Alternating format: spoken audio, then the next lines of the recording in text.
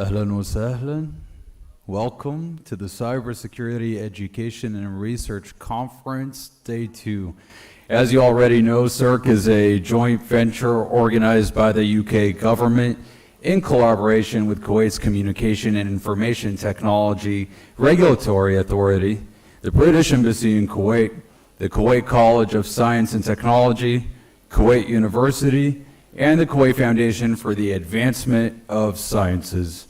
The theme for this year's conference is cyber resilient technologies with a number of areas of focus, including securing critical infrastructure, cybersecurity integration in curriculums, blockchain and IoTs, as well as mobile security and privacy. I would also like to welcome back the guests we had from yesterday and welcome to the new guests who are here today. And we would like to start with session 3 today on the subject of cybersecurity integration in curriculums. Therefore, we are now diving in with a recorded session from Mr. Jonathan Ledger from the Department of International Trade to discuss key issues in maintaining secure cyber environments within educational establishments.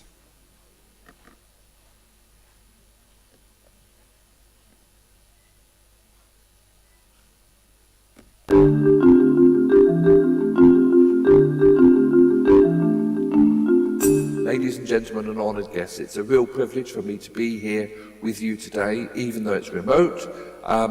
My name is Jonathan Ledger, and I look after technical and vocational education and training. And I'm just going to give you a very quick whistle-stop tour of what we do in the UK with regards to cyber skills and cyber practices.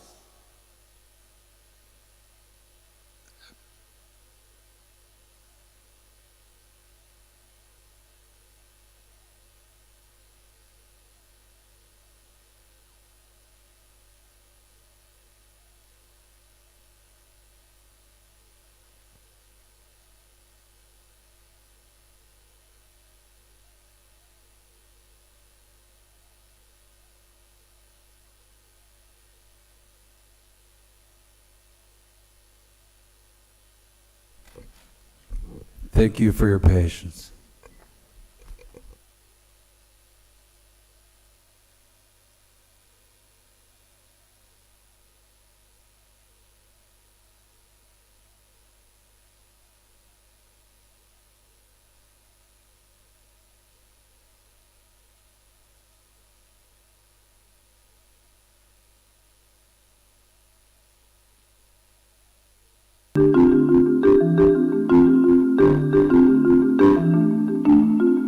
Ladies and gentlemen and honoured guests, it's a real privilege for me to be here with you today, even though it's remote.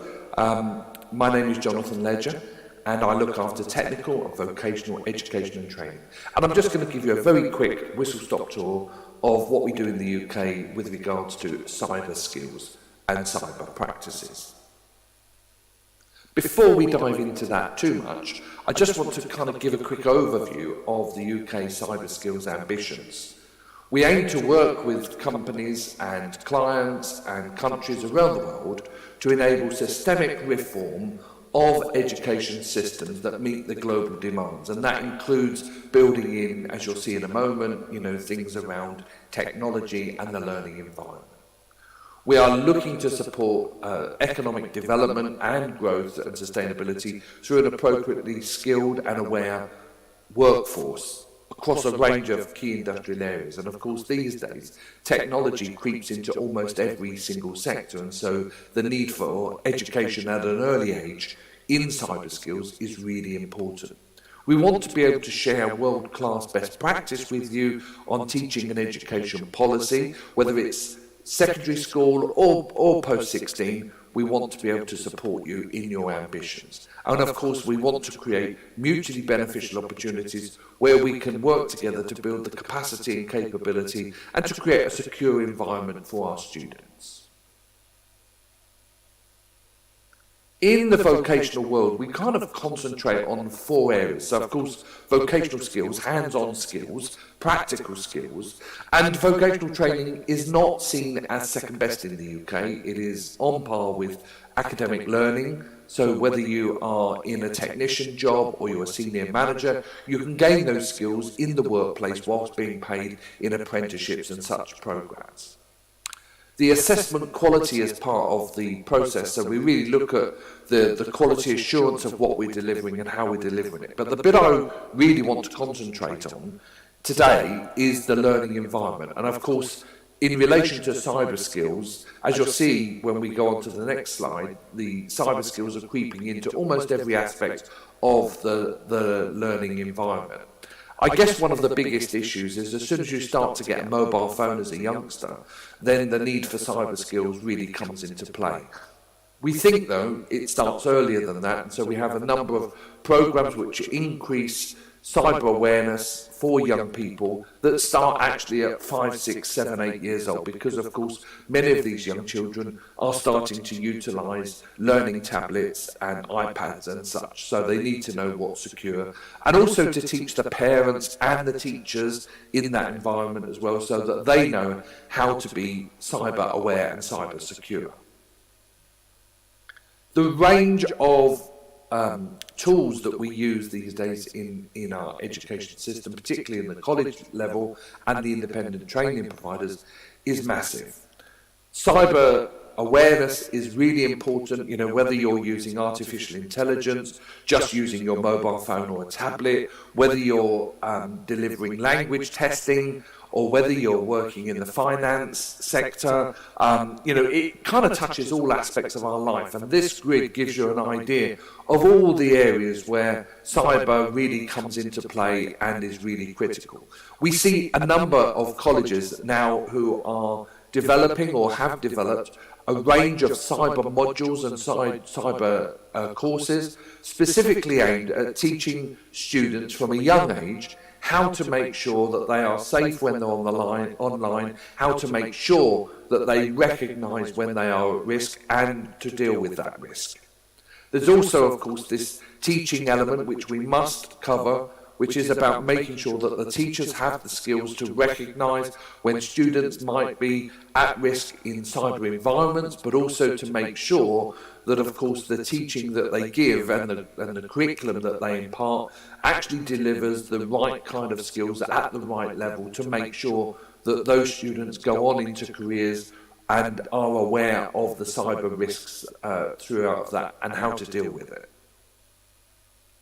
Part of the UK's overall ambition with regards to further education colleges and with schools and with independent training providers is to ensure that the environment creates a professional skills landscape, one that is driven by the sector, so we have to keep up with it. And often what we find is when we look at technologies being implemented, the catch-up loop is much delayed in terms of policy. So normally technologies come along, they're advanced, and we have to try and keep up with that. And so things like continuous professional development for teachers are really important, but also making sure that we continually update curriculum to include cyber security.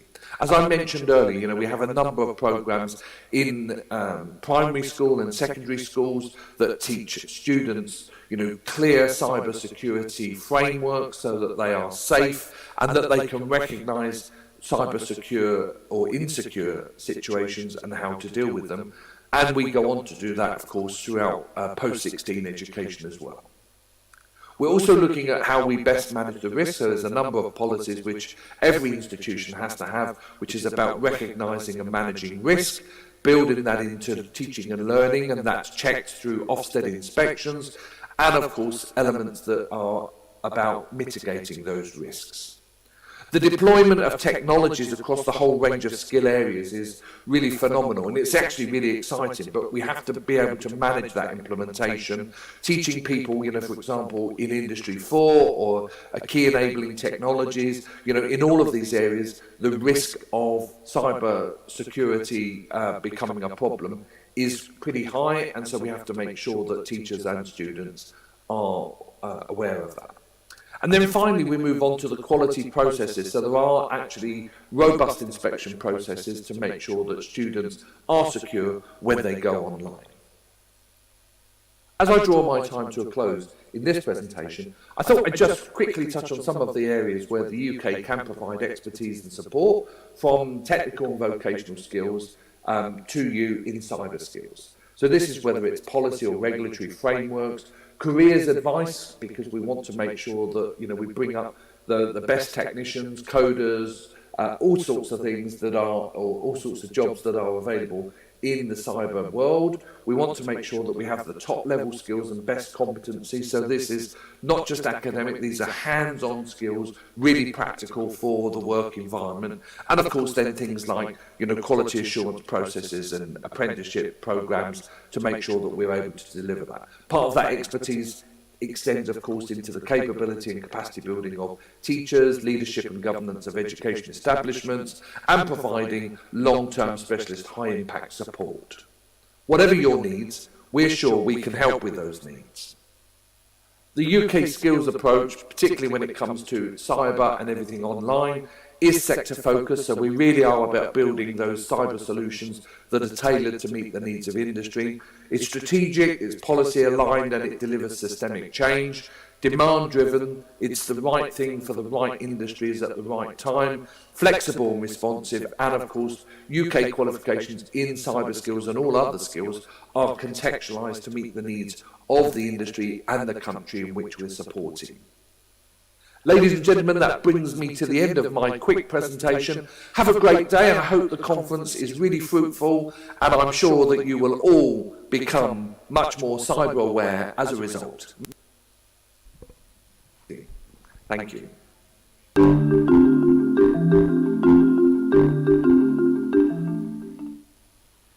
All right, thank you to Mr. Jonathan Ledger. We would now like to introduce Professor Vladimiro Sasson from the University of Southampton to discuss the application of serious games in cybersecurity education. Welcome him to the stage.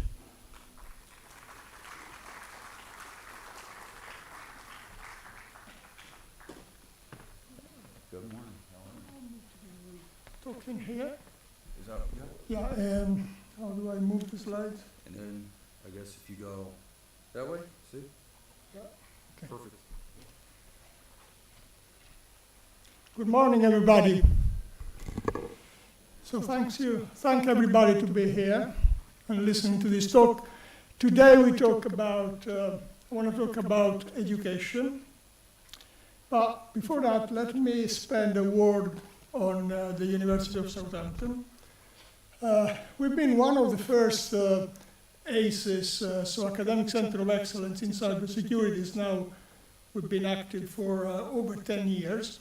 We do a lot of education too, in particular at all levels, undergraduate cybersecurity, graduate masters, of course PhD a lot, but also training for industry. In particular, the themes I'm going to talk about today have led already to 2 PhDs, but there is still a lot of work to do. So if some of you here are looking forward to start a PhD, maybe in the UK, and are interested in cybersecurity education, maybe you can give me a call and we can discuss that. So let's start now with the serious cyber games. So we want to design a game, or several games. That's quite easy, isn't it? Every parent knows, every school kid in the playground invent a game every minute. The point here is that we want to design a game that delivers education. Not just any learning outcomes, but specific learning outcomes. So ideally, we want a picture where we start with a specific learning outcome we want to deliver, say password security. And then we would be able to design a game that delivers that specific learning outcome, not any learning outcome. So how do we do that? The situation is not so rosy to start with, because what we lack at the outset is a pedagogical design model. So exactly how do we go about designing a game to deliver that specific content? But also, how do we make sure that the game delivers that content with quality, with efficacy? So that's why the most difficult part of this research, and in my view the part that is still completely open, is the design of a pedagogical model that provides at the same time guidelines to the design of cybersecurity educational games, but also a structure in which, changing the learning outcome, we can come out with new rules of the game, somehow in a, I wouldn't say in an automatic manner, that's not really possible, but in a principled way. Yeah, so that I know at any step of my design that I'm doing this because I want to get to that specific outcome. That's why this thing called MOTENS is our pedagogical design model, and it gets quite complicated, so unfortunately we won't go in much details today about that. But I mean, I just want to say a few things to make sure you understand that that's at the core of what we do. Then I'm going to spend most of the time talking about two actual games we designed with it. Okay, let's see. So, MOTENS, with apology for the lack of imagination, you can just see that the name MOTENS is the initials, is just made of the initials of the 6 key ideas there, M for multiple modes of learning, O for ownership, and so on. Yeah? So let's try to describe briefly what these things are. So these are 6 requirements for a framework to design games. So first of all, there must be multiple modes of learning. So maybe the learning can come from the interaction with other player, maybe the learning can come from a master of the game that provides explanation. All of these different models, all of these different modes of interaction must be possible at the outset. And then, of course, the other important thing is the ownership of the learning. The students have to be empowered to own their own learning process. The theory part is also quite important. It's based on pedagogical constructivist theory that essentially says, among many complicated things, essentially says that you learn best when you are engaged firsthand into doing things. Yeah, so environment, of course, I mean, a principle that is very important is that the environment of the game, the scenario of the game reflects the environment the people, the players live in. So for instance, if you're trying to teach some cybersecurity matters to a bank manager, you should design a game that has got some relevance to the environment that these people live in every day. Then there is the idea of negotiation, so that a lot of the learning comes by negotiating your understanding with fellow students or with the game master or with the rules of the game themselves. And in the end, self-learning. So the game must be triggering those reflections that you take with you home and that make you deepen and consolidate your understanding even after you finished the actual session.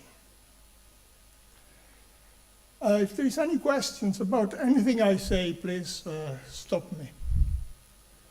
Okay, so this is all this is a quite complicated slide, so let's see what I can do to make it,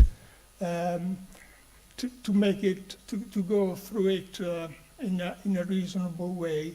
So this modems then provides us with guidelines to design games. The design is organized in 5 stages that you can see in this slide.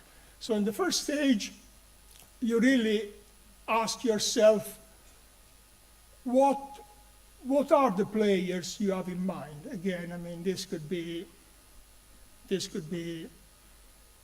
bank managers, could be school children, could be firefighters. Yeah, so the first thing to decide is who is the game aimed at. Then, after you've done that, you can enter stage 2 and start to ask yourself, okay, what kind of game am I designing? Is this going to be online? Is it going to be a board game? Is it going to be a role-playing game? Yeah, and the modems framework guides you in all of this, provides guidelines for all of these stages. The most important stages are 3 and 4, of course, where 3, you start to map out all the elements of the game mechanics. So, for instance, to what are the kind of attacks available? What are the moves? I mean, are the people going to throw a die? And then when they do, what moves are available to them when they are attackers? What moves are available to them when they are defending? And in particular, a very important decision here is what is the threat model? Yes, so what kind of things can bad guys do? And at the same time, in reverse, what is the defense model? So what kind of actions can the defender do to oppose the threats moved by the attackers? After done this, can move to stage 4, where all these things are mapped out in the actual design of the game. Finally, you put something together, you go out in the field, and you play and play and play the game with the potential players, and you get feedback and see how things go. So we've done this, for instance, we started this already a few years ago. So this paper was published, finalized in 2020, but we probably started this work in 2017. So it's been a good 5 years now we're working on this. The game is called Rischio. And if we map out the various things we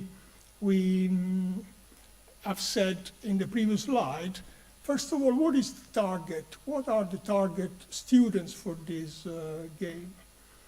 Well, ideally, we wanted to target managers in organizations, or even if not manager, people working in an office-based environment. And as a scenario for the game, we picked, you can see on the board there, we picked a typical university fee office, student office, but it could have been anything. The idea was to target an environment where people sit at a desk, work with computers and colleagues and phones and so on. In terms of the threat model, we picked Stride, Microsoft Stride. You can see there the cards, for instance. You can start to see the, I don't have anything to point, unfortunately, unless is this a laser pointer? No. I don't have anything to point, so you'll have to be kind and follow me. You can see the red cards there represent the attacks. And there are 6 of them, exactly called Stride: spoofing, S for spoofing, T for tampering, R for repudiation, I for information disclosure, D denial of service, E elevation of privilege. So you can see at the bottom, these red cards are the attacker's cards. And the cards on top are the defense cards. I'm going to explain this a little bit more in the next slide. Just this slide for you to give a feeling of the board around which the game is played. And of course, there is a link to the paper if you want to download it. Am I doing something wrong?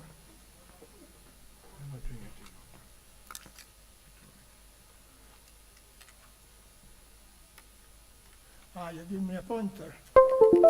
That's kind.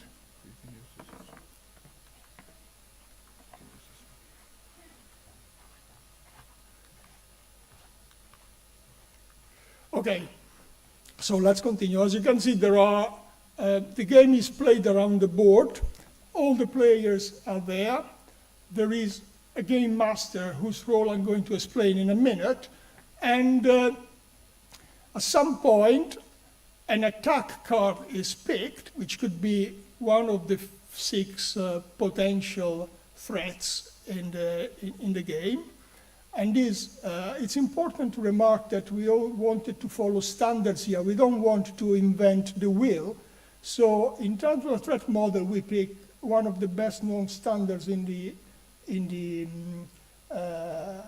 community, which is STRIDE. But also in terms of the defense, we decided to pick official recommendation from NCNC, official recommendation from HOSWAP, and all these sort of things that are standards very well understood.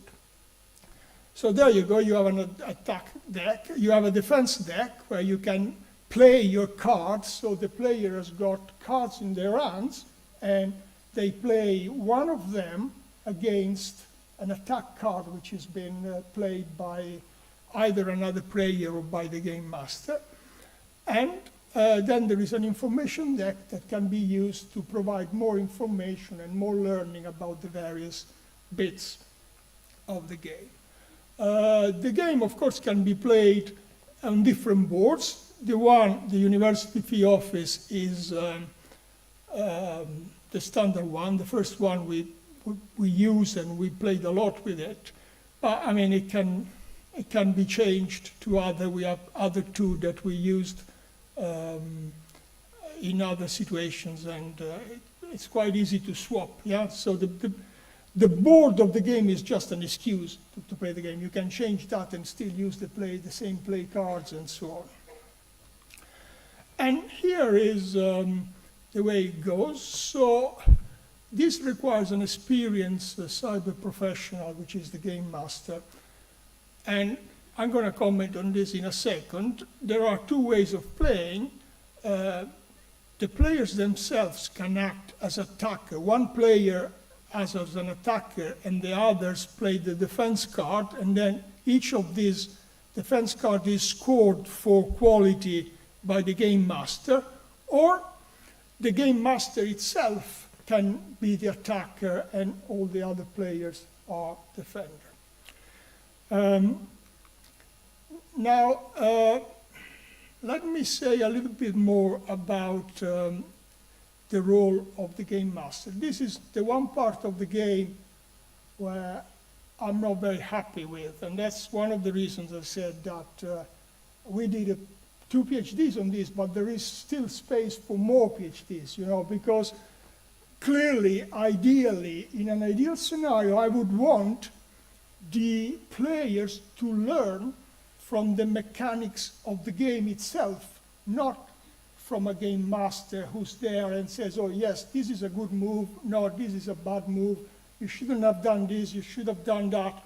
Because, that becomes very much, quickly becomes like a lecture. I'm telling you what you should have done or what you shouldn't have done. But the real idea is that you learn by doing without anybody telling you. So if you do the right things, you win the game, and then so self-learning, you reflect on what it is that allowed you to win. If you do the wrong moves, you lose the game, and in the self-learning mode of operations, you learn from your mistake what you shouldn't have done. If all of this learning is delivered by a game master, I feel that the gamification idea is a little bit weakened. Yeah. So I would like to do some more work on this, especially in the Molten's design framework, to find better ways to embed learning in the game mechanisms.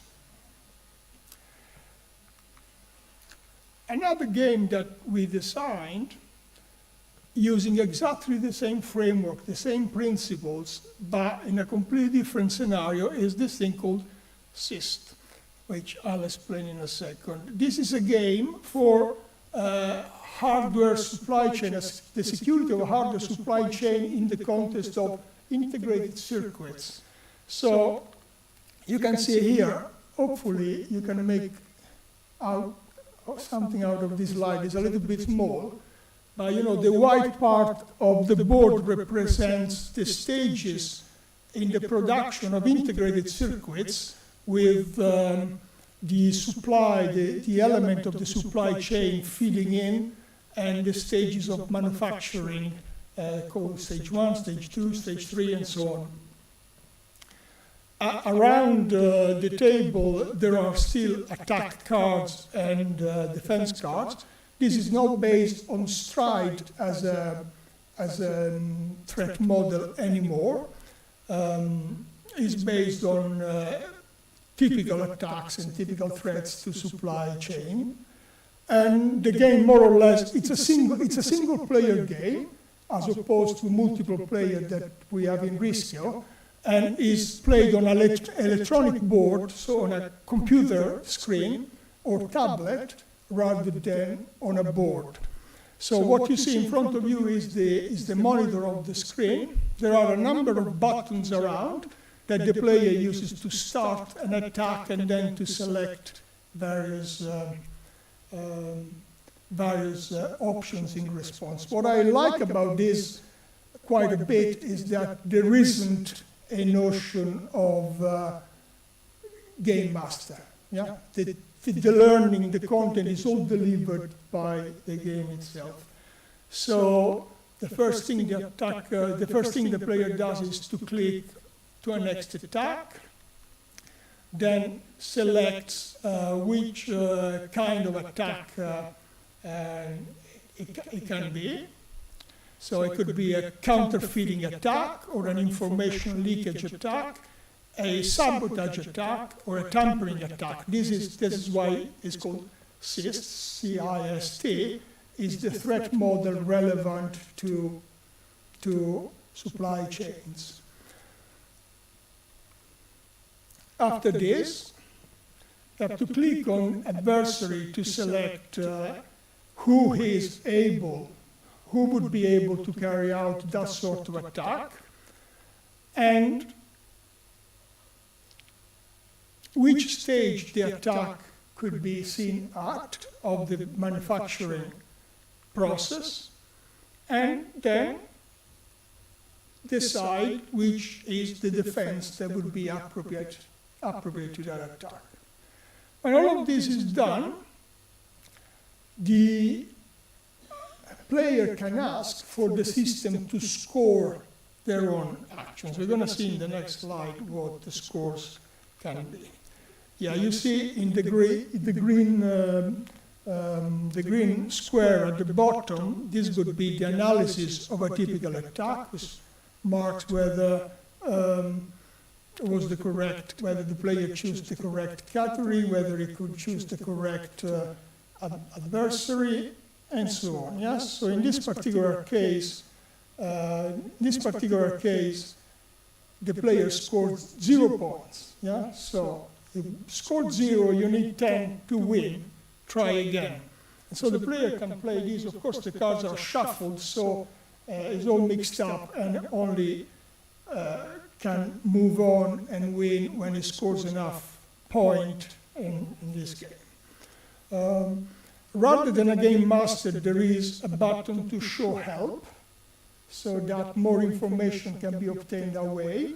And also there is a button to show the answer if you wanna give up. Yeah? So what is interesting here, I would like to remark, is that hopefully you notice that Rischio and CIST are two completely different games. multiplayer, one game, board game, electronic game, played with a specific, with a stride threat model played against a CIST threat model. But nevertheless, both of these games have been designed through this Motens framework, which, even though it's not perfect, I think it shows quite some interesting flexibility. Okay, I think I'm gonna finish quite soon. Just want to talk a little bit about the experiments we did with this game. It's not really very important, but just to show it. The Risco game was played several times in companies, again and again, like with students, with managers. It was played even with the Cabinet Office in the UK, and it was played even at the National Cybersecurity Centre annual ACE conference and so on. And the results were quite interesting. To make it concise, young people who are more skilled with games lament a lack of dynamic in the game. So they want something more challenging where maybe they can shoot somebody, or they can run or jump. Yeah, this is quite typical. While managers and other people lament, so they remark that it would be nice to have different levels of difficulty so that one can play the game again with more challenging scenarios and questions as they progress in their learning. And both of these things are really interesting to me.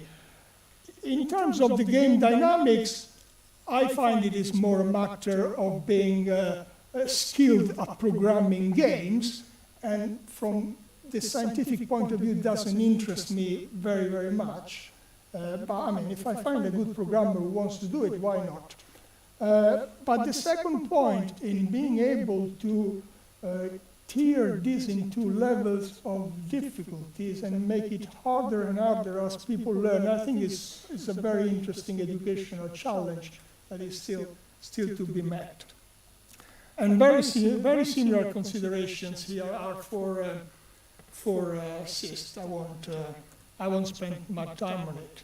What I would like to do is to spend my final slide on talking about this new program we just started in end of September. So I can't tell you very much yet, but this is a project funded by the National Cybersecurity Centre to design,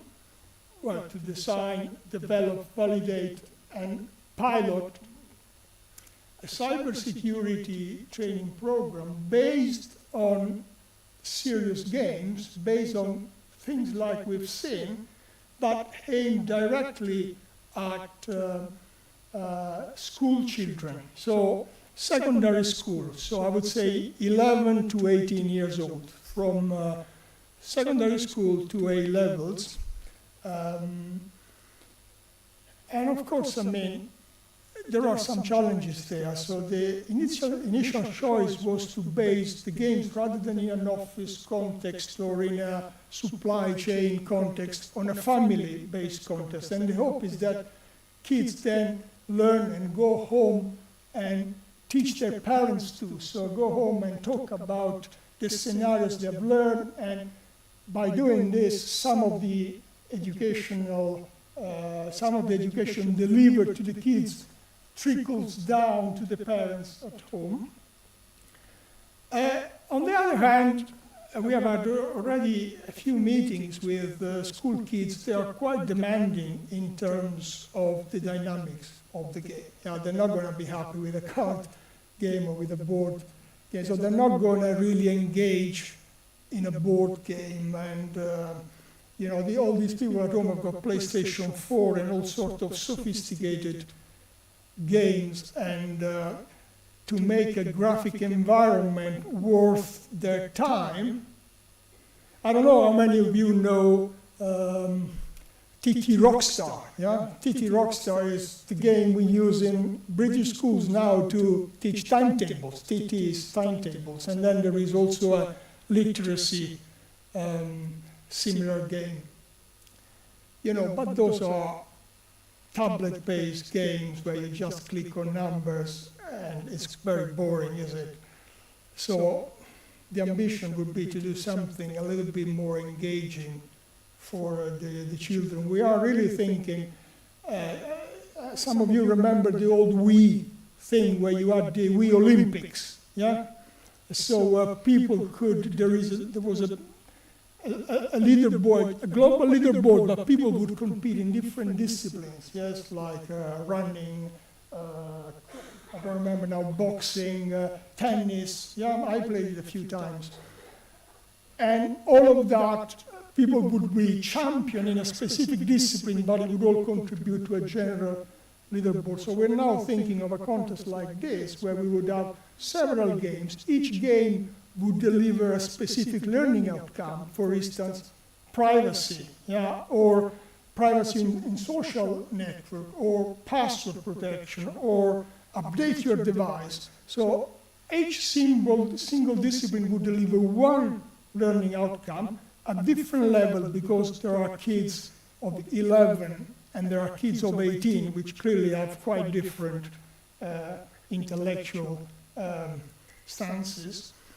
And all of that would contribute to a general leaderboard where there would be a champion of the Olympics. So we think this is engaging enough, but we are at very early stages of design.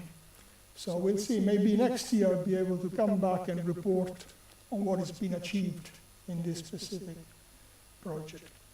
And I think, I don't know whether I used more or exactly my time, but this is where I stop. Thank you very much.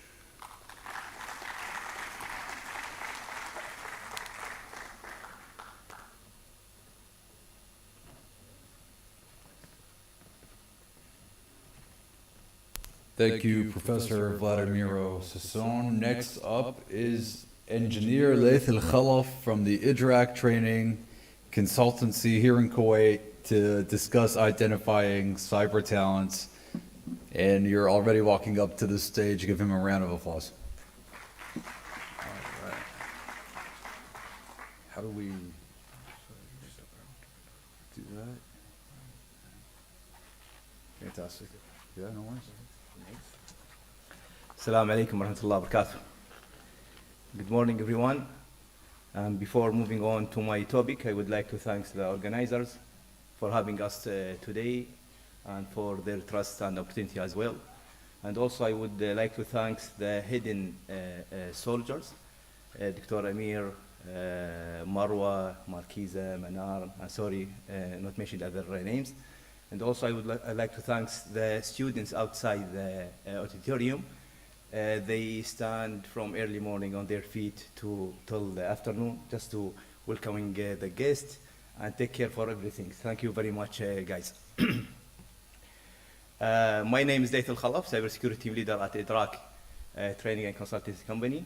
Further to our partner, Professor Vladimir, I'm going to discuss how to bridging the secondary level and college level academic curriculum by discovering potential cybersecurity talent. This is what we are going to covering today. We will discuss why there is a shortage in cybersecurity talents and what's the possible ways that we can help address this together, at least in this country here in Kuwait. I'm going to propose two solutions, short-term solutions and long-term one. In a span of 8 years, there was 350% increasing in cybersecurity and field job. Today, we have over 3 million MPhil job globally. And if I'm not mistaken, in the Middle East and Turkey region alone, there are 200,000 MPhil job. So let's look at some main regions why this is happening. The demand for cybersecurity talent keeps increasing. And if you think about this, every single technology has a digital component, right? And every single technology with a digital component need for security plans. Technological, non-technological addition to your company will have security vulnerabilities need to be addressed. So more technology need for more security people that have to take care.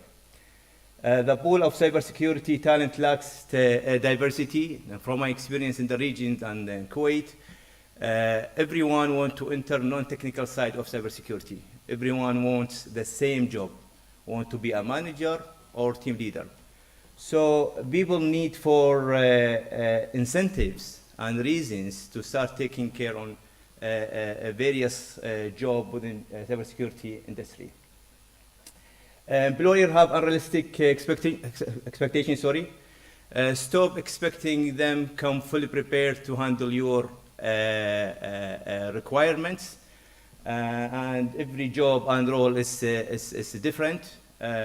You're expecting them to have top certificates. You're expecting them graduated from top schools. You're expecting them have unrealistic accomplishments. Guess what? Every company security is different. The fundamentals knowledge, for the cybersecurity is enough. You must train your people. You must build up upon their fundamentals to start taking care for your requirements. Employees can't keeping skill up to date. And because of lack of labor, most of cybersecurity professionals, they don't have time to learning new skills to start taking care for the changing in the industry.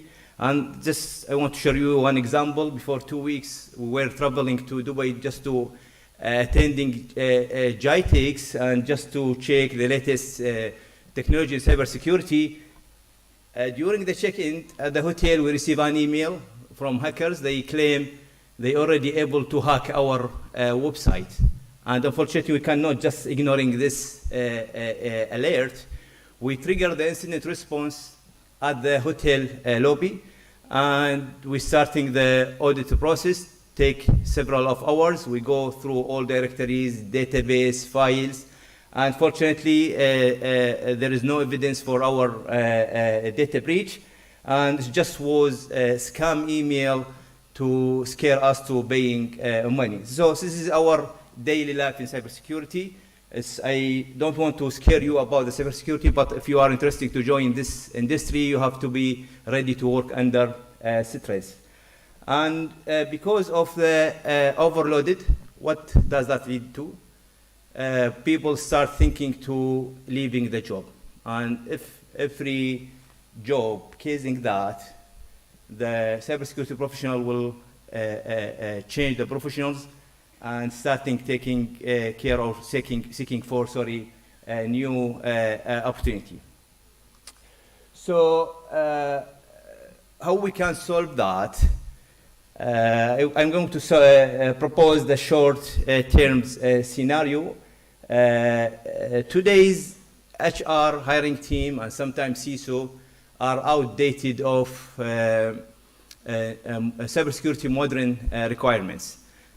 And usually this is how the hiring process goes. CISO says we need more people to take care for the security. CISO passes the requirement to the hiring team with no specifications, no instructions. And hiring team ask HR to place job ads for unfilled cybersecurity jobs. CISO expect the hiring team will find their ideal candidates. Hiring team expect HR will release the right job descriptions, and everyone thinks everything will just fall place and everything will be smoothly moved. So do you see the problem here? So let's try to address that starting by identifying the cybersecurity talent. So ditch the degree requirement, stop placing unrealistic qualifications and requirements. Each job and role at each company is different. And every single person entering the cybersecurity domain will need for proper training to start taking your requirements. So you have to have a proper training plan in place. You have to educate your people, train them, and this is not 1 day or 1 week or 1 month process. This is minimum 1 year process. And if you remember, guys, when you first time enter the cybersecurity industry, you hoped that someone took a chance on you when you didn't meet the requirements. So don't make the same mistake again. Get educated from online. The day and date of only people have top certificates such as CISSP, CAH, OCSP, and etc. is over. There are many hundreds of thousands online self-educations like Udemy, Coursera, LinkedIn, even YouTube and others. They are offering same information. So just the difference is the hands-on experience, what I'm going to covering shortly. And collaborate with your CISO, with hiring team, with HR, and don't expect everyone will find your unicorn. You have to involve in the process to find your right candidate. So the only things you have to provide and to differentiate your applicants is to provide them hands-on assessment, or in other words, let's say it's specialized assessment. And before I talk about the specialized assessment, let's touch how to retain the acquired talent. So build your in-house skills. This goes back to me to ditch the degree requirements. Provide your own self skills roadmap. Provide continuous training and development for your team. Then support your existing talent by continuous feedback, perks, recognitions, rewards, and start to apply some job rotations for some change. This brings me to the last point, work-life balance, and prevent, make your team feeling they are overloaded or burning out. Try to find what's work for them, and some people, they are more productivity working from home, some from office, and some balancing between home and the office. And this is happening with one of my colleagues. When he starts working from home, his productivity increase up to 30%. So try to find what's working for them. So this is how to identify and retaining the cybersecurity talent. Unfortunately, this is short-term solutions, and we need to find long-term one, because might your employees move on, retire, change their professions. So we need to find a long-term solutions. The long-term solution, we need to start identifying talent much earlier, starting at the primary and the secondary level. So there are several assessments out there that determines the potential and the interest for the cybersecurity talents at young age. And through this through this process, organization will get benefits to gain cybersecurity talent, and students will get a lot of the benefits. So one of the specialized assessment, it's hands-on.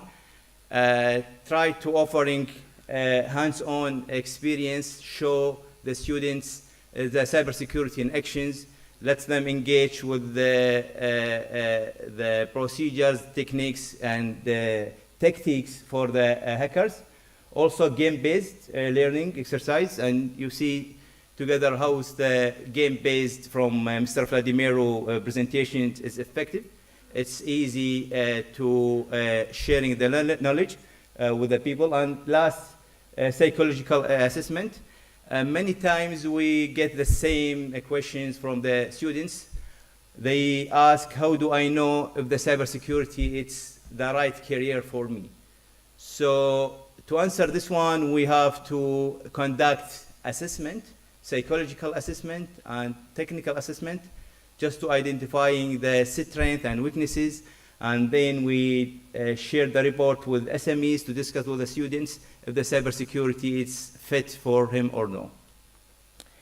So something you can do are also hands-on and drills as well. And through this specialized assessment and exercise, we can properly integrate cybersecurity into a current curriculum. And this will get many benefits, set the young student and on the track of pursuing a cybersecurity career, which addresses short terms solutions. And when we're starting to embed the cybersecurity curriculum with the schools, we are going to create cyber ecosystems. We are going to establish cybersecurity cultures to raise the awareness in this early stage. So the curriculum integrations, we have to stop relying on outsourcing or hiring experts to manage our security. We need to find Kuwaiti nationals, and we have to find local people to start taking care for Kuwait security. And to doing that, we need to addressing the challenge and how we can make this one quickly and effectively. So we need to help our teachers teach cybersecurity. And I don't think so our teachers at the school, they are ready to handling this one. And everyone knows our students, they are Navitic. They have advanced, let's say, capabilities. They are dealing with latest technology, and sometimes their capabilities it's higher than teacher capabilities in terms of the technology. And we need to make sure that we provide usable cybersecurity teaching material. The traditional tools and PowerPoint slides are not working anymore. We need to provide some innovations and creative tools that we can addressing that at the school stage. So how we can help?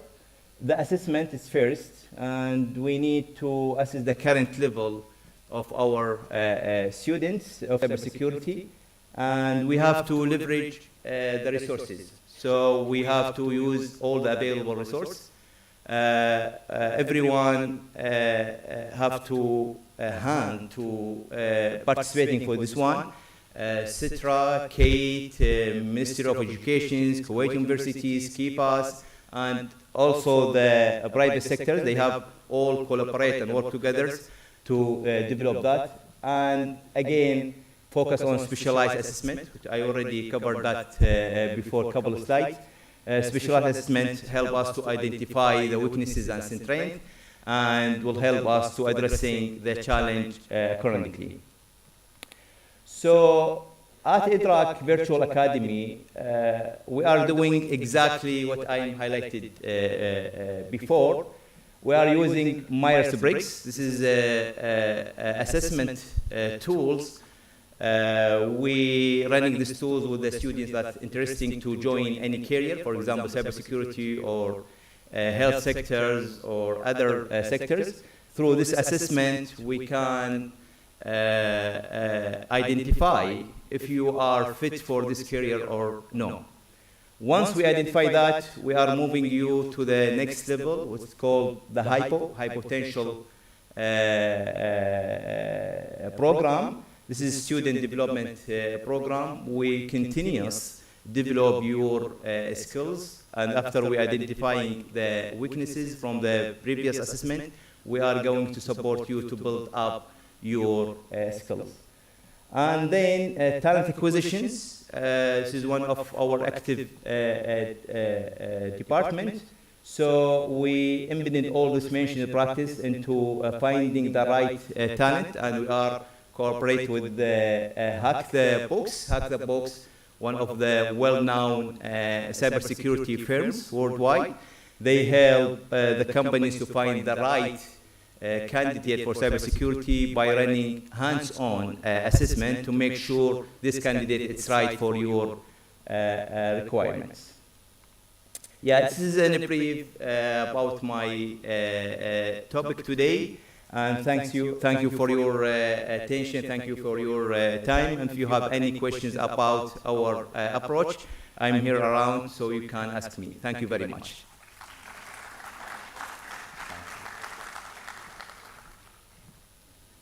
Thank you, Engineer Laith Al-Khalaf. We will now be taking a half-hour break and we'll resume at 10:30.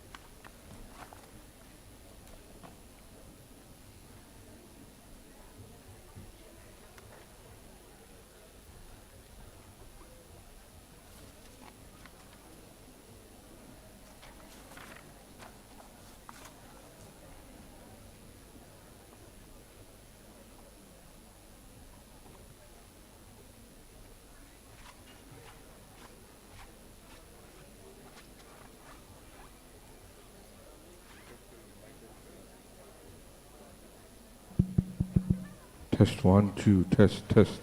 Test 1, 2, test.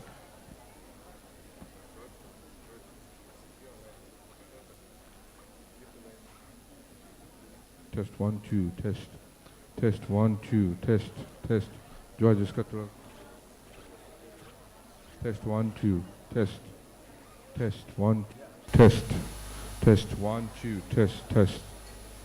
Test 1, 2, test.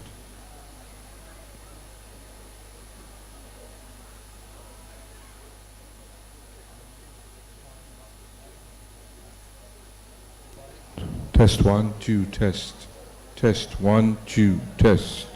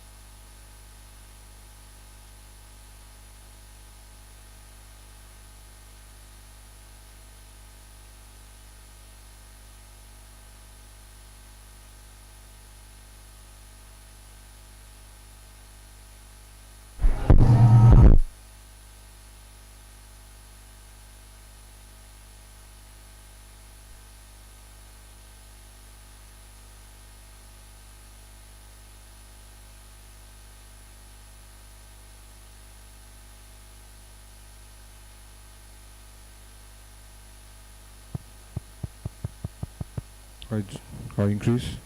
This is good. George, थोड़ा increase कर देना. Test, increase थोड़ा. Test 1, 2, test. Yeah, ये ठीक है.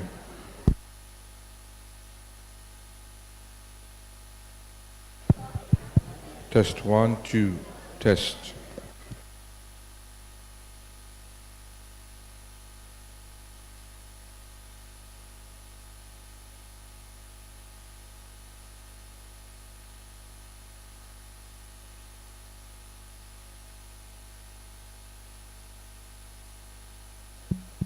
Test 1 2 इसका थोड़ा कर सकते हैं increase hello test 1 2 test test test 1 2 test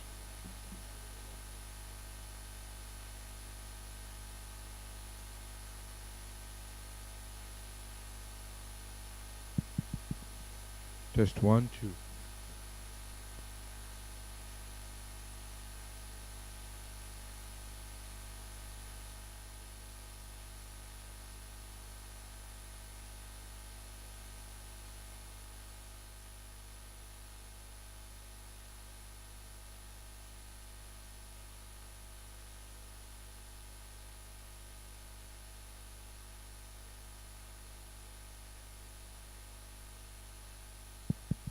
Oh, test 1 2 test test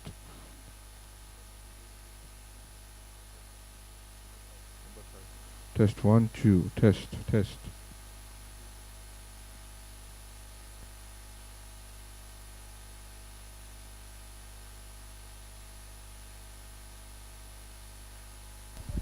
test 1 2 ज़्यादा है थोड़ा reduce करो test 1 2 test test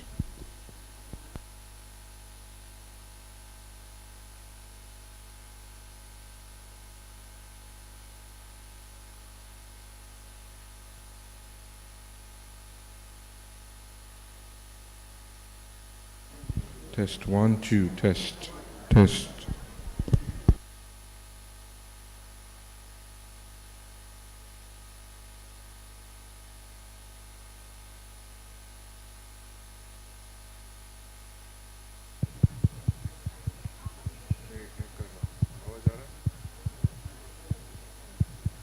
test 1 2 test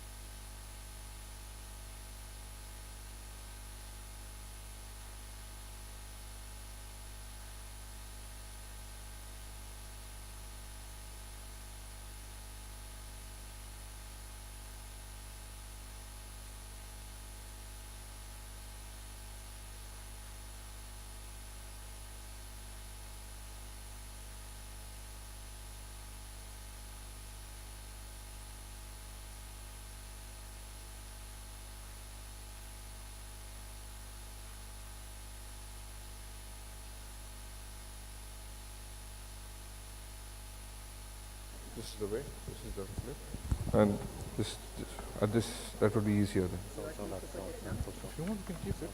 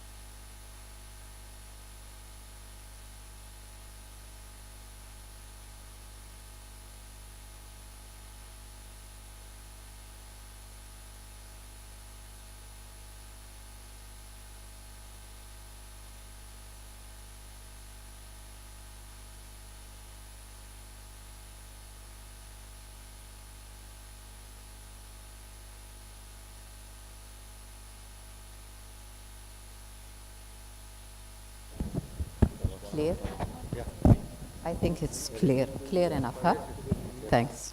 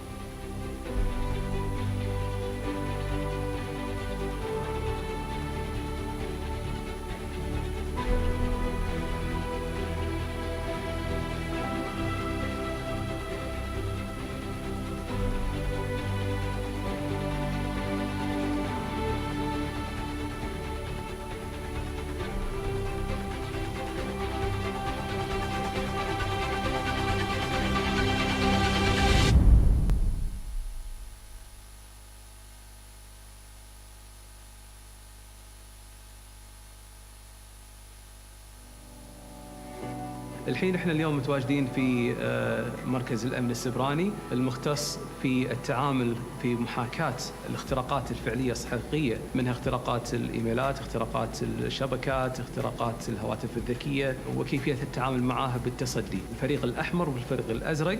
الفريق الأحمر هو المختص في الهجوم، والفريق الأزرق هو المختص في الدفاع. بعدين they swap، فيتعلمون جميع أنواع الاختراقات الهجومية والدفاعية.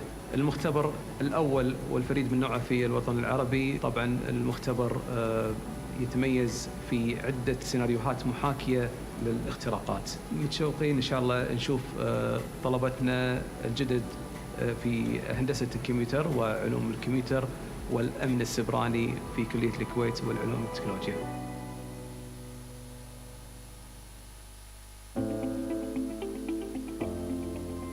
احنا حاليا موجودين بالفاب لاب. فاب لاب عالمي معتمد من MIT، وباختصار هو فابريكيشن لاب، مختبر التصنيع.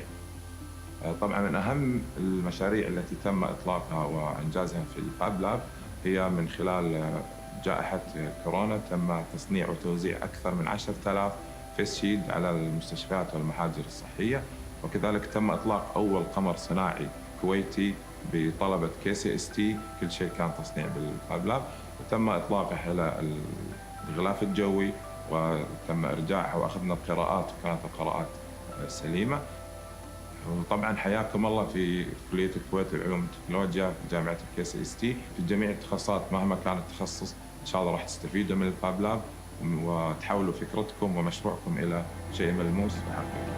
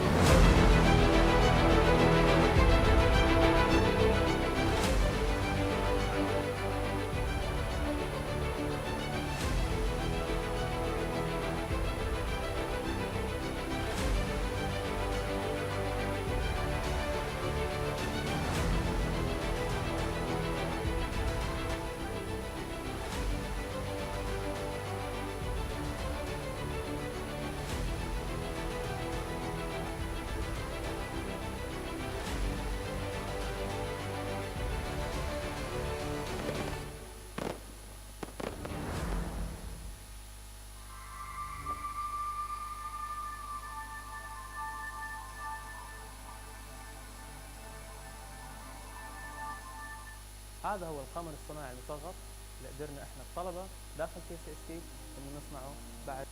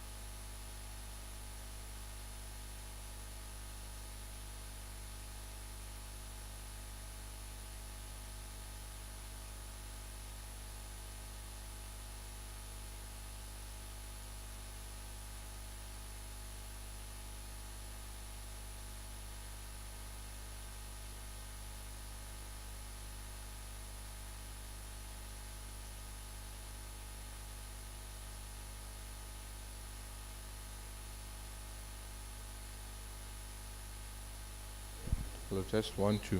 Test 1 2. Test. Okay. Test 1 2. Test.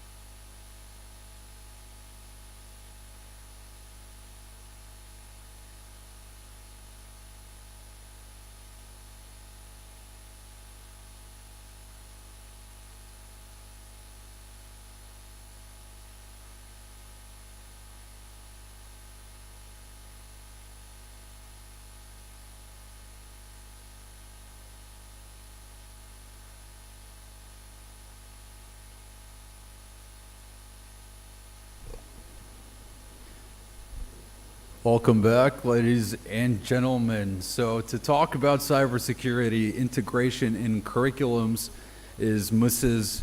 Muna Salim Awad Salim over here from the Ministry of Education in Kuwait. Give her a round of applause. Thank you.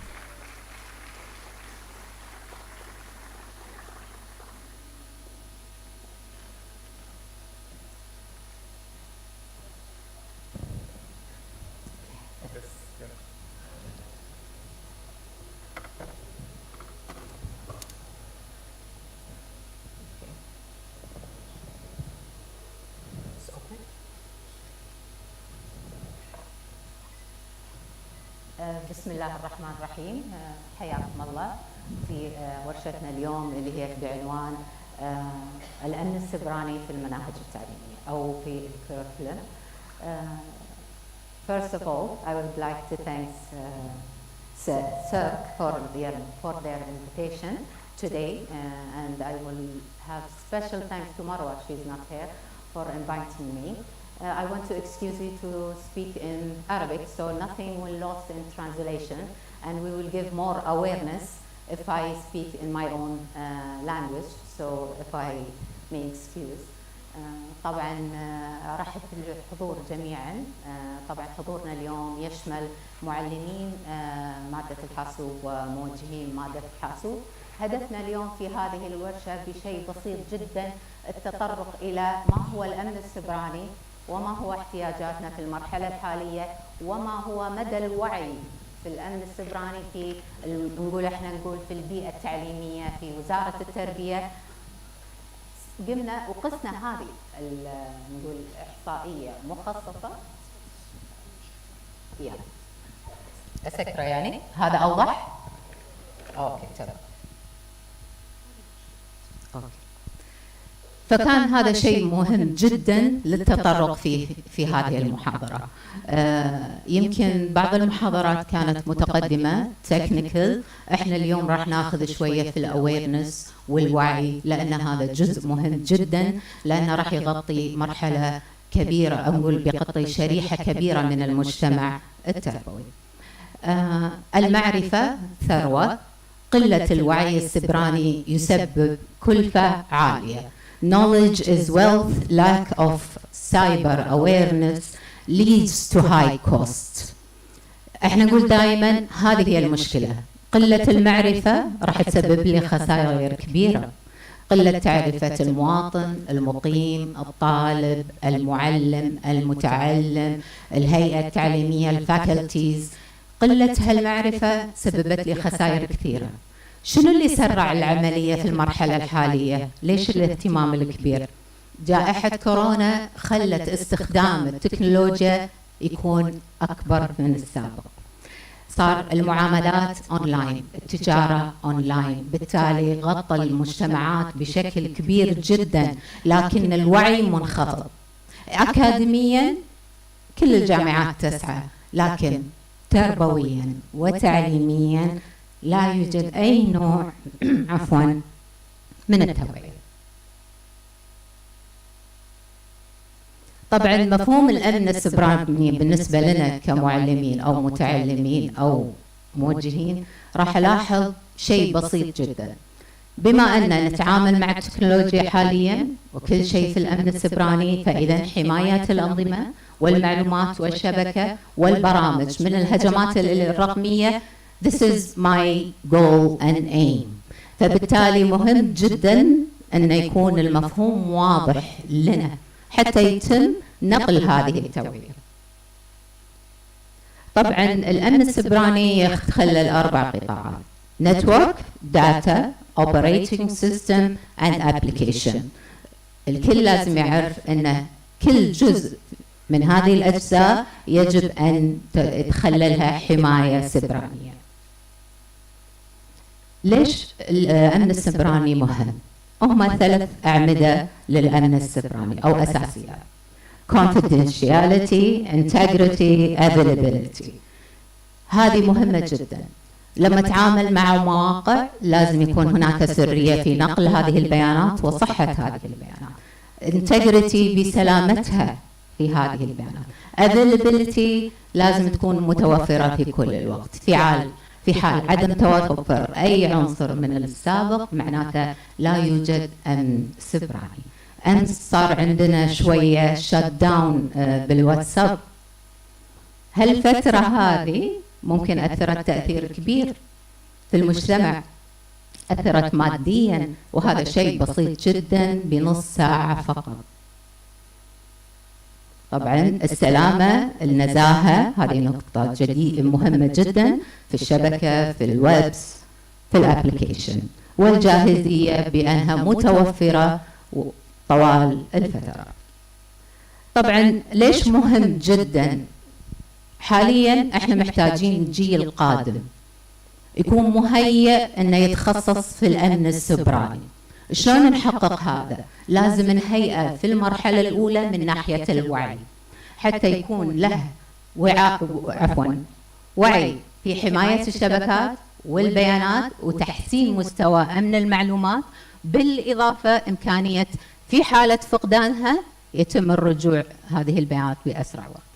هذه أهمية كبيرة جدا في المجتمع الأمن السبراني. طبعا بعضكم عارف أو يمكن عنده فكرة أن في فبراير 2022 تم إنشاء أو تم إقرار National Center of Cyber Security. الجزء هذا أو الأمن مختص إلى الآن، نقول إحنا في جاري العمل، لكن راح يختص في جزء تعليمي وجزء توعوي. فهذا الجزء مهم جدا. وطبعا احنا المكلفين كوزارة تربية بوضع خطة لنشر التوعية وإضافة ما هو متناسب بالمستقبل حتى يكون عندنا جيل متمكن من الأمن السيبراني. يمكن البعض ما له علم اللي ما خارج وزارة التربية أن وزارة التربية من 2016 قامت بنشر جزء مهم جدا بالكتب من الصف الرابع للصف التاسع في المواطنة الرقمية. يعني كان لنا سبق بكيفية التعامل مع الإنترنت من 2016. الحين ظهرت لنا مصطلحات جديدة فلازم نجدد هذه المعلومات. بالإضافة إلى المواطنة عندنا المجتمع الرقمي، التسوق، المشاركة الإلكترونية، التبادل الإلكترونات في المعلومات. هذه موجودة في مناهجنا from 4th grade to 9. هذا يعتبر سبق في السابق، ما حد كان له علم بهذه الموضوع. مدارسنا وطلبتنا لهم علم في هذا الموضوع. طبعا اللي بدأ نبي نقيس الوعي من خلال الباركود. يو كان سكان ات. راح تشوفون الأسئلة، هذه الأسئلة لا زالت نستمر نقيس الوعي. خذينا عينة بسيطة إجمالية وبدأنا نقسمها للفئات. الفئات اللي كانت مقصودة فئة student, teacher, head department and faculties. انصدمنا صراحة بمستوى الوعي، المستوى ضعيف جدا. فبدأنا من خلال هذه الإحصائية الفئة الأولى راح نلاحظ سؤال بسيط جدا: مدى فهم مفهوم الأمن السيبراني. لاحظنا أن فئة المعلمين 56% ليس لديهم وعي، بل ما المقصود بالسايبر سيكيورتي. هذا معناته نقطة مهمة جدا يجب الوقوف عليها لقياس هذه الاستباء. اللي يليها: هل تعرف هل أنت مهتم؟ حتى كلمة الاهتمام مهمة. لاحظنا الاهتمام كبير جدا بالفئات كلها. هل سبق المشاركة في الدورات؟ هني الصدمة 92% لم يسبق لهم المشاركة بأي ورشة في وزارة التربية. لا تستغربون، احنا فقط الجائحة تونا نعود. We've just come back from Corona. October is the first day of school. Now it's 26 days in school. So there is no information about cyber security. فبالتالي الجهد كبير علينا كوزارة التربية إنه نوعي. تونا طالعين من كورونا، تونا نرجع نقول التسرع اللي مر بشكل كبير، المعلومات كبيرة فلازم نستوعبها بشكل أسرع. هل ترغب بالانضمام؟ الحمد لله يوجد، ولكن بنفس الوقت يوجد في ناس لا ترغب. شنو السبب ان 34% من المعلمين لا يرغبون؟ الخوف، عدم المعرفة. عدم المعرفة بالمقصود بالأمن السيبراني، في تردد أن الناس تحضر، في تردد بالمشاركات، لأن لما يسمعون كلمة الأمن السيبراني they think it's too hard, it's too needy. I have to be programmer, I have to be hacker. No. الأمن السيبراني هو لايف ستايل لازم احنا نتعود عليه والمجتمع يتعود عليه. أساسيات.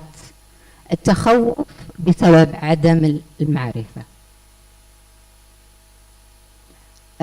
هل تعتقد أن للمعلم دور فعال؟ طبعا 69% لهم دور فعال، المعلم يعتبرها 56. أنا دائما قاعدة ألاحظ لا، ليش يقول لا المعلم؟ يعني هذه نقطة أنا أحب أرجع لها إن شاء الله مع الميدان.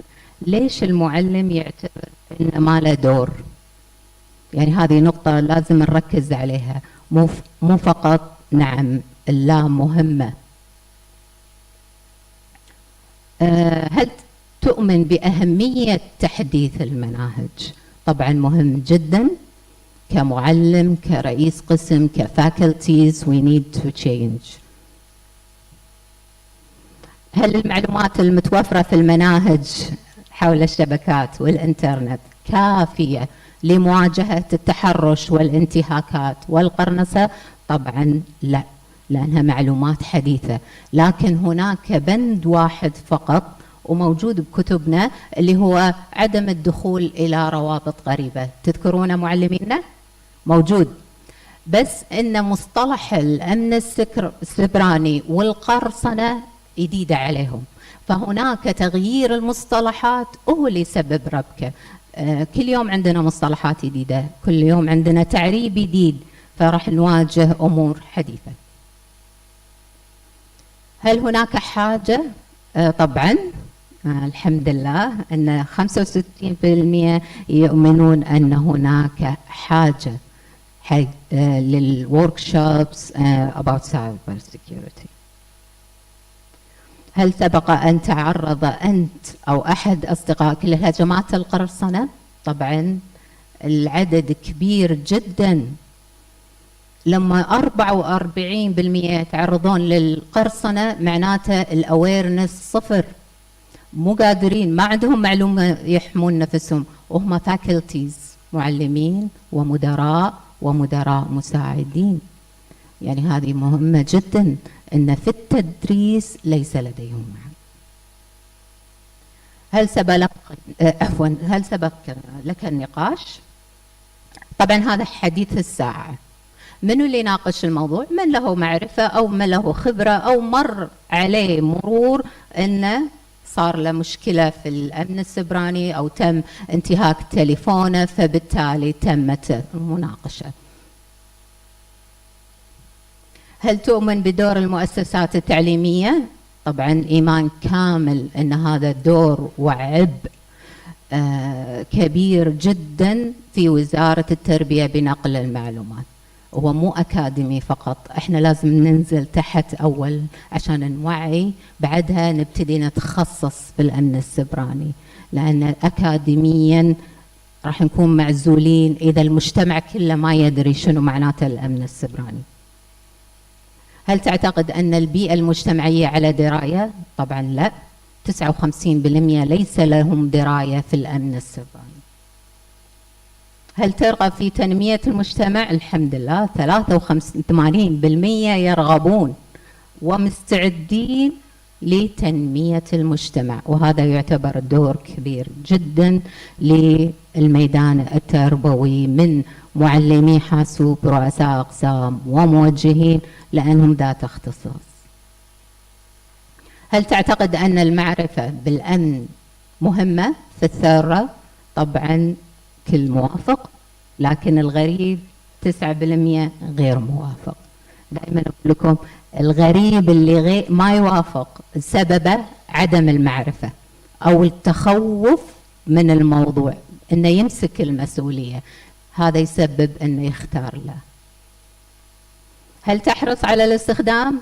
طبعا هني هذه نقطة قديمة، الكل يعني هذا مو شيء جديد علينا أن نستخدم النسخ الأصلية، اللي جديد علينا هي الابديتس. Do we need to update? Yes we need. Okay. هل أنت مهتم باستخدام؟ راح نلاحظ اهتمام كبير. الحين فئة المتعلم، لما جينا سألنا الطالب شنو رأيك؟ الطالب هني ردوده يعني قريبة جدا من المعلم والهيئة، قريبة يعني متشاركين.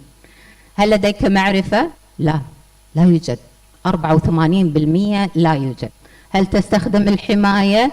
72% لا يعلم. 19 لا خبرة. طبعا هذا على مستوى المرحلة المتوسطة والثانوية from grade 6 to 12. هل مناهج الحاسوب أضافت لك؟ طبعا في بعضهم قالوا لا، وبعضهم قالوا نعم للمعلومة اللي هي يحتاجون. هل سبق تم اختراع جهازك؟ لاحظنا للمتعلم لا، لأنه يمكن استخدامه أبسط من المعلم، فبالتالي ما تعرض للهاكينج. وطبعا 12% فقط من هم تعرضوا. هل ناقشت المعلم؟ لا يوجد أي نقاش بخصوص الأمن السبراني، وصل 84%. هل أنت مهتم بالمعرفة الجيدة حول حماية الأجهزة؟ الحمد لله يوجد اهتمام. بنفس الوقت 35% ما لهم اهتمام. التخوف دكتور خالد، بروفيسور، التخوف من ما المقصود بالأمن؟ في ناس يشوفونها لا هذه تبي برمجة، هذا تبي شغل، لا يخاف لأنه ما عنده معرفة. فبالتالي سبب لنا أسئلة لما نقراها ونحللها قاعد تعطينا بعد آخر. هل تريد الانضمام؟ It's good that 48% من الطلبة مستعدين يدخلون دورات، عفوا 31%، أما 58 ليس لديهم، اللي هو الخوف من المعرفة. هل تؤيد أهمية دور المدرسة؟ الطالب يؤيد. هل تؤيد تعديل المناهج؟ هم نلاحظ نفس الشيء، 39 يؤيدون و45 ما يؤيدون. هل تنصح بتثبيت الأجهزة؟ الغريب أن 20% لا ينصحون، هذا قلة المعرفة. هني تقدرون تاخذون scan. You can see all the results. There is more questions than that we did. We have more for in English and in Arabic. You can see all the questionnaire, and you can see all the result of the analysis, and you will have this info. شنو الناتج من الموضوع؟ أنه يجب وضع خطة متكاملة للتوعية. يمكن في نقطة راح أمر عليها، احنا مجرد ما نعرف من هي الأساسيات لازم نعرف شنو هالمهن. المهن مهمة، الطالب لازم يعرف شنو الوظائف اللي ممكن هو يحصل عليها. السايبر ديفنس، penetration testing, application security, digital forensics، هالتخصصات اللي لازم يبتدي الطالب من المراحل العمرية، نقول احنا المرحلة المتوسطة، يبتدي يفكر بهذه التخصصات ويبتدي يفهم ويعرف المصطلحات ما المقصود فيها. What is mean about cyber defense? What is administration? What is network? لما أقول administration that's mean operating system and Linux and Windows. إن في دفاع للنظم وفي دفاع للشبكات، بالتالي عندي تخصصين. ديجيتال فرنسيك هذه حديثة الحين وموجودة لحد الانتربول، بمعناته استكشاف المصدر مثل الأدلة الجنائية. يمكن أنا أعطي مثال لوصول المعلومة. في السابق عندنا شرطة موجودين، الحين شرطة أونلاين، عندنا ديفنس أونلاين، عندنا فرنسيك أونلاين. It's a new world. It's a new system. It's not just info. Application security اللي خاص في ديسكتوب، ويب وموبايل، هذا اهتمام أكثر الطلبة فيه والشركات، لأنه يكون متخصص باكتشاف الثغرات وتستينج للديسكتوب أو ويب أو موبايل. penetration testing هذا يعتبر مهم جدا بالنسبة للنتوركينج أو ويب ديزايننج. المبرمجين راح يمكن مبرمج ما له خبرة بالأمن السبراني، يتم وجود متخصص في قياس هذه الثغرات فقط. احنا هالنولج لطلبتنا ما يعرفونها، احنا هذا اللي محتاجينه. احنا قلت لكم الجزء الأكاديمي يعني لطلبة الجامعة والماستر وإلى، لكن الجزء خاص بالتربية أنا لازم أشرح النقاط، لازم أضيفها. لو أضيفها نشاط خارجي، لكن أهيئ الطلبة where to go.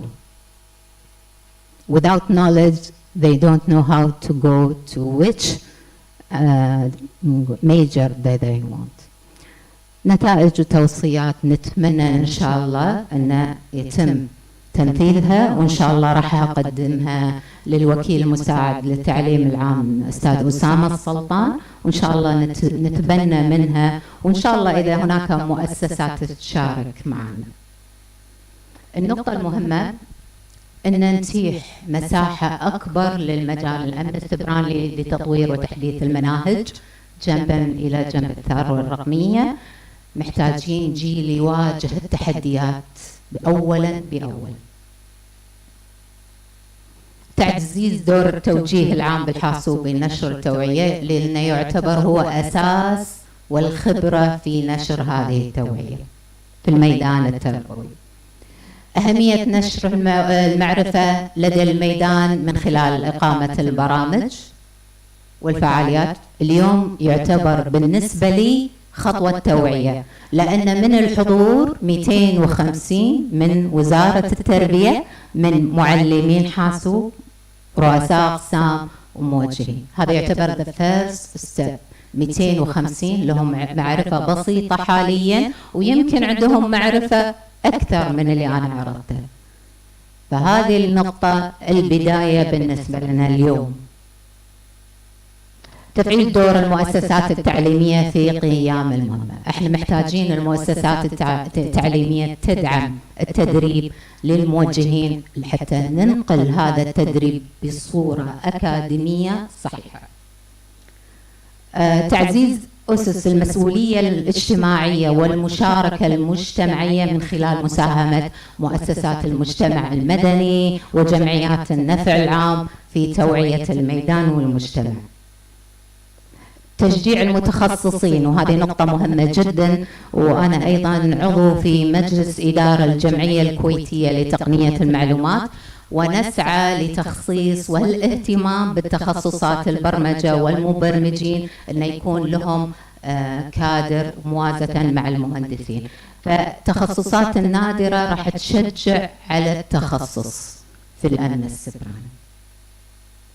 إعادة، وهي مشكلة احنا نواجهها بوزارة التربية، إعادة إدراج تدريس مادة الحاسوب في الصفوف الأولى اللي هو جريد 1 2 3 ما يدرسون حاسوب. احنا محتاجين ندرسهم، محتاجين ان نأسسهم بالمعرفة الرقمية. صعب جدا اني طالب بالصف الرابع اوريدي تشبع، اوريدي يستخدم كل التكنولوجيا، انا شلون احميه؟ خلاص فقدته بالصف الرابع. طبعا هذه معلومة يمكن البعض يدري والبعض ما يدري. كمجتمعيا أنا راح أقولها، اللي هو مركز الأمن الاسترشادي السيبراني الاسترشادي التابع حق وزارة الداخلية، يعطون محاضرات بشكل كبير جدا ومتخصصين في الأمن السيبراني. والتليجرام راح يعطي لولي الأمر الطالب المتعلم anything happen in Kuwait and how to acknowledge and how to take care. هذا تليجرام رسمي لوزارة الداخلية. أوكي؟ يعني تليجرام كله معلومات خاصة بالهاكينج أو أي معلومة خطأ تمت بالكويت أو نقول هاكينج تم بالكويت، هذا الأوفيشال. بالأخير أشكركم على الدعوة، وأشكر مروة، أنا كذا بتشوفها، أشكر مروة على دعمها وحرصها على مشاركة وزارة التربية، وأخص الشكر بالسفارة Thank you British Council for inviting me to this conference to give my speech about curriculum cyber security in curriculum. وأحب أشكر فريق العمل اللي اشتغل معاي في البرزنتيشن، أستاذ رأفت صابر والدكتور يوسف الخليفي والأستاذة سنية المؤمن، هم اللي شاركوني في الإعداد والتنظيم والتفكير. فيعطيكم ألف عافية، وشكرا لكم ولحضوركم، وشكرا دكتور أن أعطيتونا فرصة. شكرا للمنظمين، وأتمنى أن استفدتوا، وأتمنى تكون this is the first step to begin for the awareness in our community, in our education community. وإن شاء الله لنا جلسة لوضع خطة متكاملة لنهاية العام في الوعي السبراني. And thank you.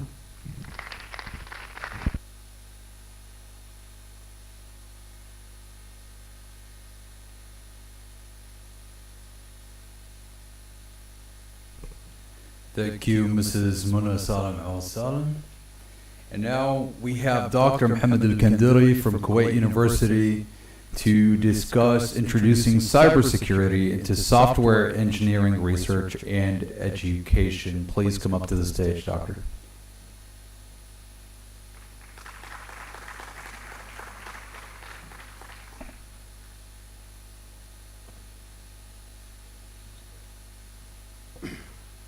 Yep, thank you very much. So here we go. So hello everybody, I hope you are doing well. Today I was supposed not to be here because I had another appointment, but I'm so happy that that appointment was postponed. So that's why I'm here, because of the topic, the importance of the topic, cybersecurity. So I'm so happy to be here, so I made it. So I hope you are enjoying the CERC conference so far. So today I'm going to take another direction basically. It's basically focused on education and research, so both. So we had a good start for this session talking about Ministry of Education, focusing on having cybersecurity as one of the, let's say, major concept or to be added in the curriculum of the Ministry of Higher Education for schools, let's say the 12K. But today I'm going to talk about it from the university perspective or from the college. So as we know that software is everywhere. Let me see, let's go back. Previous, yeah. So as we know that software is everywhere. So we have software in our cars, aircraft, mobile phones, home security. So basically we are working with a small device, which is a mobile, but basically it's a computer. So if you go back, when you travel, you should take your laptop. And then we move to take your iPad. But now you can travel with your device, with your mobile device. So when my appointment was canceled at 9:30, so I had time to come here, and I had time to send my presentation just so fast, because this session was supposed to be recorded. So that's how fast the information is moving from one device to another device. So that means we need to have a good security for our systems.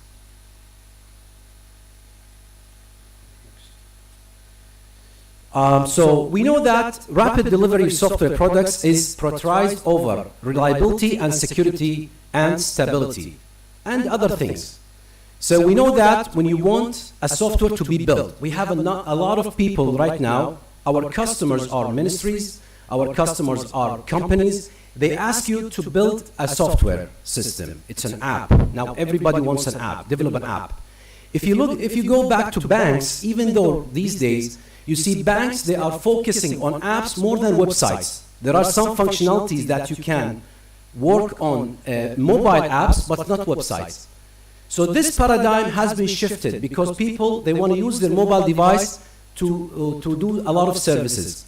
So why we talk about priority is very important, because we know that apps is not only developing services that, okay, you can add course, you can delete course, you can transfer money. We talk about reliability. It should be available 24/7. It should be reliable. I mean, what is the benefit of a software that could stuck in between? Or it's not secure because of not, for example, renewing license. So those aspects, we should take care of those aspects as well. So that's why when we do development, we care about functionalities, but rarely we take care about security. So cybersecurity is currently becoming an important element of software development process due to a growing number of security breaches. And that's why it's important. So now if you talk about, if you ask anyone, I'm sure that there are some people here graduated in 90s, some people in 200s, in that era. So software before was what? Was like a bunch of computers, they are connected to a network, to a server. Okay, so if there is any threats, it should be like in that server, specific that server. But then you have, I mean, now you are connected everywhere. Even your server, it's on the cloud. So you don't know exactly where your data are actually saved.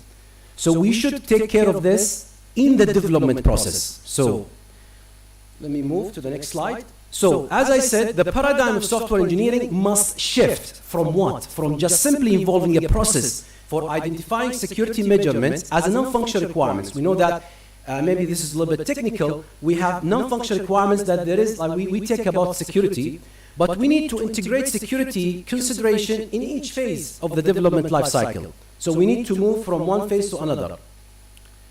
So starting from engineering requirements, understanding the requirements from the customer, okay, into the final software product. So again, when I say the final software product should be tested enough. Again, final software product, because a lot of software nowadays, you can see they deliver software, it's working, I know, but it's not really complete. So software developers create the frameworks on which a new software can be built, and that basically in the design and architecture phases. So cybersecurity must be introduced in the new software engineering development process. So cybersecurity engineers create and implement plans as well as security protocols to protect systems and mobile applications from malware, hacking, and other intrusions. So that's why we need to introduce, again, I'm going back and forth to introduce cybersecurity into software development process. So here, as we can see here, we have system and software engineering. Usually, software engineer who takes care of not only programming. A lot of people, when they say software engineering, they think it's a programming. It's a process. But when we talk about system, we talk about three important elements. We have software, hardware, and networking. Operational security is where we have to plan, we have to assess, and we have to assess the risk. So what is the CSE? Here is the intersection, which is basically the computer, the cybersecurity engineer. So this is from Carnegie Mellon University in Pittsburgh. So basically, they have the Software Engineering Institute. They care about having a cybersecurity engineer right now, even in their program. We know that Software Engineering Institute, they actually, they have a lot of courses in software engineering, but imagine right now, they're trying to build cybersecurity engineer. So it's an intersection that joins system engineering into operational security. So here, as we see this diagram, we have software engineering development. As we see then, we have requirements engineering. Basically, I'm taking the requirements. I'm actually a professor in university, so I move. So if there is like a mic or something, do you have the mic that I can move? Yeah. Or I can use this one? I feel I'm stuck here, so.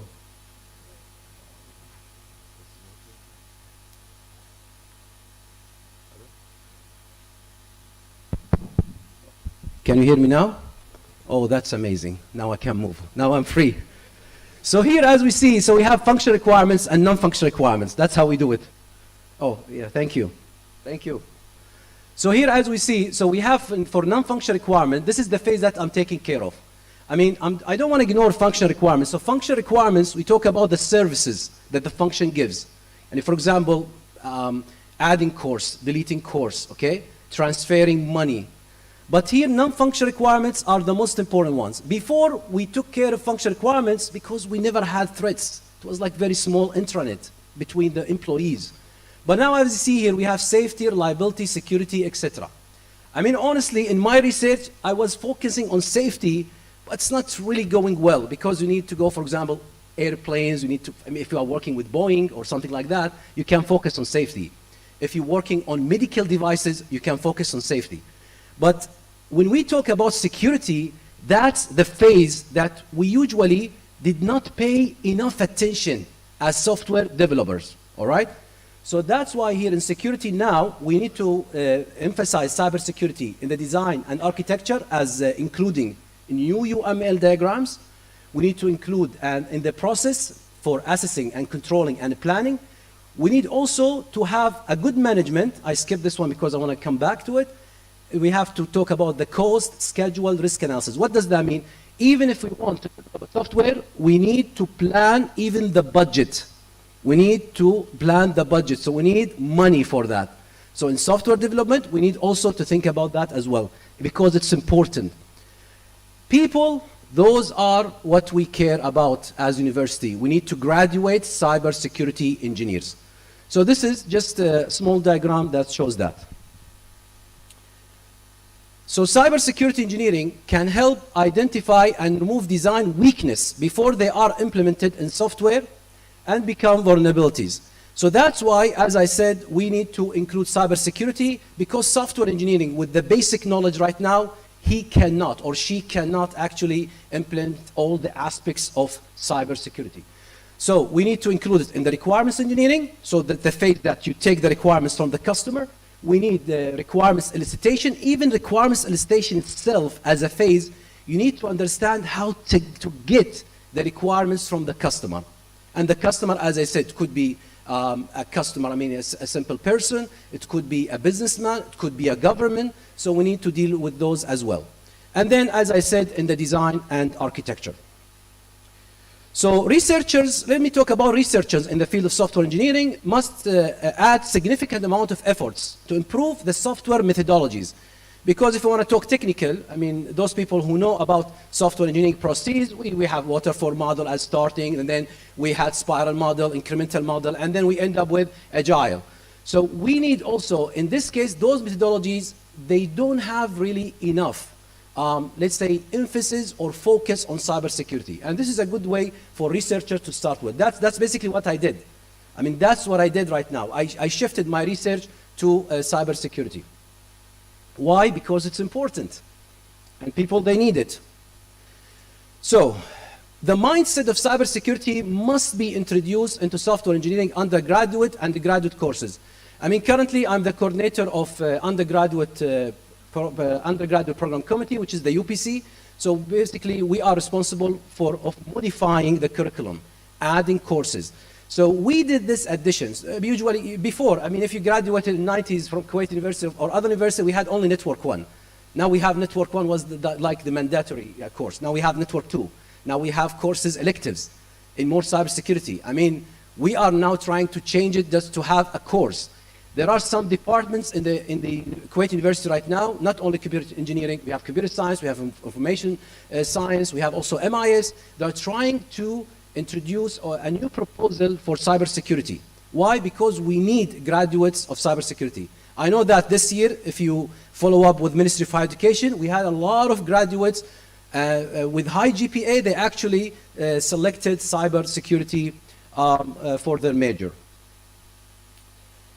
So that's a good move, basically. So I'm going to end this talk with saying software engineering must act as the first line of defense for cybersecurity by enhancing the existing software development models. So whatever models we have right now, we need to inject that model with cybersecurity. We need to modify our courses as well from the education. So I mixed up between research and education, but basically as researcher, we need to focus on cybersecurity in our research. Even we work on software engineering, that's one thing.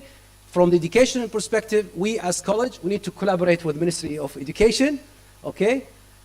And we need to collaborate, let's say, with Ministry of Higher Education, and we need to collaborate with our colleges here in Kuwait and universities to establish a strong program of cybersecurity, and hopefully we will have a good future for those as well. And the market needs, I mean, market basically needs cybersecurity engineering, and they need actually cybersecurity engineers.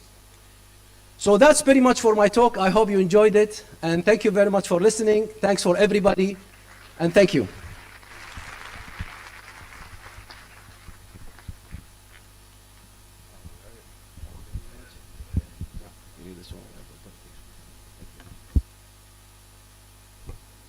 Thank you, Dr. Mohammed Al-Kandiri, for your enthusiasm. We now have Dr. Lubna Okasha, Program Manager of Math and Science and Scientific Culture Directorate at KFOS, to discuss extending cybersecurity into other engineering disciplines. Please come on stage.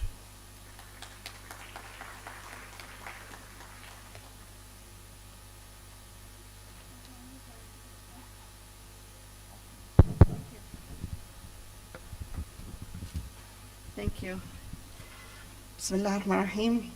Assalamu alaikum wa rahmatullahi wa barakatuh. Good morning, everyone. Thank you for coming today, and I hope you are learning a lot, like I am actually.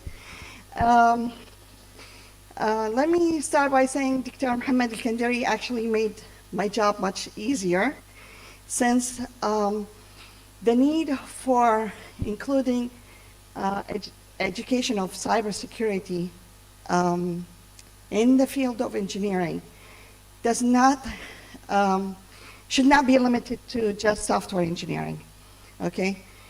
There are extensions that should be included in all the engineering and the science, and actually in the business too. So let's look at what I see as part of, okay, all right. And from the day before, Dr. Amr showed us an example of how a cybersecurity situation can be a threat to a rig and offshore fields. So let's start with some scenarios here.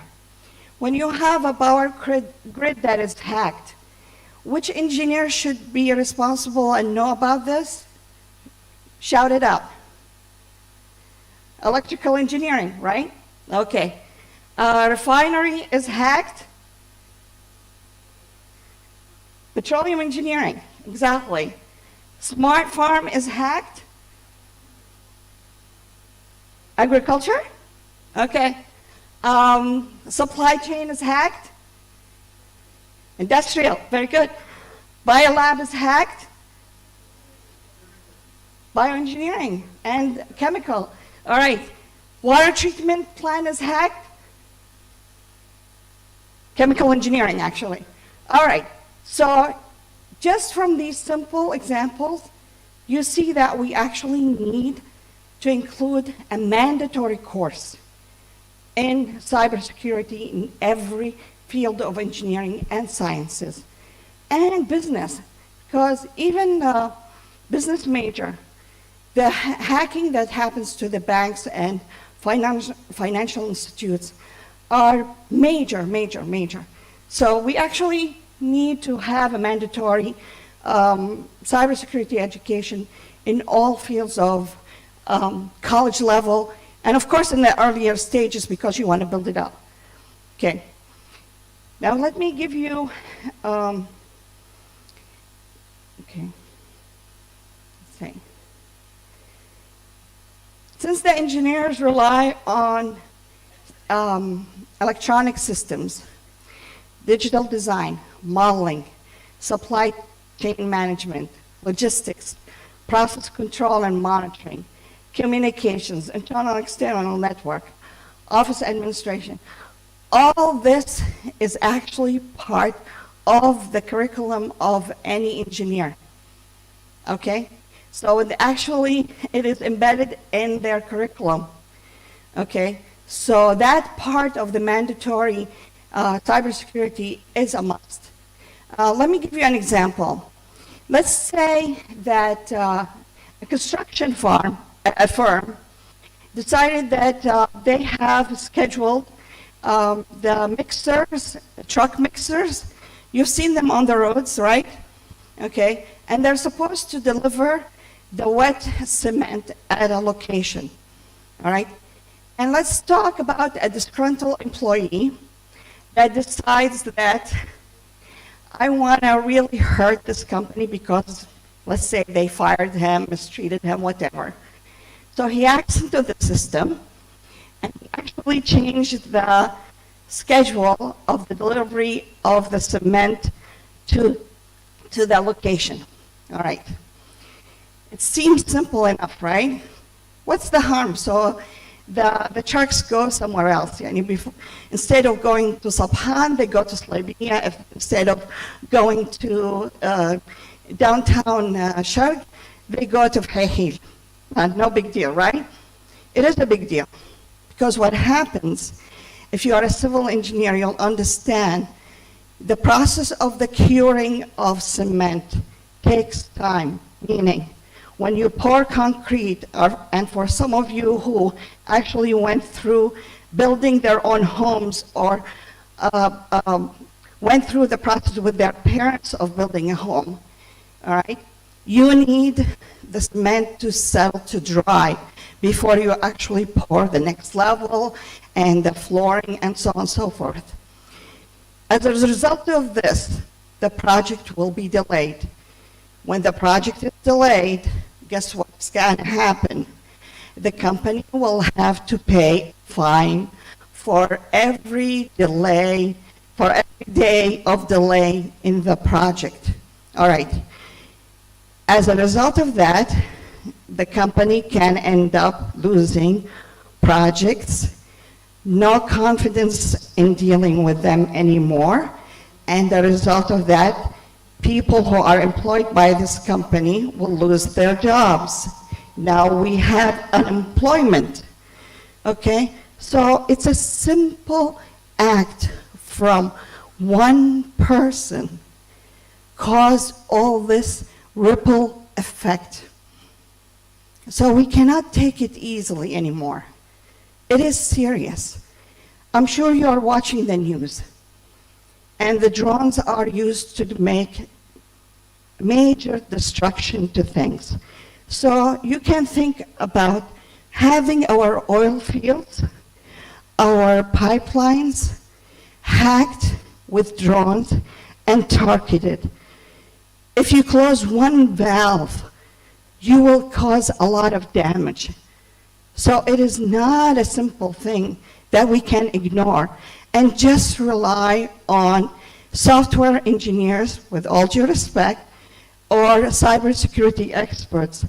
We have to have the chemical engineer knows, the civil engineer knows, the agricultural, the mechanical, the electrical, you name it. So now you can see how valuable it is. I hope, right? Okay. In the past, as I was an undergraduate, there were two courses that were mandatory beside the calculus and the physics and the chemistry, different levels of chemistry too. There was a course called Engineering Econ, okay? And the Engineering Economy course was designed to give the engineers an understanding of the financial aspect of a project, okay? And we are taught present worth, net worth, the value of leasing equipment versus buying them, long-term investment in this. And that vehicle allowed us to talk to accountants, okay? Or the financial body in an organization. We need the same thing for the engineers to be able to talk to cybersecurity experts of what they want in their systems. And that doesn't come if they don't have basic knowledge in this topic that is related to their field. All right. What is the role of the educational institutes? The problem that the educational institute face are the accreditation and the need for sticking to curriculum and not change it to maintain the accreditation.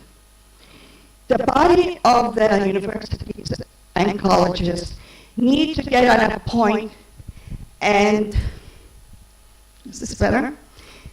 They need to get on a point and mandate by the accreditation bodies like ABET to change the way they look and evaluate the courses, because the speed of change is much, much faster than the status of the curriculum. Thank you. All right? And that's a challenge. But they cannot fight when you have a conglomeration of universities and colleges stand up to these accreditation units and force them to accept having courses that's mandatory and not as an elective, but a mandatory course. But that takes an effort and an agreement and the support of the governmental plan for that. I see Dr. Khalid shaking his head. He agrees with me. Okay. Now, for you as a student, all right, Mr. Lake mentioned that, oh, you don't have to worry about the degrees and the certificates, okay?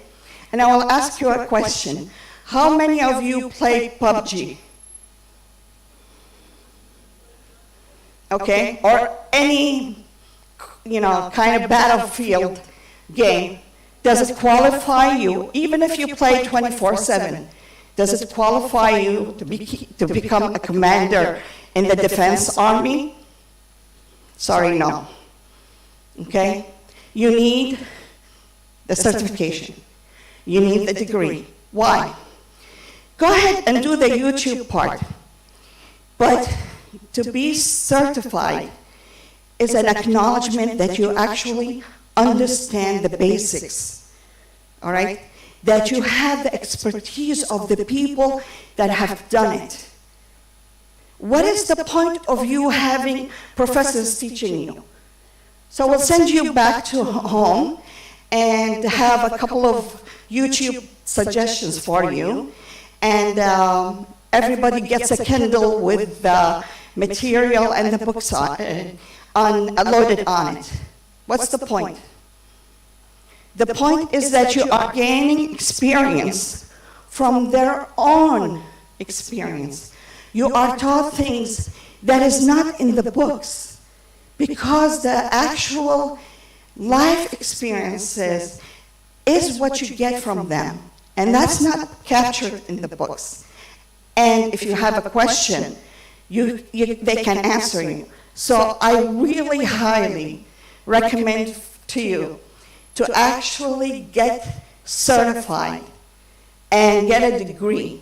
And believe it or not, if you specialize in cybersecurity, I guarantee you, governmental jobs, private sector jobs, and they will pay you seriously. And they will run after you instead of you waiting to be hired in a place. They will come after you to get you. So take this conference and the material that was presented. Check out these universities. It's amazing. Bristol, Manchester, Seaside, Southampton. If I forgot one of them, just forgive me. But look at the side book that Mr. Jonathan talked about yesterday. I went in, and the massive amount of information for educators, for the Ministry of Education, they have programs, okay, for the kids. For you as a student, they have material, models, concepts, everything that you can think of, even games that you can actually play it and in classes or even with your family members. So do utilize this information. Don't just go home and say, oh, okay, I was at this wonderful conference. Utilize the information that you get here and expand your wings. Spread your wings with knowledge, because that is your power. That's your power for your next job, that for your next career, for your even future graduate school, if you should choose that. And I leave you with that, and it was a pleasure being here. Thank you.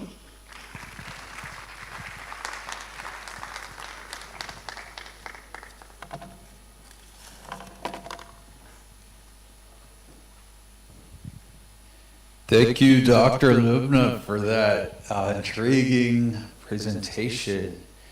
Now we will be moving into a recorded session with Dr. Fahad Al-Mudha from the Ministry of Higher Education in Kuwait to discuss studying cybersecurity in the UK.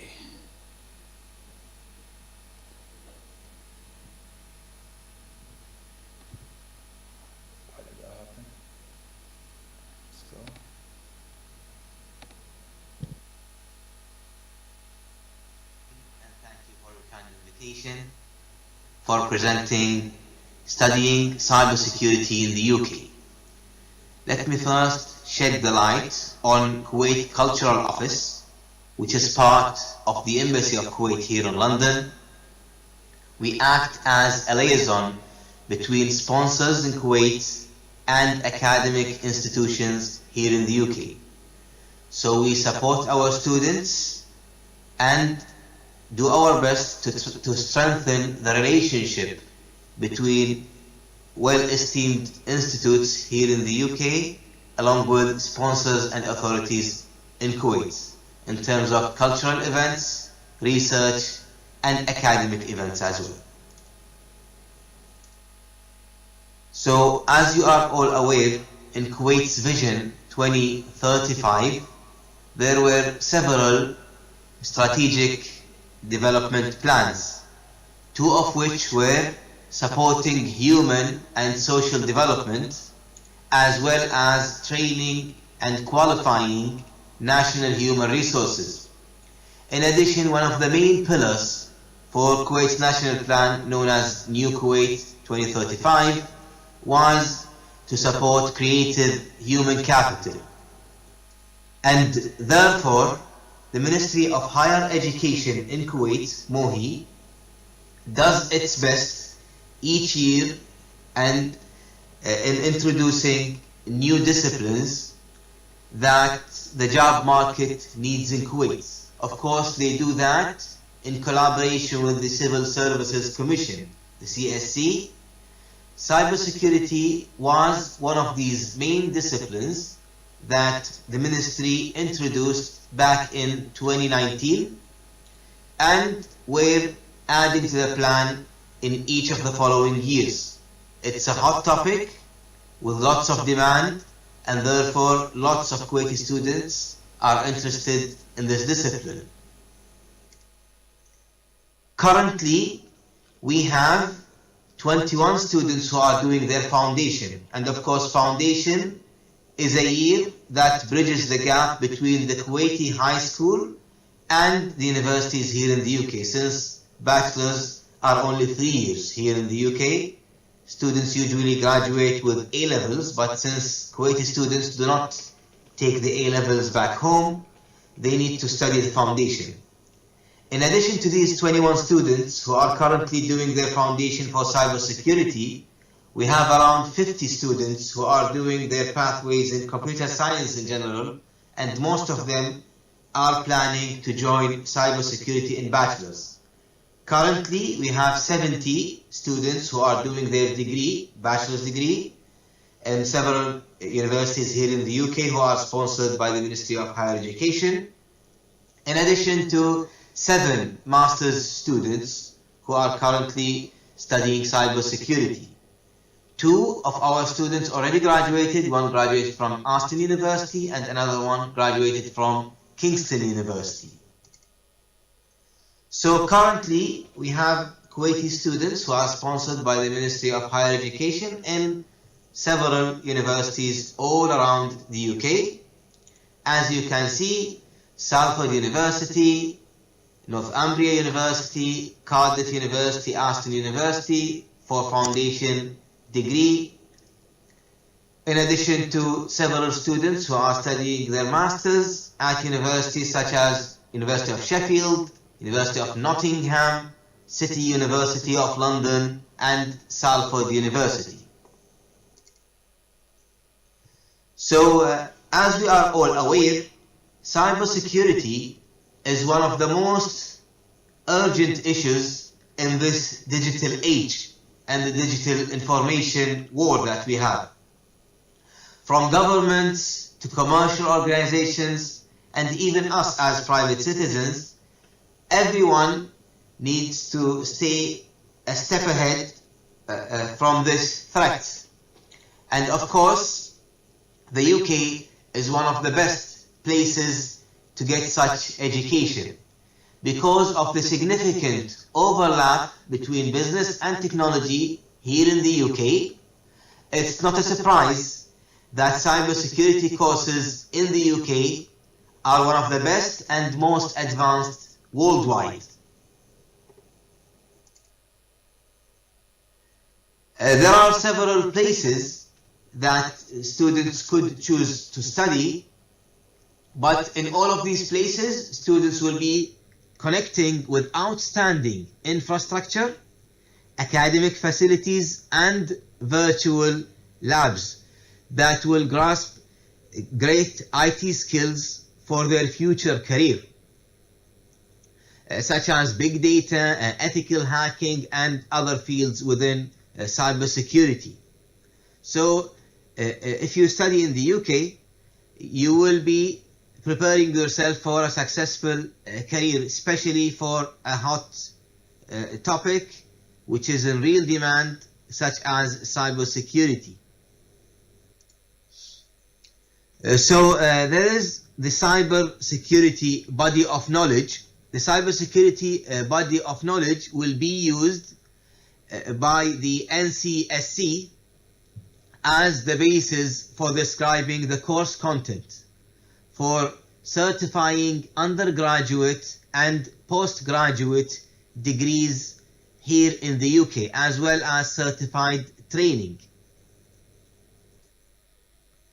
So the National Cybersecurity Centre in the UK gave fully accreditation and certification to 4 different bachelor's programs up until now, which were in the University of Royal Holloway, as well as Oxford Brookes and Edinburgh Napier. In addition to these bachelor programs, which are fully certified by the NCSC, there are around 40 master's programs that are certified by them. As we know, because there are lots of providers, students need a body that can guide them to the best programs, and as well as employers. Employers as well need to know which programs are certified by the NCSC. Thank you for your time, and I wish you a pleasant day.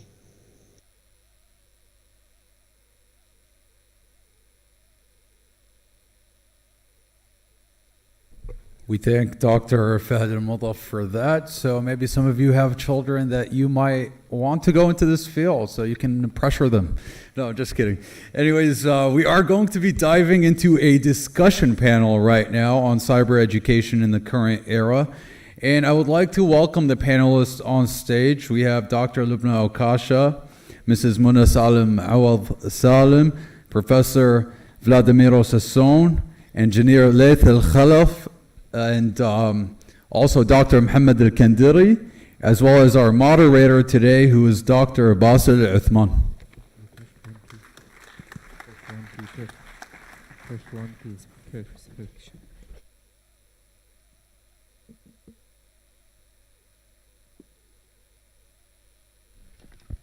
Test 1, 2, test. Test 1, 2. Test 1, 2.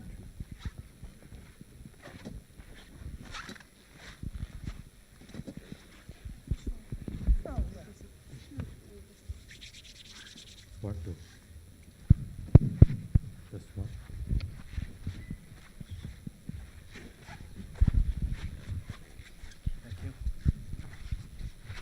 Also, the Ministry of Education does request that you guys scan this barcode, so this will be up there for about a minute.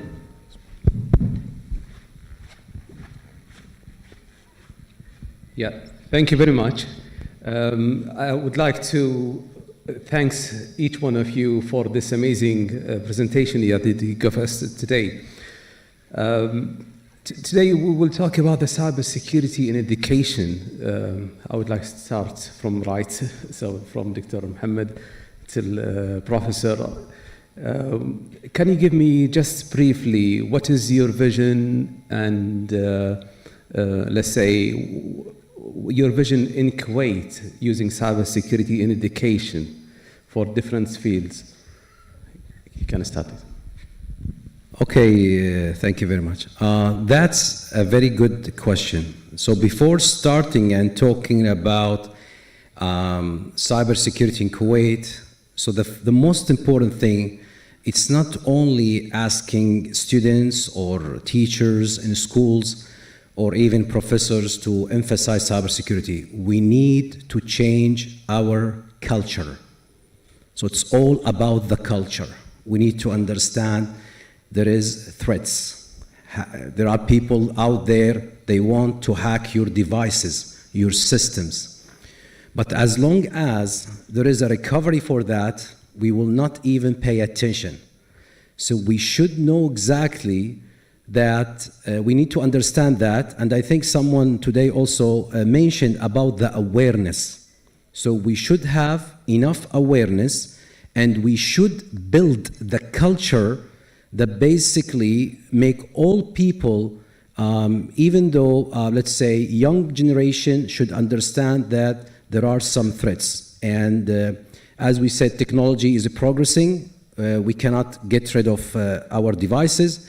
I had a conversation with one of my friends last week. He was talking about, he said, like, I tried not to use mobile apps, banking mobile apps, for 2-3 years, but now I cannot afford it anymore. So we have to use our mobile devices. We have to use mobile banking. We are transferring our information. So that's why we need to have the culture, not only asking the governments to protect us, but also we have to protect ourselves. So it's actually from both sides. So governments should, let's say, pay enough money and provide sufficient budget to work on cybersecurity research and pay for license and purchase license just to protect our systems. From people perspective, we need to have the culture to understand the awareness.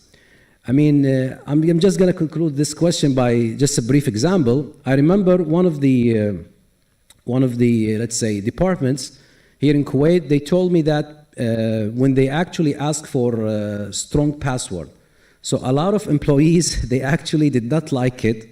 So they said, we forget our password. They always call help desk. They did not have like a reliable system to change the password. So what the Department of Security did, they just put their password 1234. Just to make it easy for them. So again, we need to change our culture in order to protect our systems. Perfect. Thank you, Dr. Mohammed. It's really amazing if we talk about cybersecurity and education to change the culture. So it's really amazing. So Dr. Mohammed, he talked about the training for engineering. What is your vision to spreading the awareness within the Kuwaiti communities? Okay, thank you, Dr. Basil. I quite agree with Dr. Mohammed. He highlighted some extremely important points about established cybersecurity culture in Kuwait. And just I want to define what's that mean, cybersecurity culture. It's mean that cybersecurity is everyone's responsibility. And Dr. Mona mentioned many of teachers, they are not willing to contribute to the cybersecurity because they believe cybersecurity is only IT job. So cybersecurity is everyone job. And regarding the awareness, it's the core and the critical component to establish the cybersecurity culture. And I believe the school it's the best place to initiate this one. And to establish this initiative, we need to conduct assessment. We need to addressing the challenge, which is mainly the lack of expertise, the resources, the fund. So we are very happy today what Dr. Mona mentioned. 250 teachers from Ministry of Education are here today. It's first time we engage you مع أخواتنا المدرسات وأخواننا المدرسين. We are very welcome for you. So this is our vision about how to establish cybersecurity and raising awareness in Kuwait.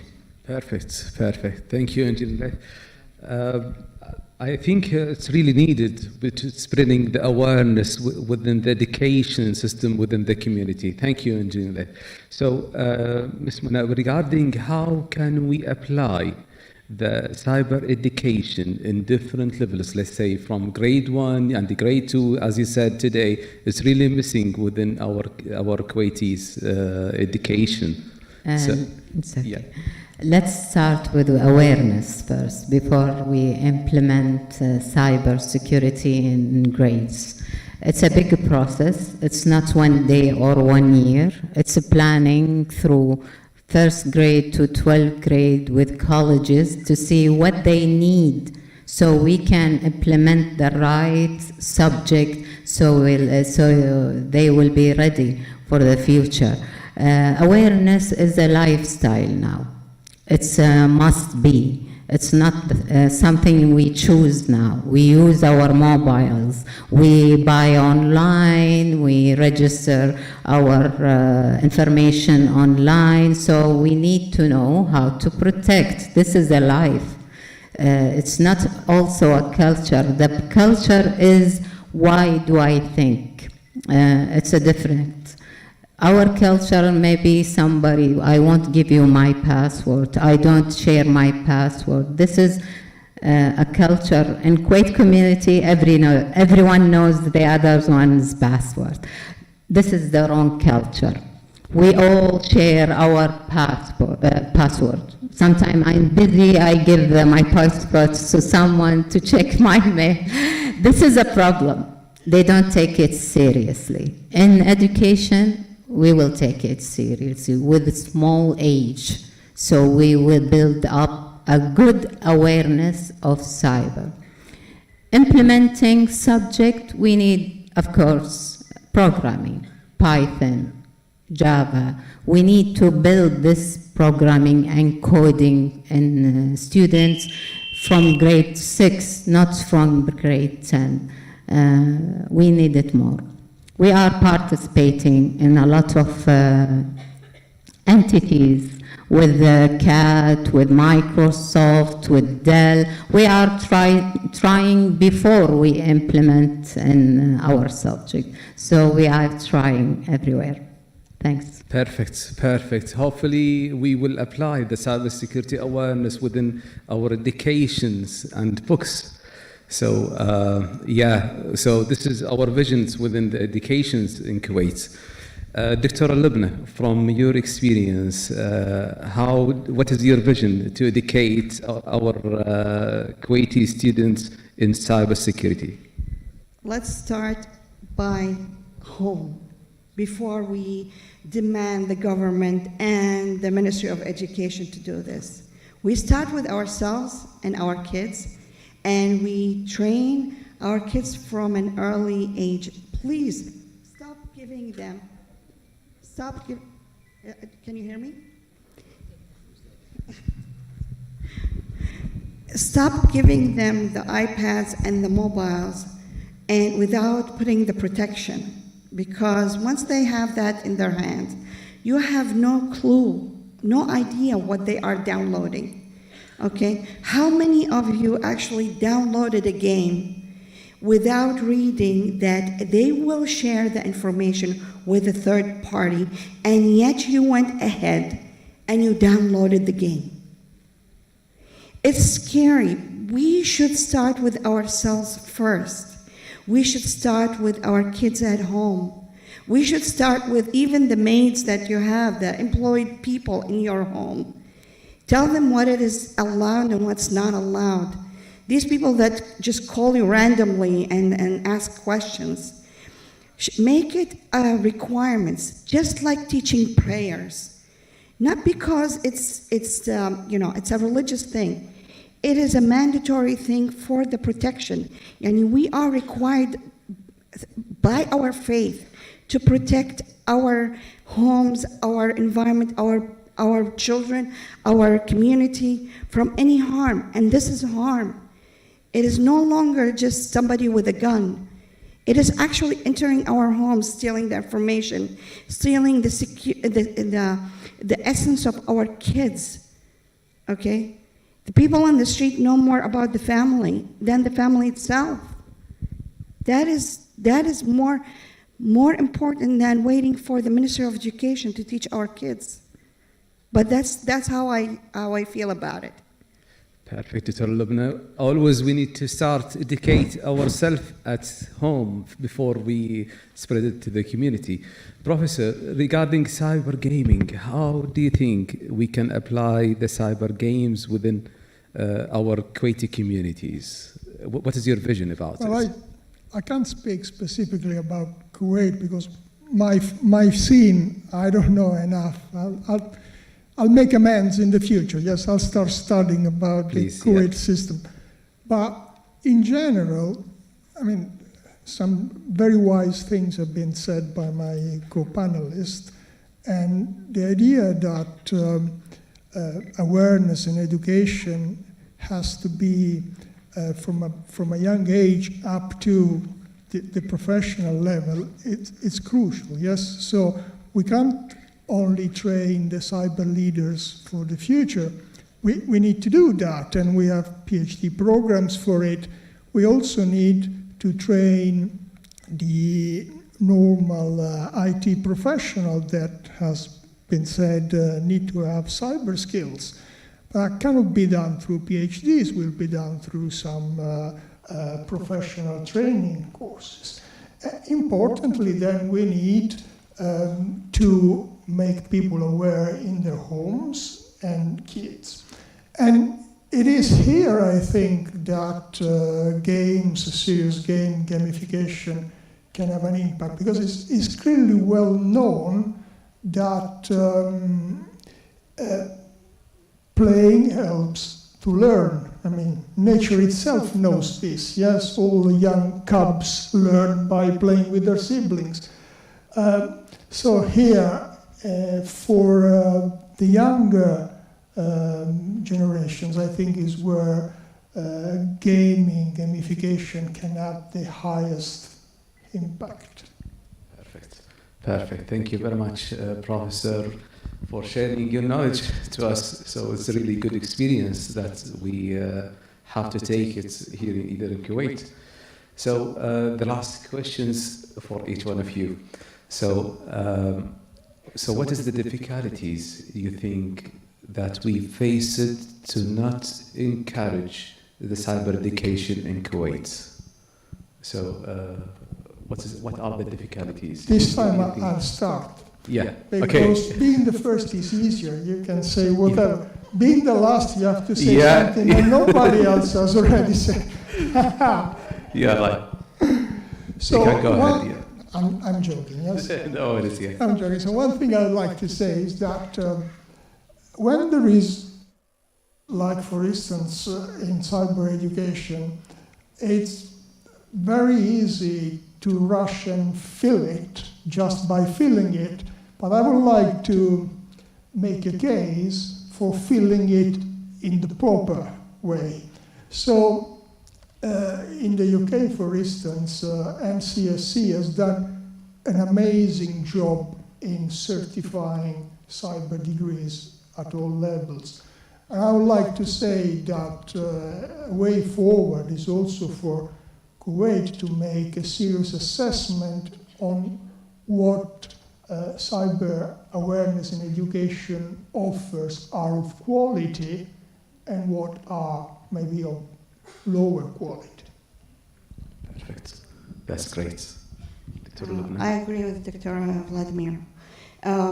There's one potential thing that we actually need to address, here in Kuwait, like how we were all forced to wear the gloves and put the masks on, okay, and stay at home.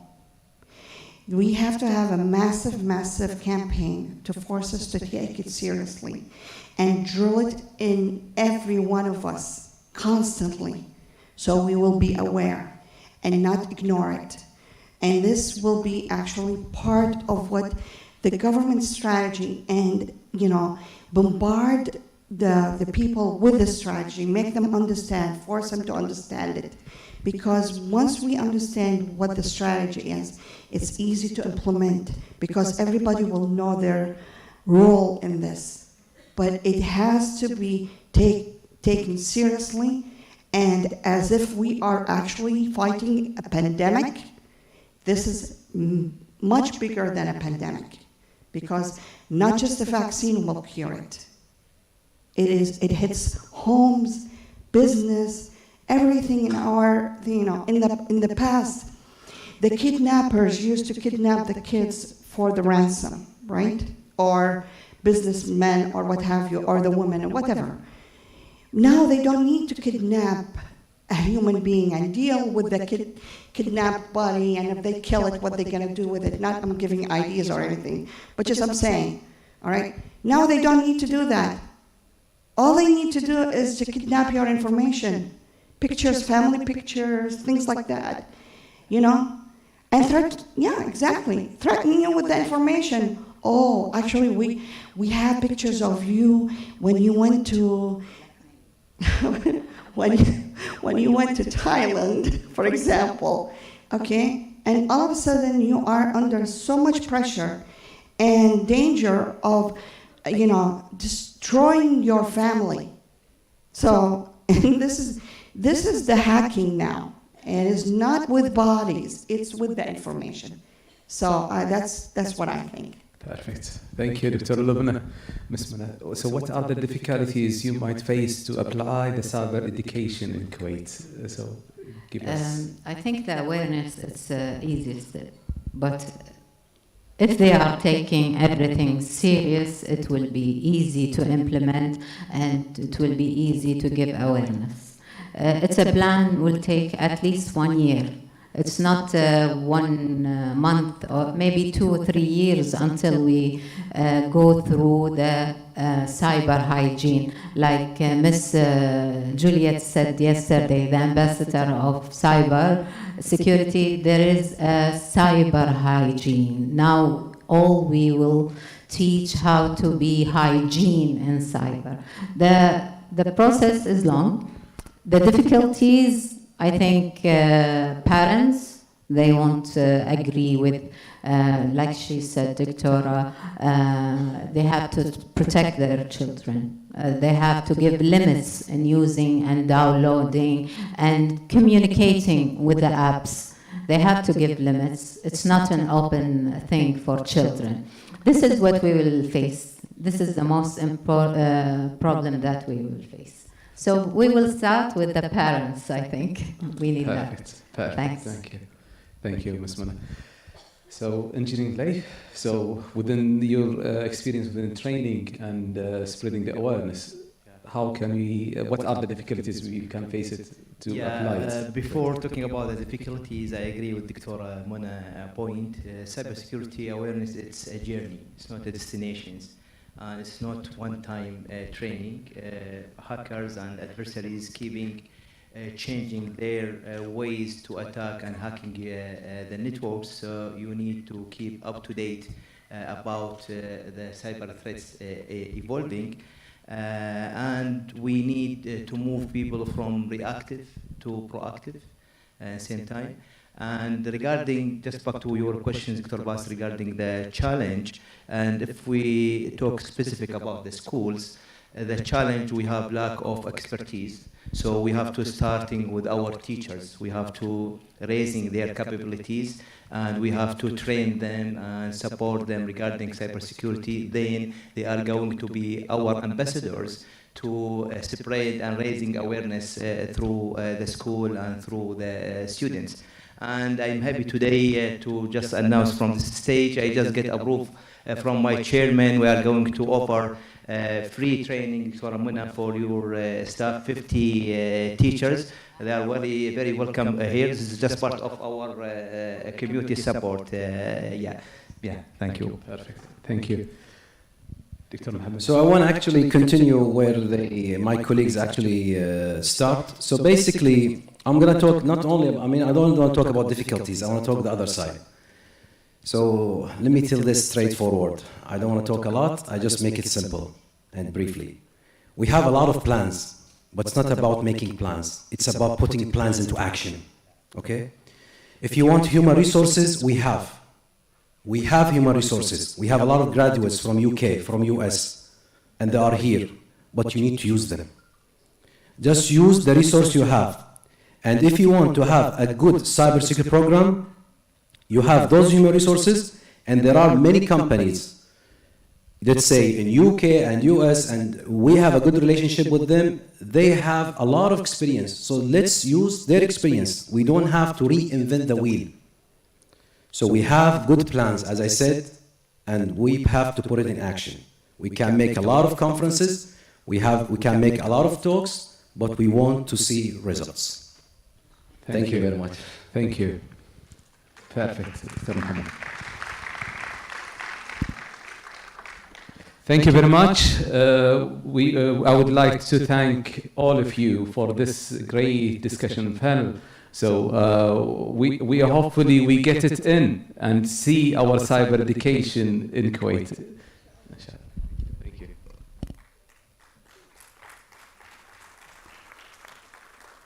I would like you guys to stay seated, please, as the president of KCST, Professor Khalid, is coming up on stage to award you guys.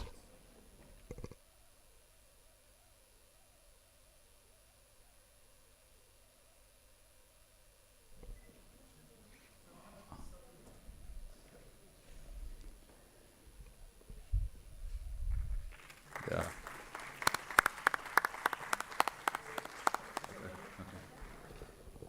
Dr. Mohammed Kandiri.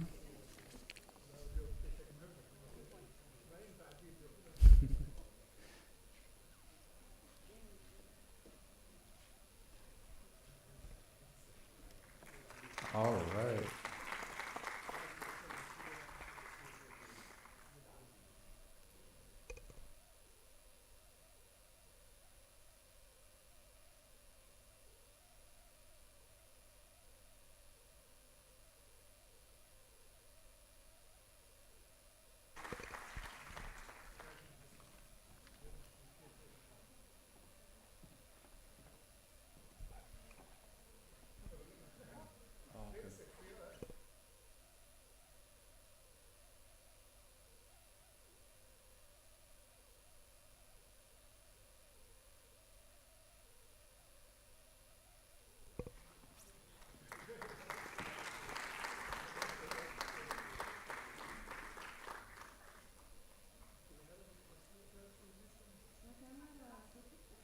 Dr. Bassett, yeah. Guys, don't be shy. Take your awards.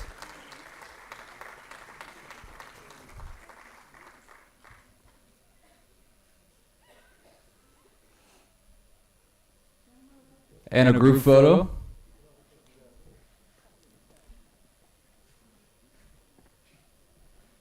And thank you, Dr. Lubna, Mrs. Muna, Professor Vladimiro, Engineer Laith, Dr. Basil, and Dr. Muhammad, as well as Professor Khalid. Thank you guys very much.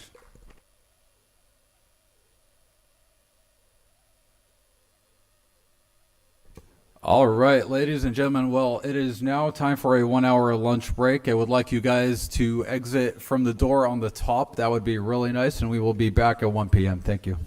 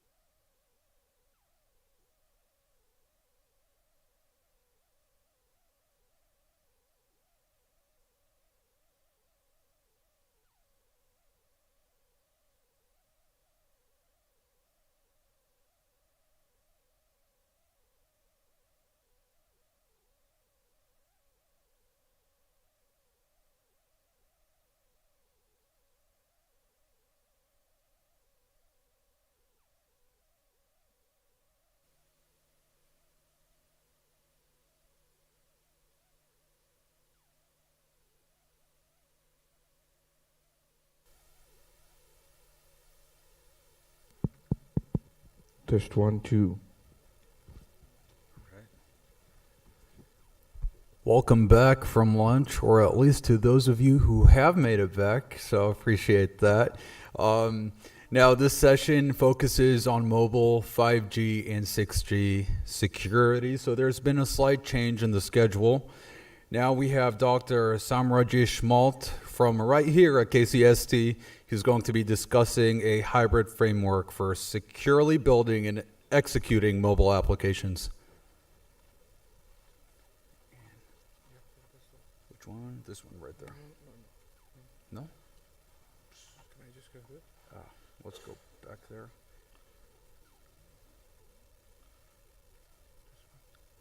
Okay. Go test. Thank you.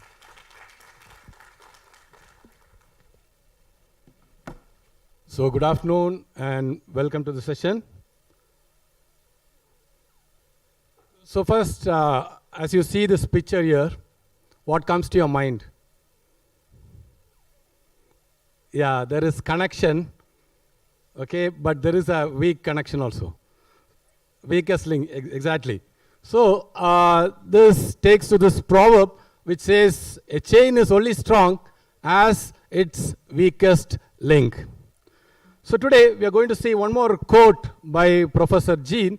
What he says is, a truly secure system is which is one switched off and unplugged, locked in a titanium safe, buried in a concrete bunker, and is surrounded by nerve gas and employed with highly armed guards. So if you imagine that, he says again, he continues and says, even then I won't stake my life on it. Even though we have all these things, he says that it's not secure. So from this, we are going to see today's agenda, which talks about the challenges which are in front of mobile applications. Then we'll talk about a solution that is securely how to build and execute a mobile application. So first, let's move on to the challenges. See, Gartner, technological research consulting firm, says that 75% of attacks are occurring at the application layer. So application development and developer software engineers play an important role in this particular attacks, what this is happening. Now again, moving on, Tech Republic survey says that organizations prioritize. So they prioritize meeting their apps, release, and their requirement. So the less priority is for security. So this may be again contributing to the 75% attacks which we were talking earlier. Again, another quote says that from Tech Republic, which says the majority of developers think, yeah, they know that security is an important aspect. It's really important, but there is lack of support from security experts. Because as developers, they are excellent in developing, they are good in programming, but they need help from security experts. So that part is again lacking. That's what Tech Republic says. Now, moving on to development, the various challenges that are being there in the security related to mobile applications. Specifically, what we are talking here is, one is like poor input validation. So there is an old saying that is, whatever garbage you put into the computer produces garbage. But now, if garbage goes in, that also creates a security risk. So in today's mobile application era, not validating data is again an easy entry door where attackers can attack the system, and thereby the system as a whole can collapse. There are various ways we can do, like for example, there is this SQL injection by which they can input certain characters and they'll be able to know what the structure of the table is, what is the database name, the location. So as such, they will not be able to get a complete picture from one attack, but they'll be able to get bits of information from various attacks they are trying to do, and finally, they'll be able to break into the system. Now again, talking about development, the other challenge is art coding. See, developers sometimes have their tasks done easily by just art coding the task. But this, again, creates an easy entry door for the hackers. How? There is a technique called reverse engineering, where the entire code can be regenerated using certain tools. So we think that, oh, if there is an exe, if there is an application that is installed, the source code of that can't be generated. But in reality, hackers and other security people can reverse engineer and take the code. And when they take the code, they are able to see all the passwords, all the locations of the server, the IP address, everything clearly. It is something like the hackers are getting all the critical information in a plate. So to move on, we'll talk about how these type of things can be solved. Again, caching confidential information. See, as you know that nobody likes to log in to the app each time they are opening. Will you like? Like, for example, you have a Facebook app in your mobile, right? Each time when you log in, do you like to put the username and password? No. We like our life to be easy, right? So that, in turn, makes the life of hackers also easy. So what basically we are trying to see here is mobile application, longer session, ensures smooth user experience. So we love to experience the application in a good way, in a smooth way. But the problem is this also creates a security risk. Then again, improper session handling, then storing or unintentionally leaking sensitive data about the system, then transmitting sensitive information over the network without security. So unsecure data is another challenge in mobile application development. Then insecure user authentication, like implementing poor authentication methods, like when you enter the username and password, there is no proper way, there is no rules, strict security rules. The level of security is least. Like when you talk about mobile application, the level of security can be improved by having username, password. You can have a biometric validation to enhance the security. But as a developer, if he is not doing that, that again provides an entry point for the attackers and hackers. So today we saw some of the challenges which are governed by the mobile, specifically for mobile application. Now, in the second part, we are going to see how we can securely build and execute mobile application. So here you can see a picture. So this picture has two parts. So only my title itself says an hybrid. So we are talking about security at design time, and we are talking about security at runtime. And also we are basically having a security framework that is for building and executing. So when I talk about building, it is basically the design of an application, and runtime is when the application is running in your mobile. So here, in the design time, so today also morning we had sessions on improving the curriculum on cybersecurity. So awareness plays an important role in cybersecurity. So developers have to be trained on cybersecurity aspects, and this is not a one-time process. It has to be a recurring, as we learned from various speakers who are talking about, this is a continuous process. Then again, when you talk about specifically about mobile application, there must be awareness specific to mobile devices security aspects. Then we talk about how to secure the code.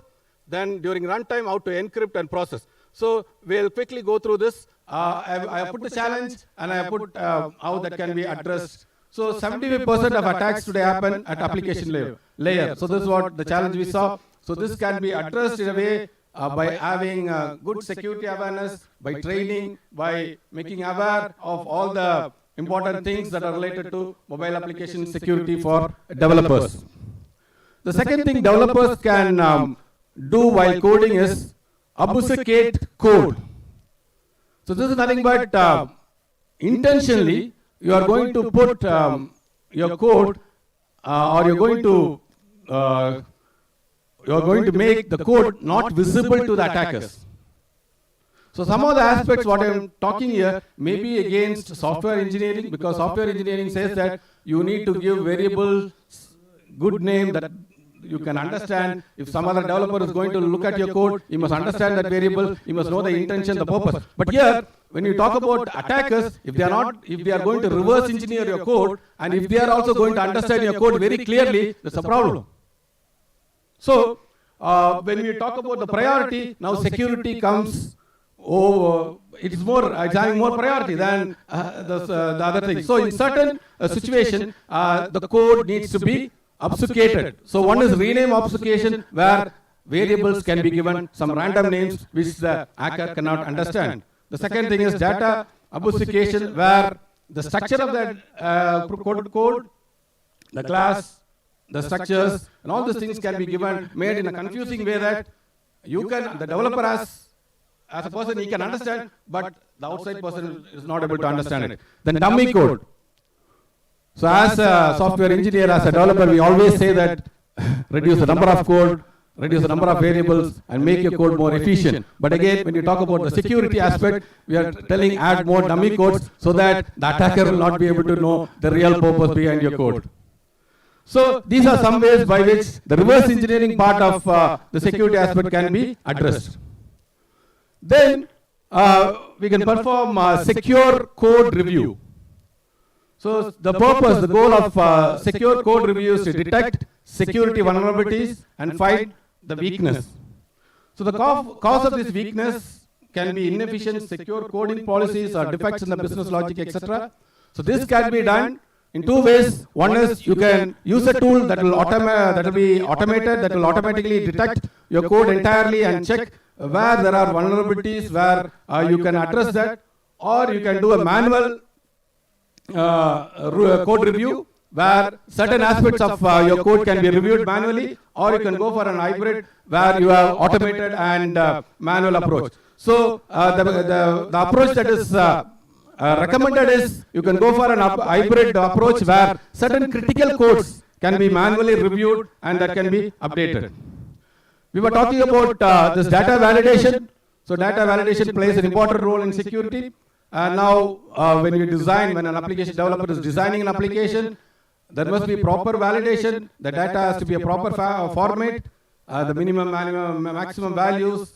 And this again, it's again connected to code review, where the developer can seek other developers' help, because sometimes when a developer is coding a particular application, he is too close to that application and he will not be able to detect the mistakes or errors that are inside that. So this can be again a part of testing, where this validation can be checked so that the application which is being finally deployed or implemented in is secure in all aspects. Then data encryption in mobile application.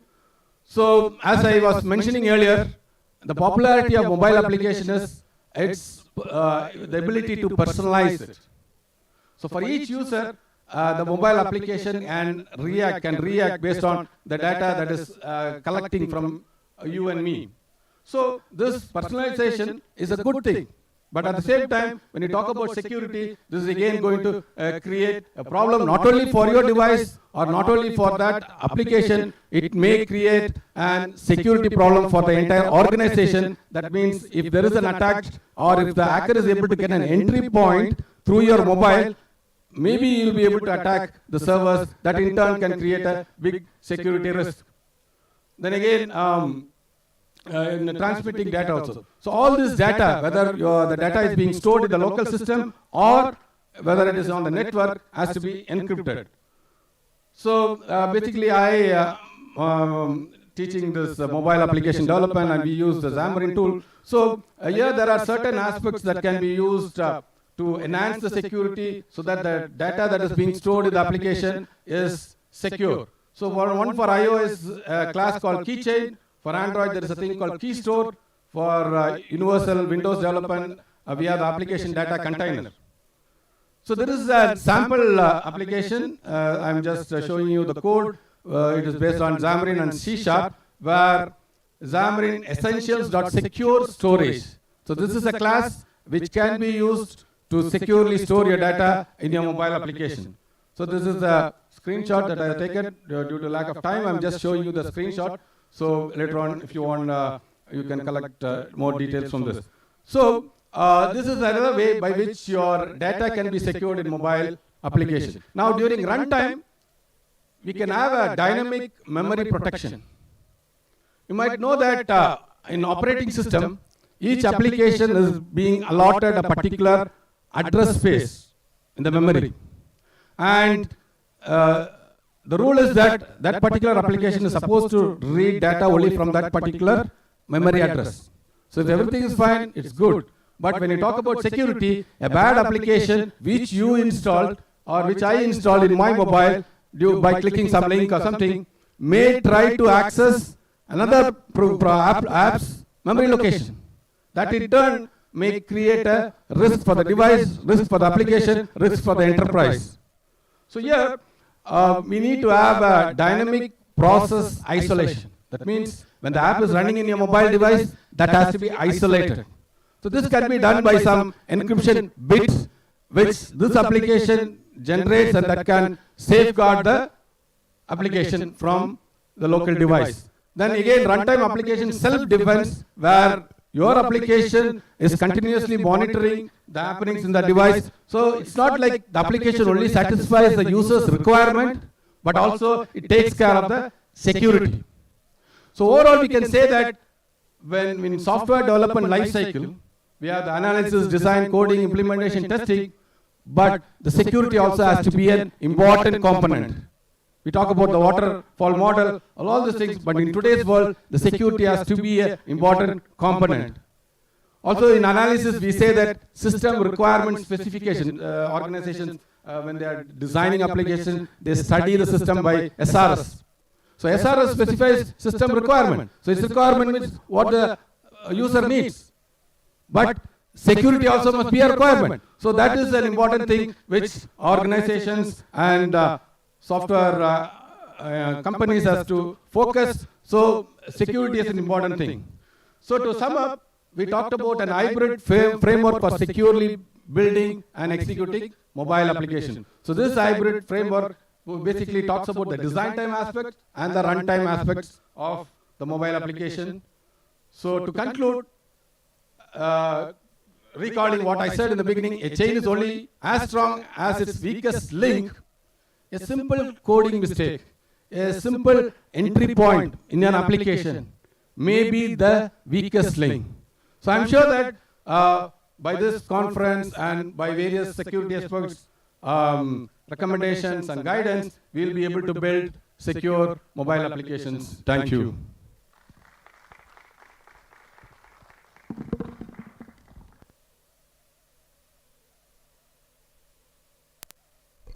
Thank you, Dr. Samrajesh Malt. And now, to talk about the good and the bad of edge, IoT, and mobile device security, thumbs up or thumbs down, it's Professor Iman Kanjo.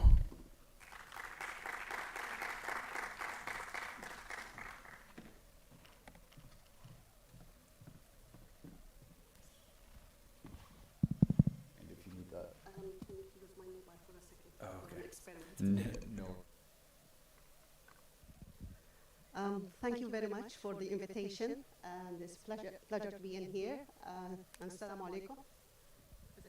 Okay, all right. So as you can see, I'm Professor of Pervasive Computing from Nottingham Trent University.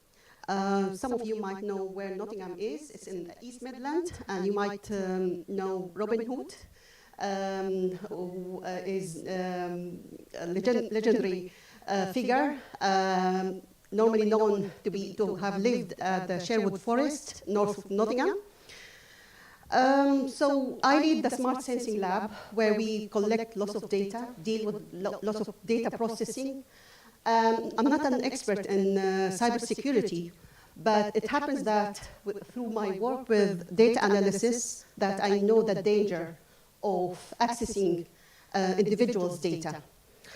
And to give you some idea about how vulnerable we are as mobile users, or as people who are using wearable technology, we all have mobile phones and technology in our hands. I'll run a very small experiment. So normally when I start a talk, I ask people, what kind of mobile phones do you use? Do you use Apple phone? Do you use Android phone? This time I'm not going to ask you. I'm going to tell you what kind of phones do you use. So through my knowledge of mobile development, because I teach mobile development, I'm going to run an application very quickly.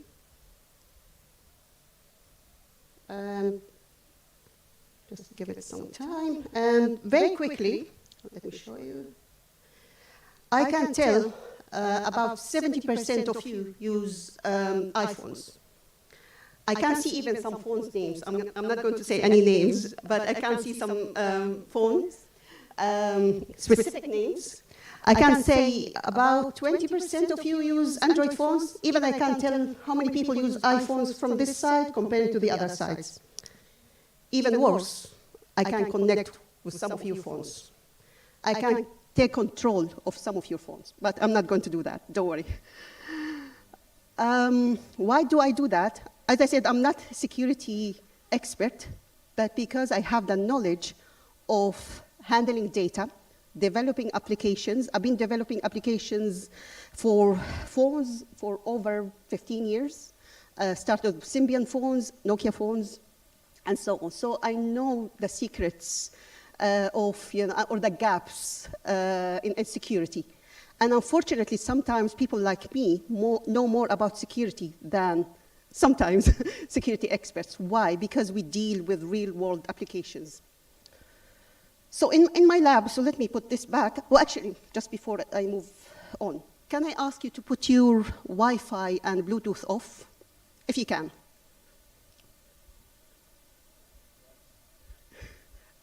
Yeah.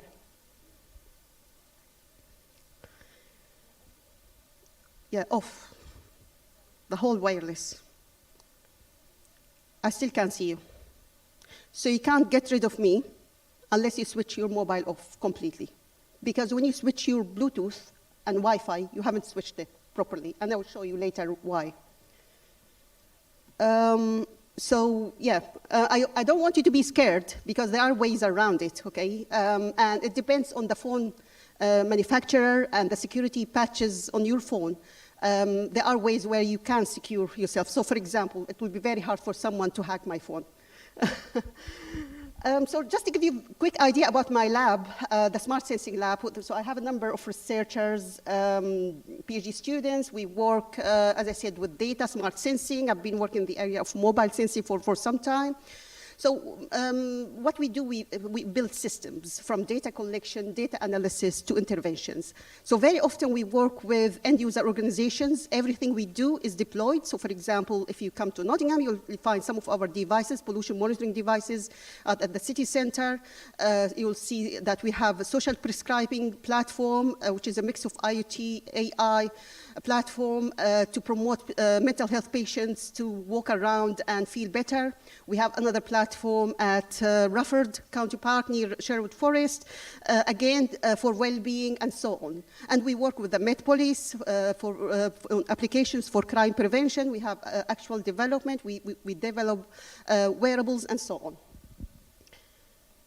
And when we talk about sensors, these sensors could be fixed, could be wearable. As I said, we build sometimes wearables and smartphones and portable sensors. And that's how we collect our data. And you could see what kind of data we collect. I mean, for example, location, when we do like collecting data about shoppers around the city, or social media feed, pollution data, and all sorts of information about the environment, well-being, and health. So when I asked you about to switch on and off your Wi-Fi, before you switch off, or even now, you are passively collecting data. That means you just have your device on and you are collecting data for me or for other users. But there are times where you are asked by, for example, researcher or for other reasons to collect data. Like, for example, give me your feedback on how you think about this place or about this question, about this event and so on. This is more like active data participation where you have to do something. So we do both in my lab. We do both passive and active data collection. And as I said, like the application that you have seen, like with the little dots, this is like a passive data collection application to collect some information about Bluetooth connections. We build fidgeting tools and devices for well-being as well, and so on. So before I carry on, let's do another little experiment and ask you, how do you type messages? How do you hold your phone when you are messaging on social media? So how do you do it this way, or do you do it this way? So if you do it this way, put your hand up. Okay, if you do it this way, okay, very good. So take note of this. Okay, so be very careful next time you hold your mobile phone, especially in front of your teenage children, because I've been told off many times. Young people tend to hold the phone like this and type very quickly, where we, the older generation, go like that. Even though I develop applications and so on, it's still sometimes like, use one hand. But why I'm telling you this? Because this is a type of information that might help someone to learn more about you in terms of your behavior. In 2016, 2017, we worked on a project called Naughty Mind. And what we did is that we wanted to collect as much information as possible about smartphone usage to learn about smartphone addiction. And we were working with colleagues from psychology. So in that application, it's a very innocent application. As I said, I never ever hack anyone's phone without consent, without actual ethical approvals and things like that. But for this particular experiment, we had to collect some information with users' consents and everything. And we had to look at how many times do they, like, for example, put the keyboard out, how many times they receive messages. Even we had access to their WhatsApp notification. Not WhatsApp itself, because nobody can access that directly, but WhatsApp notifications, right? We had access, for example, how many messages you've got today, how many calls you've done. We had even access to the type of emojis you use. And we published actually a paper about like who uses this kind of emojis, again, which can tell about your age. And as I said, this type of information, we used it for well-being, to understand users' well-being. And we run some AI algorithms to predict, like, for example, how you feel. Like, for example, if you are actively participating, you tend to be feeling better when you are just viewing messages and removing them. That's the output of the study. However, since then, I started to be very aware of the power of accessing data.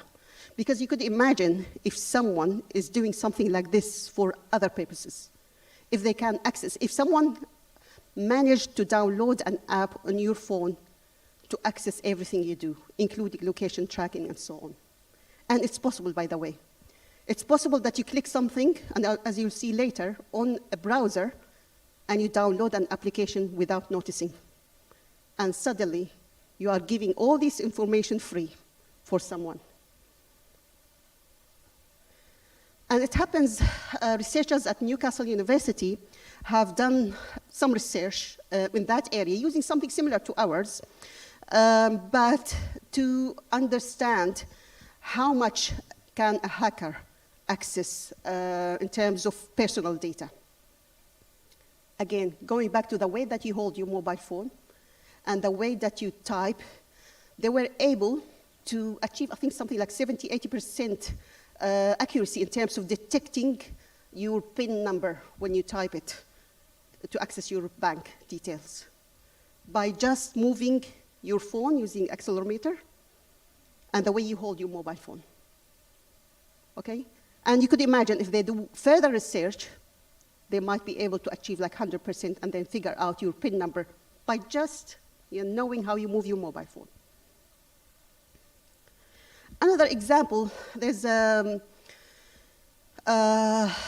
something called a spear phone, which is when the attacker tries to access your, or to understand your conversation from another mobile phone. So say like there are two people sitting next to each other. I'm standing here, two people are talking together.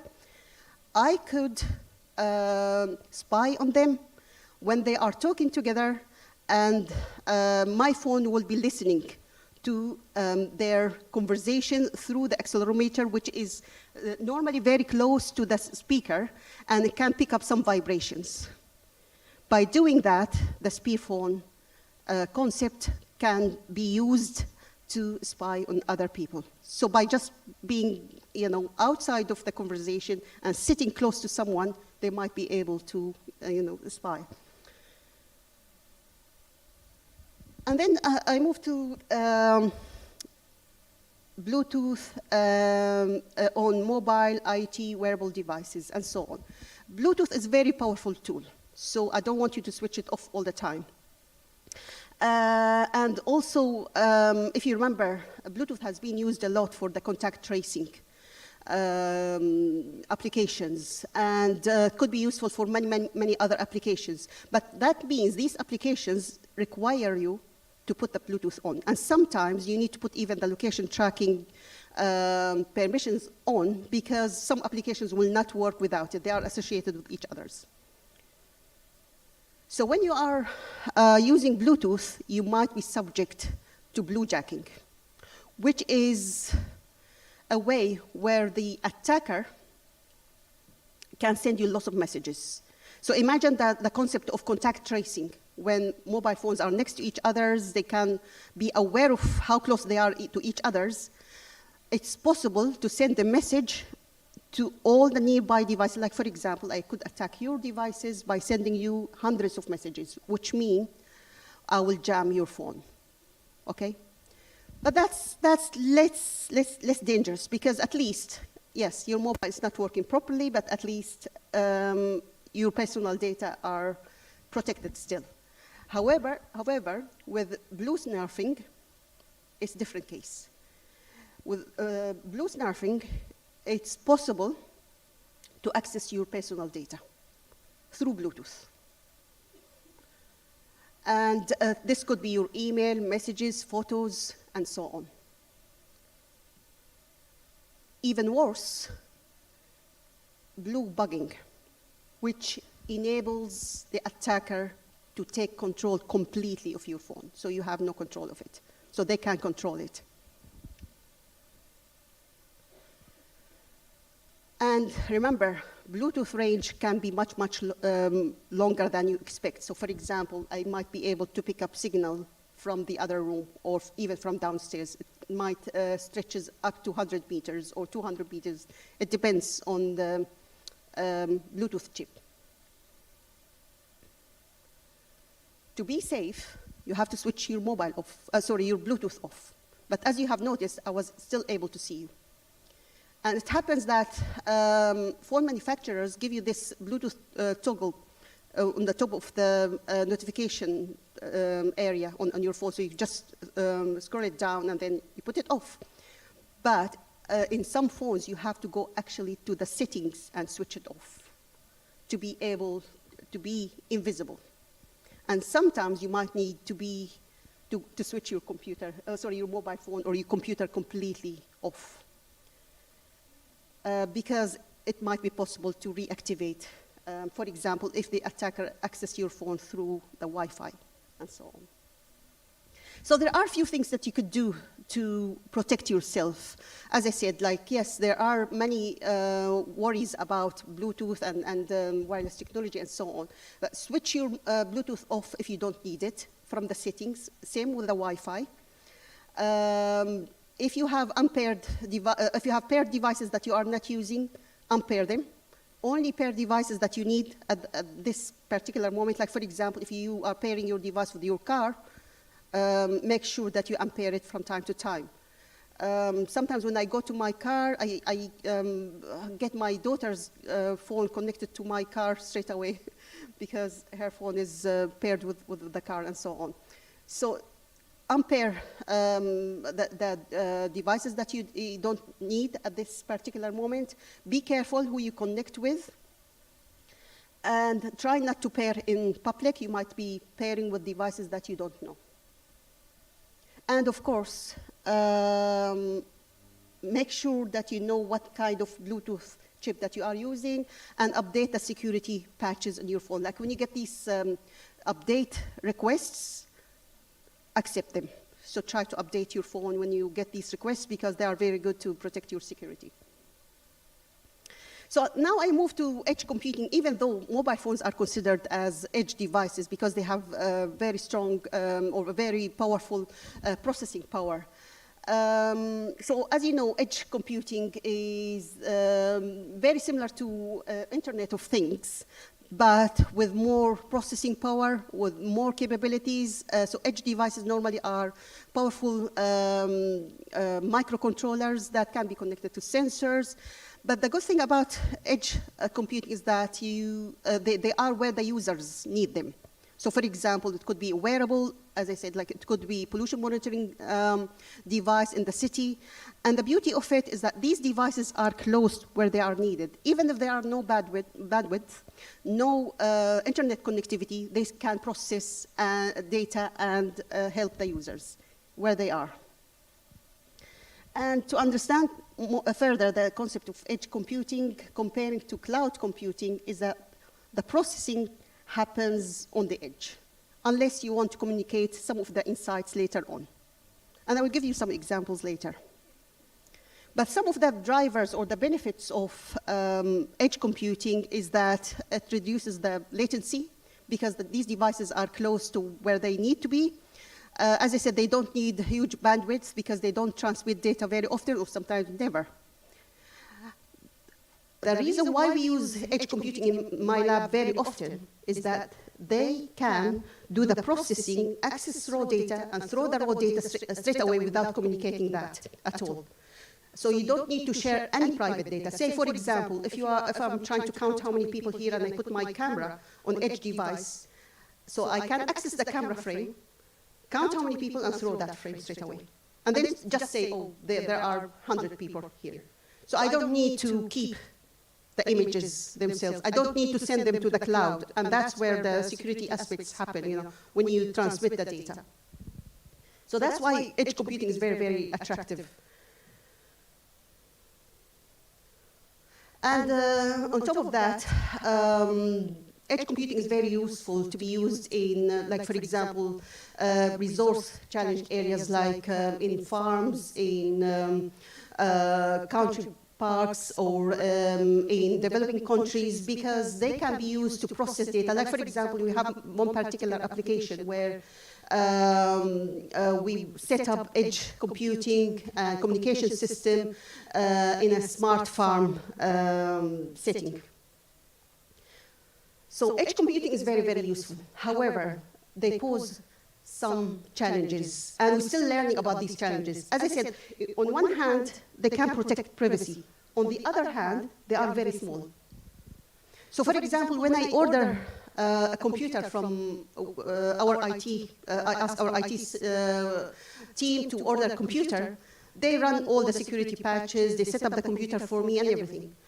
When I order edge device, they don't do anything. They just consider it as a small chip. And they leave it up to me to do whatever I want to do with that device. However, they don't realize that this device can do everything. I could attach a keyboard and a mouse to it and a screen, and I have another computer, right? So people are not aware that these little devices can work same way as actual computers. And if I leave an edge device in here, I might lose it, someone else might come and reset it and do other things with it. And they can be used by criminals. And to give you an example, we work very closely with the Met Police. We've been working with them for a few years. And the idea is that they wanted to learn a little bit about wireless technology, tagging technologies to prevent crimes. We started to work with them along with UCL through a funded project. We held many workshops, design workshops with them, including end-user organizations and charities and so on. And we came up with the idea of utilizing edge computing and wearables to protect vulnerable women who are subjected to domestic abuse. So it's a very, very noble cause, using a device to monitor or to detect violence. So if two people are talking to each other, for example, we could run some AI algorithms to see if there's violence taking place, okay? That's very good. However, imagine the same device or the same tool is used by criminals to monitor other people talking about something, like for example, to monitor when people saying they will be leaving the house or they are going to do trouble. So the same tool can be used in two different ways. We can use it for the social good, but criminals might use it for other purposes. Another example, we've been working on crowd detection, especially during the pandemic with the Nottingham City Council. And one of the ideas was to detect clusters of crowds to be able to disperse them if needed. Right? Again, the cause is very noble, is that we wanted to detect crowds to make sure that they don't aggregate, they don't gather together during the pandemic. So we ran some algorithms, we have clustering algorithms and so on to detect that there are a group of people in this particular place. Now imagine the same algorithms, the same edge device is used by a criminal. For example, someone might take that device, throw it in your house or somewhere like here, or come to your house as a delivery person, leave a device, little device somewhere under your table and go. They can detect how many people in here, when they come, when they leave, and so on. And I've heard about some cases where, for example, criminals put a little device in front of a house near a tree to detect the flow of people in that, place, in the car park, just to make sure that they come when there's no one in that house. So what I'm saying here is that there are two sides to technology. This is very difficult for me because I'm a technologist. I promote technology. I like technology to be used all the time when possible. But at the same time, I want the technology to be used in the right way, rather than exposing our private data. With awareness, it's possible to prevent hackers. It's possible to prevent criminals from using our personal and accessing our private data. So there are two sides of the story, and that's why I'm saying thumbs up or down for technology. It depends how it's used. But please carry on to use technology. I mean, even though I mentioned some examples, these are very rare. In order to hack someone's phone, you need to have this knowledge. You need to understand how it works. You need to be able to program it. You need to be able to analyze the data, run AI. I don't think many criminals can do that. But keep in mind, it's a possibility. And that's it. Thank you.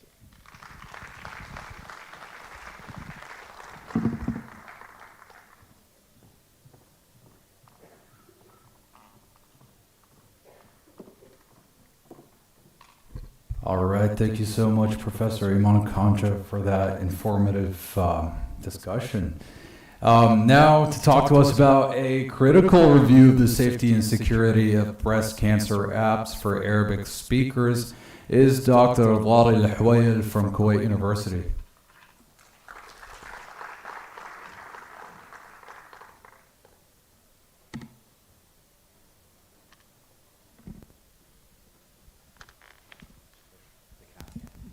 Bismillah ar-Rahman ar-Rahim. Assalamu alaikum.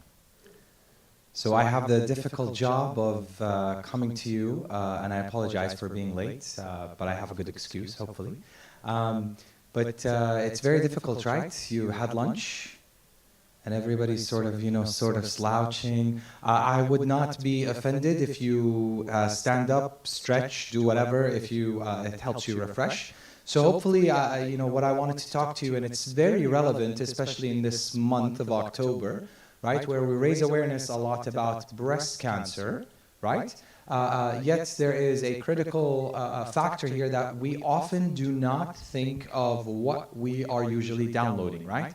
So usually for every problem, oh, there's an app for that, right? And immediately we go to the stores and what have you, and we download these apps without knowing. So hopefully I wanted to talk to you here today a little bit about, these breast cancer apps that are available to Arabic speakers. Luckily, there aren't many for me as a researcher, but as a community, that's not a good thing. I like to start with my presentations, and I'll make it brief. With some disclosures. So I don't have anything to disclose here that could be a conflict of interest. All the views are mine and solely mine. And as a researcher and an academic in Kuwait, I'm very, very honored and proud that we have our constitution that protects this right to do research.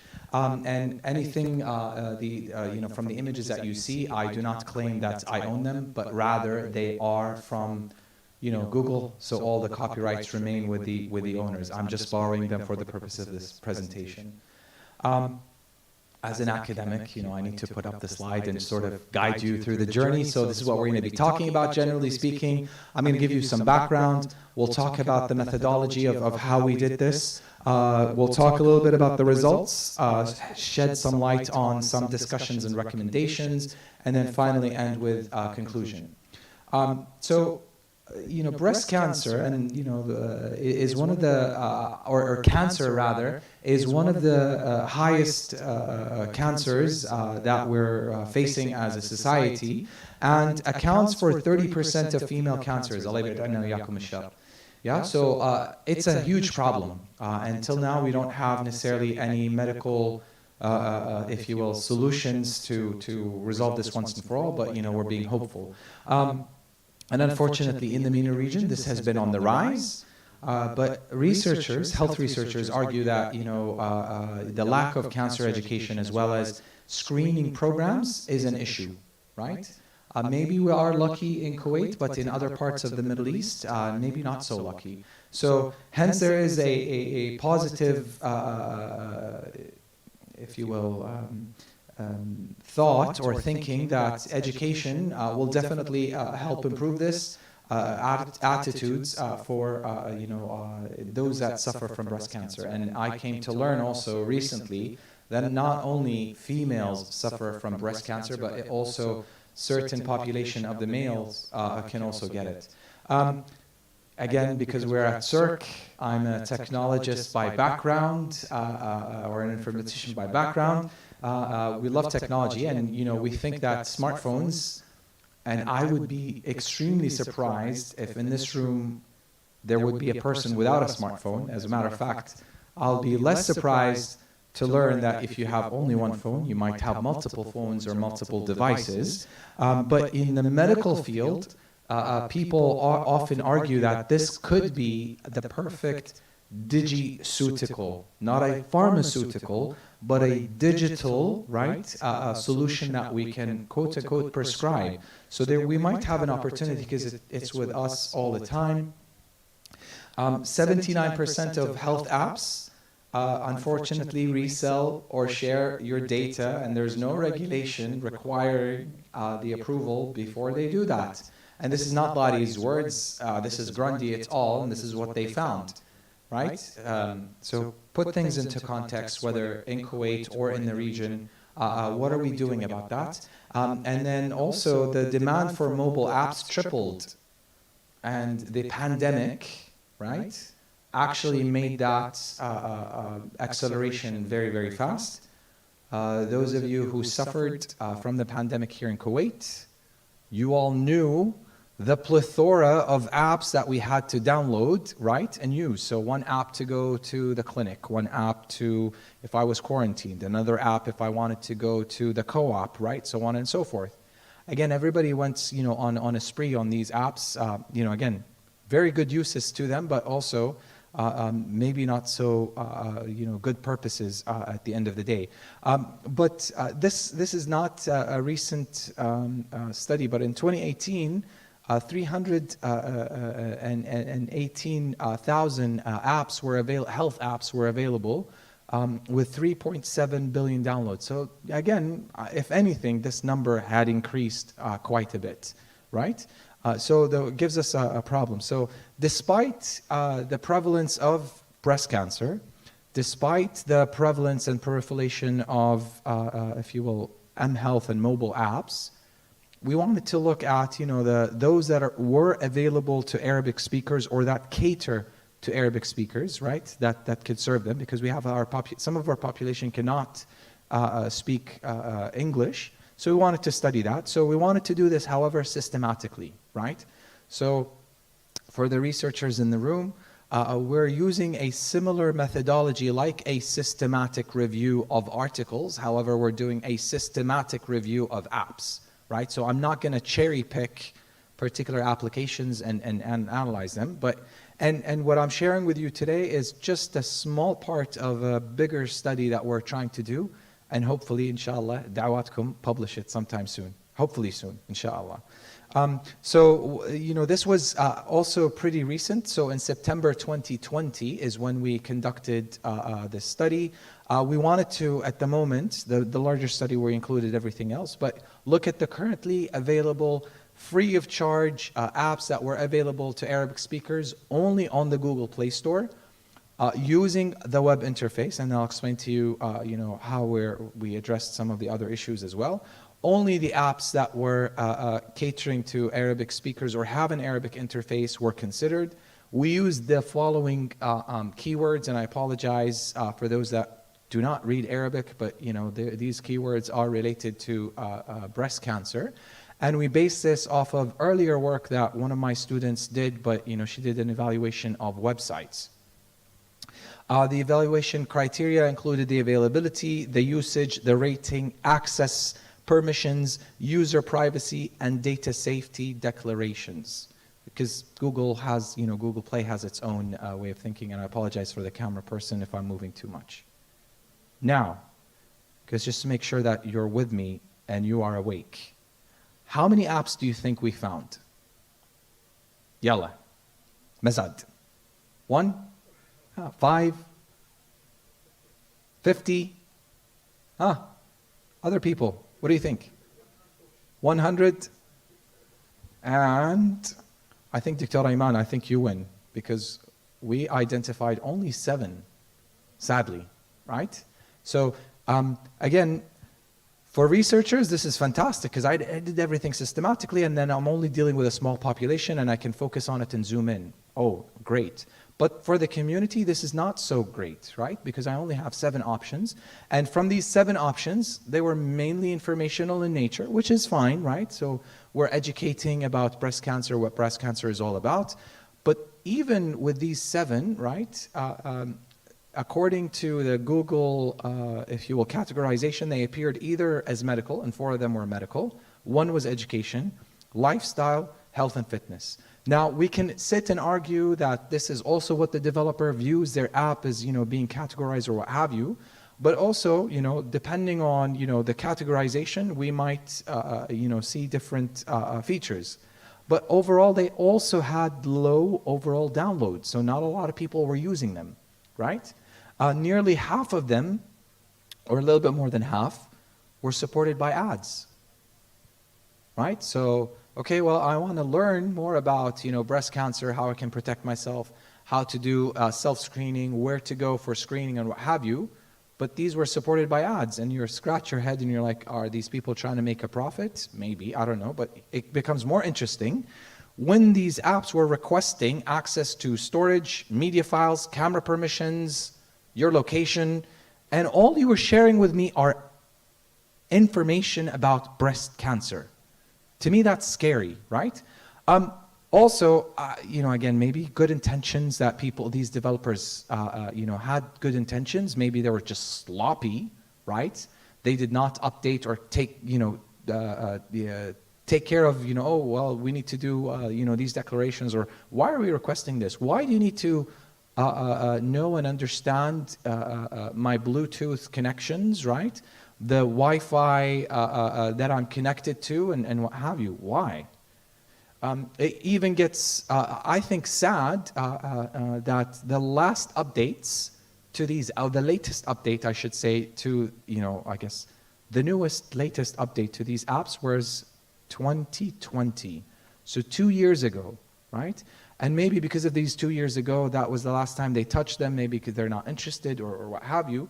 But only one app provided information about data safety and how the data is handled. And this is a new thing that Google Play is rolling out in terms of informing the users how will your information be used or how will it be handled. People have a right to know this, especially, I will argue, at least in the medical field, definitely they have the right to know what's going to happen to their data. So similar studies, when they looked at breast cancer apps, and these were in English, they found 600 plus. We only have 7. We need to do something about that. So maybe this is a plea, an encouragement to the students, the developers out there, those that are interested in creating something. This, I would argue, maybe this is a good place to start looking at. But also, when I want to talk to, or when we want to talk to developers, we need to justify what permissions do we need and why do we need to have these permissions. Again, from an ethical point of view, that needs to be followed. Disclose transparently data safety and handling measures, and you need to follow. Hopefully, we're doing a good job at the university. I hope, right, of teaching you good software engineering and good cybersecurity development hygiene practices. You need to follow these. And then also the other plea is to the regulators in the market, the decision makers. There needs to be some guidance and some monitoring. I'm not talking about policing. I'm not talking about heavy regulation, because in the tech industry, we're often very innovative. We do things quite drastic, quite fast. The regulators maybe cannot catch up, but there needs to be some guidance, some awareness. People need to be aware of what's happening. When Dr. Iman was talking, I was, okay, I'm in the field, but maybe I should turn off my Bluetooth. I don't know what's going to happen here in this conference. But lastly, again, we need more evidence-based breast cancer Arabic or apps that cater to Arabic speakers. We need to do a lot in this space, and this is my plea to you. Secure and data safe by design is essential. When we talk about this a lot, I'm not the first one to say this to you, at least in these past 2 days. And never, ever, ever forget about ethics. I'll hopefully excite you in our future work. We'll also look at the iOS, and I guarantee you will not find too many surprises there. The numbers all still going to be low, but hey, this may be a low-hanging fruit.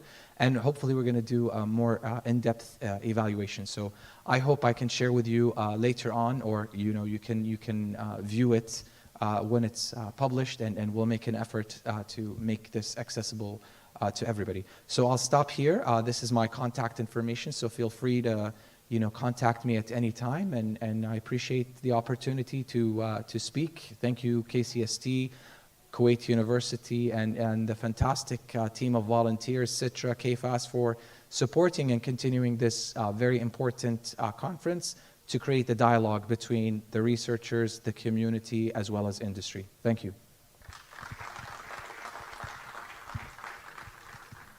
I'm off the hook? Okay, I'm happy to be off the hook. I'm happy to be off the hook if nobody wants. Do you guys have any questions for him? I guess not. Okay. All right, ladies and gentlemen, we are going to have a recorded session now from Mr. Daniel Thomas from the University of Strathclyde about measuring Android security.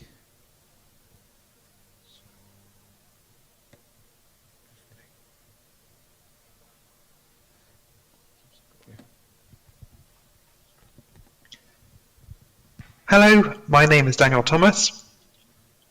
I'm a Chancellor's Fellow at the University of Strathclyde's Computer and Information Sciences Department. Today I'm going to talk to you about measuring Android security. I'm sorry I can't be with you in person, but I'm teaching in person today in Glasgow.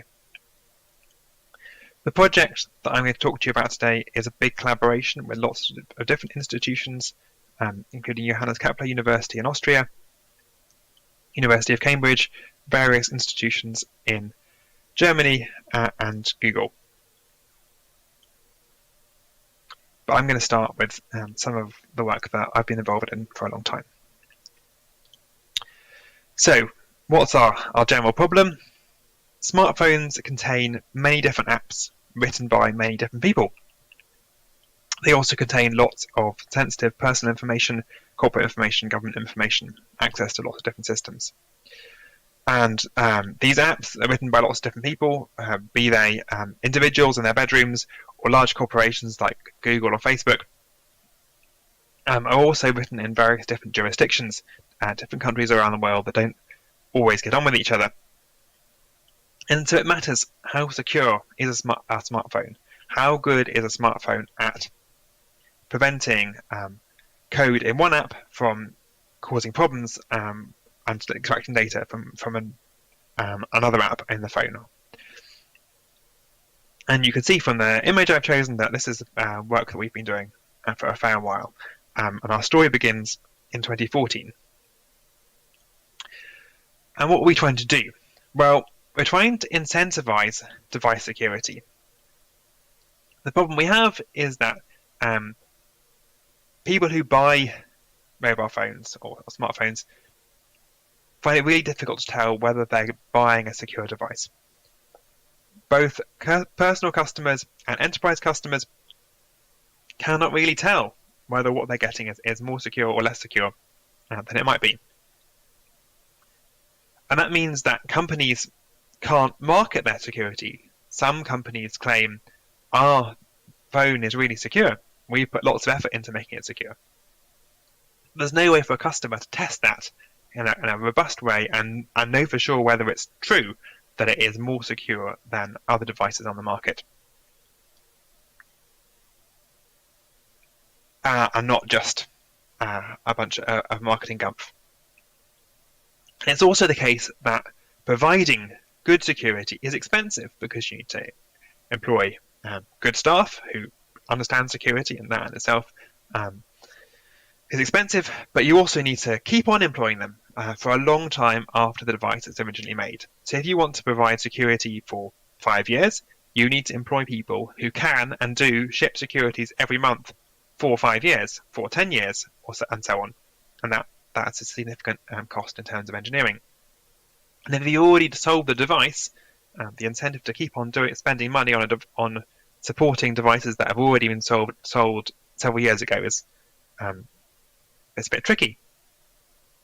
And what that means is that we are presently trying to extract ourselves from a market for lemons, and that means that people who are buying things can't tell whether they're getting a good product or a bad product, so they're only willing to pay as much as they get for a bad product in terms of security because they don't know whether they're getting any more than that.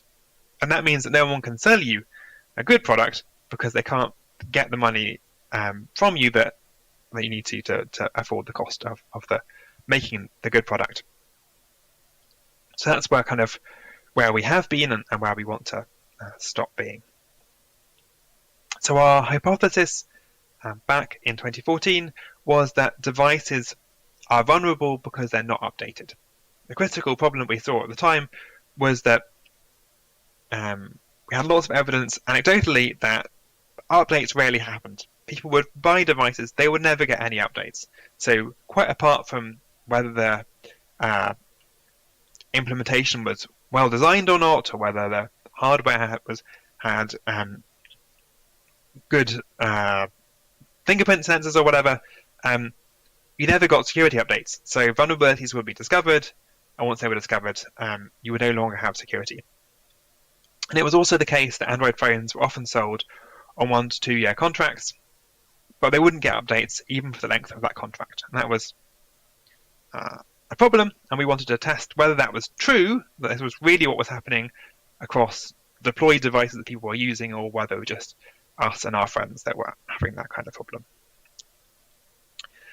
But to be able to know whether there was a problem with security or not, we need to know what vulnerabilities were there that affected Android.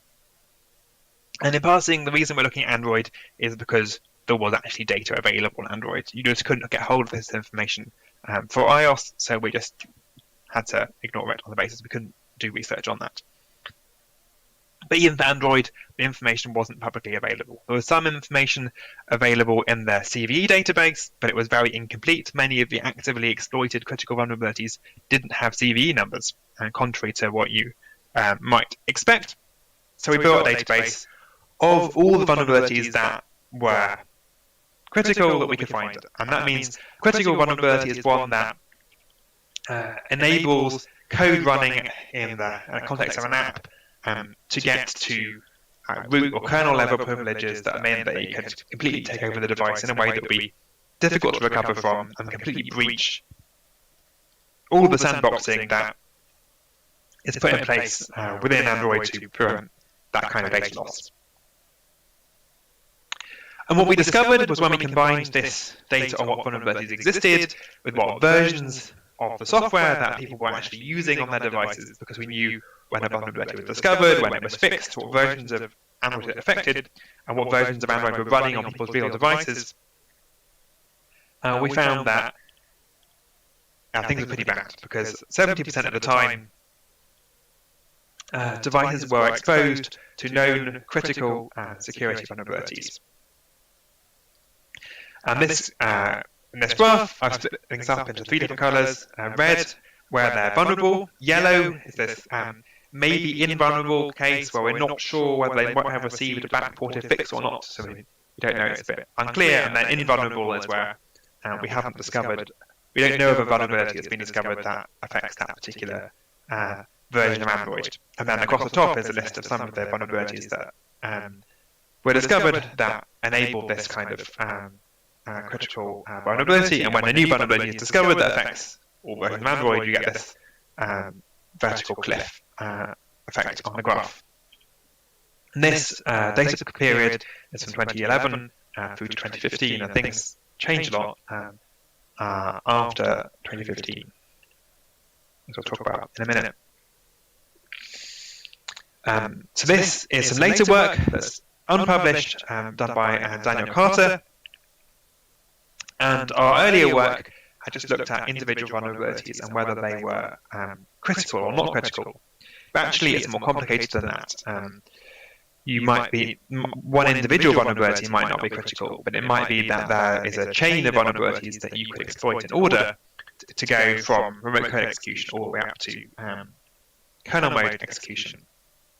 And so what Daniel did was he updated our database of vulnerabilities, which is much easier, and when he did it in 2019, because in 2015 Google started publishing a monthly security bulletin which listed all of the vulnerabilities that have been discovered in Android, when they were fixed, how they were fixed, and so on, which was really helpful. They've become much more transparent, and they've also been doing a lot more work to try and improve security over the years since 2015. And from that, he's then able to, let's say, okay, so if I chain all the vulnerabilities that are known, how bad does it get? And here, black is that we can go from remote code execution all the way up to executing code in the context of the kernel, and so completely compromise the device. And so black is really bad, and you can see that a lot of the time things are really bad on real devices that were actually running Android in the world, but also that things have been improving more recently as more mitigations have been put in place. I mean that even if vulnerabilities are discovered, they don't do as much damage as they might have used to have done. For example, there's more stuff has been moved away from the kernel into system user mode, until you don't end up in the black state, you end up in the dark red state instead. And there's another way of looking at the same data. Here we've got different versions of Android up the y-axis, going from the first version 1.00 at the top, all the way down to version 9 at the bottom, and then time along the y-axis. And you can see when new versions of Android are released. Fairly soon, vulnerabilities are discovered within them, and it doesn't take long before enough vulnerabilities are discovered that you get this remote code execution to kernel mode execution problem. But through again, we see that's in more recent versions of Android, things have got a little bit better, and hopefully that will continue to do so. And it also shows the importance of continuously updating the software, because that means you can follow the kind of the edge of this grey triangle down the bottom and stay in the not quite as bad state as new vulnerabilities are discovered. So I'm going to talk a little bit more about the wider project that this sits within, and the aim of the Android device security database is to reveal the security state of Android. We want to provide meaningful data to users, like individual customers, and organisations like companies or governments and regulators, to enable them to make informed decisions about the security of particular devices, particular device models. How secure are they? Are they better or worse than some other device? And to do so in a much broader and holistic way than the earlier research that I've talked about, that only looked at vulnerability and didn't consider things like how good is the fingerprint sensor. And the way that we're doing this is to measure all the things, everything that we can get our hands on. And we've got quite a few hands between us. So we have device farms, which look something like this picture here, at 3 different institutions, where there are a bunch of mobile devices that we bought that are all plugged into a hub and have a special wireless network that monitors the traffic and can execute different tests on these devices and look at things like what software are they running, how does it change, when do they get updates, and so on. We've also got an app for crowdsourcing data on security of devices people are using in their actual hands. That's currently in progress and replaces earlier work on Device Analyzer, which was very successful, but unfortunately closed a few years ago. And we're also incorporating data from testing labs. So when a manufacturer has a new phone, sometimes they send that device to have the fingerprint sensor tested to see how good it is, and then that information can then feed into our database. And from all of these sources, we collect lots of different attributes that feed into our understanding of how secure is a particular device. And this is not by any means a complete list. There's a complete list on the URL on the website at the bottom. But we include things like average patch frequency, what's the how regularly do you get updates, basically. What guarantees does the manufacturer provide about how long updates will be available for? When you buy a device, they say you will get updates for 3 years, great, and then we check, and did you actually get updates for 3 years? If you bought, does the manufacturer keep their promise about patch availability? We can test that.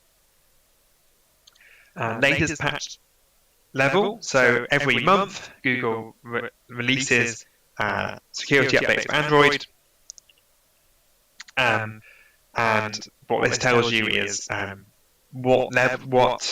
which month is this particular device up to date until. Then there's other things like what device encryption type is being used. Are they using file-based encryption or block-based encryption, or not using either of those things? And that has a big impact on the security of the device. Then we've done a bunch of work within the Uraniborg project looking at the preloaded apps. So when you buy a device, it comes with a load of apps already installed. Some of those apps come with system privileges, which are, there's a kind of a bigger attack surface. So then we can count how many apps are there that have this increased privileges, which comes with this increased risk, and see how many there are and how that changes, and so on. Then there's a range of different software mitigations that can be used within Android to protect against different kinds of vulnerabilities. And then we can see, are they actually turned on? Does that particular manufacturer enable all the mitigations that they could be enabling, such as integer overflow sanitization and so on. And then we've got this information I talked about before, where you've got information from testing labs about biometric sensors, what's their false accept or reject rates, and so on. But you can find more information about that on the website. And then from all of this information, what we're trying to do is come up with some kind of a score that can then be used by journalists in their reviews. So when they report that the screen size is 5 inches or the screen size is 4 inches, they can also report the security is 5 out of 10, or the security is 4-star or gold or silver or something, and we're still working on exactly how that might look. We're also working with various standardization efforts on what is a minimum standard for security of mobile devices for particular applications, and how can we test whether a device meets that standard in a robust way. For example, in various countries looking at ID cards on mobile devices, but they want to be sure that the device is secure enough to be used for an important security critical purpose like that. And there are various standardization processes that we're looking at, helping with that evaluation process of working out whether things are secure enough for particular uses. And then on the bottom of the slide, you can see the 2 different papers that we've done previously on producing a score for aspects of security, both related to the Iranian project I talked about before about measuring preloaded app security, and also our earlier work looking at security metrics for the Android ecosystem, which is looking at the vulnerability that I mentioned previously. So if you're interested in this project, do get in touch. With a very open collaboration. In general, we're interested in communicating this measured security and finding better ways of measuring that security. I'm interested in this kind of research outside of Android as well, other kinds of computer systems, and also in measuring cybercrimes. I've done a bunch of work on denial of service attacks, botnets, and things like that. So do get in touch if you're interested in that. And we have a master's program in cybersecurity if you would like to get in touch about that.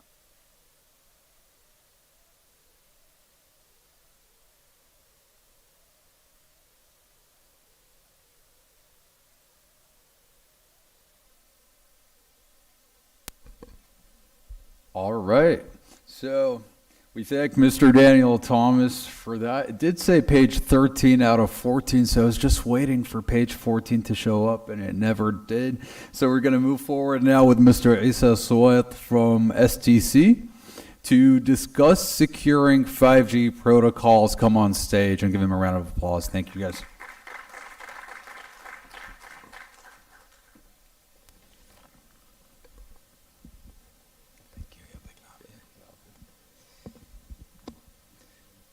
مساكم الله بالخير وفرصة سعيدة to be here for next time. Actually, cyber security education conference, one of our interest, especially here. Why? Because as a security engineer and expert, we believe that we have to spread the culture of cyber in our society. And this is one of SCC's social services provided for our committee here. Just to make sure. Yeah, okay, thank you. So, because I am from telecom company, 5G security is one of critical topics everybody asking about. This is big concern for us, especially for me as a cyber. There is a lot of debate. In the beginning of that cyber's 5G network, there was actually 2 ways. Some of them is criticizing that technology. Maybe it will lead for something indirectly affect our life, affect our economy, affect all other aspects. But from other side, we believe that 5G is the natural increasing for the technology since 1G. If we see here that the network wireless for operators starting from 1G, which is in early 1980, that was just for voice, then 2G, it's also for advanced voice. But once 3G rolled out and taken place, our life has changed. Why? Because the data is begin between all the customers, starting with social media, some of them it's related to using the data in their work. I have a little bit comparing about 3G, 4G, and 5G in 2-3 pillars. As you know that the technology recently is controlling our life. This is fact. Nobody can even debate it. If we see here, in order to implement or roll out any technology in operators, there is two parts of it. There is the manufacturer and the vendor for that solutions. So for 3G, in order to prepare it in the labs of the manufacturing till commercialize it for their operators, we see here it's last 2 years for 3G from the lab of manufacturer to be ready for the operators. If you see for 4G, it's 6 months. In 5G, it's also 6 months. We see here that the fasting in developing that solutions and that integrations. In terms of using the devices, in 3G, as we see here, that lasts at least 7 years in order to provide device supporting 3G. So in the beginning, the useful benefit from that solutions, unless you have proper device or proper machine to support it, otherwise it will be useless. In case of 4G, just 1 year when other manufacturer for a smart device, they invent 4G phones and Android as well. But in case of 5G, if you see it's synchronizations between the manufacturer, telecom provider and the device provider. So this is the magic, or this is the benefit for 5G. It's moved from pure core network to digital computations, which is like a sword. This is good in terms of speed in the technology, but the other aspects means more exposing for the risk, more surface of attack, and this is where we see it in the coming slides. What about subscribers or customer, as we mentioned them?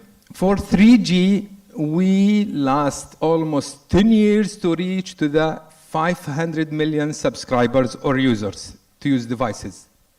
In case of 4G, it took 5 years, but with 5G, if we take Kuwait as a case, we launched this service by end of 2019. Till today, we exceed 500 million subscribers globally.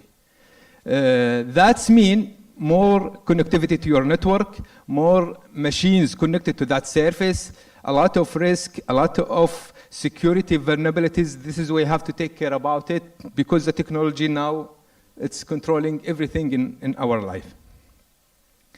This is in high level because it's more technical slides. Here talking about the 3 aspects or 3 interface for any technology in wireless network. So if we take it from bottom to up, spectrum or frequency here, for 3G and 4G LTE, it's using 2.3 gigahertz till 3 gigahertz. But in 5G, as we see here, it's using from 3G gigahertz and above. That's mean more reliability, more connecting to our services, latency. This is very magic for us. It's almost 0 latency. That's lead to using another services, or a lot of applications will be connected to that service.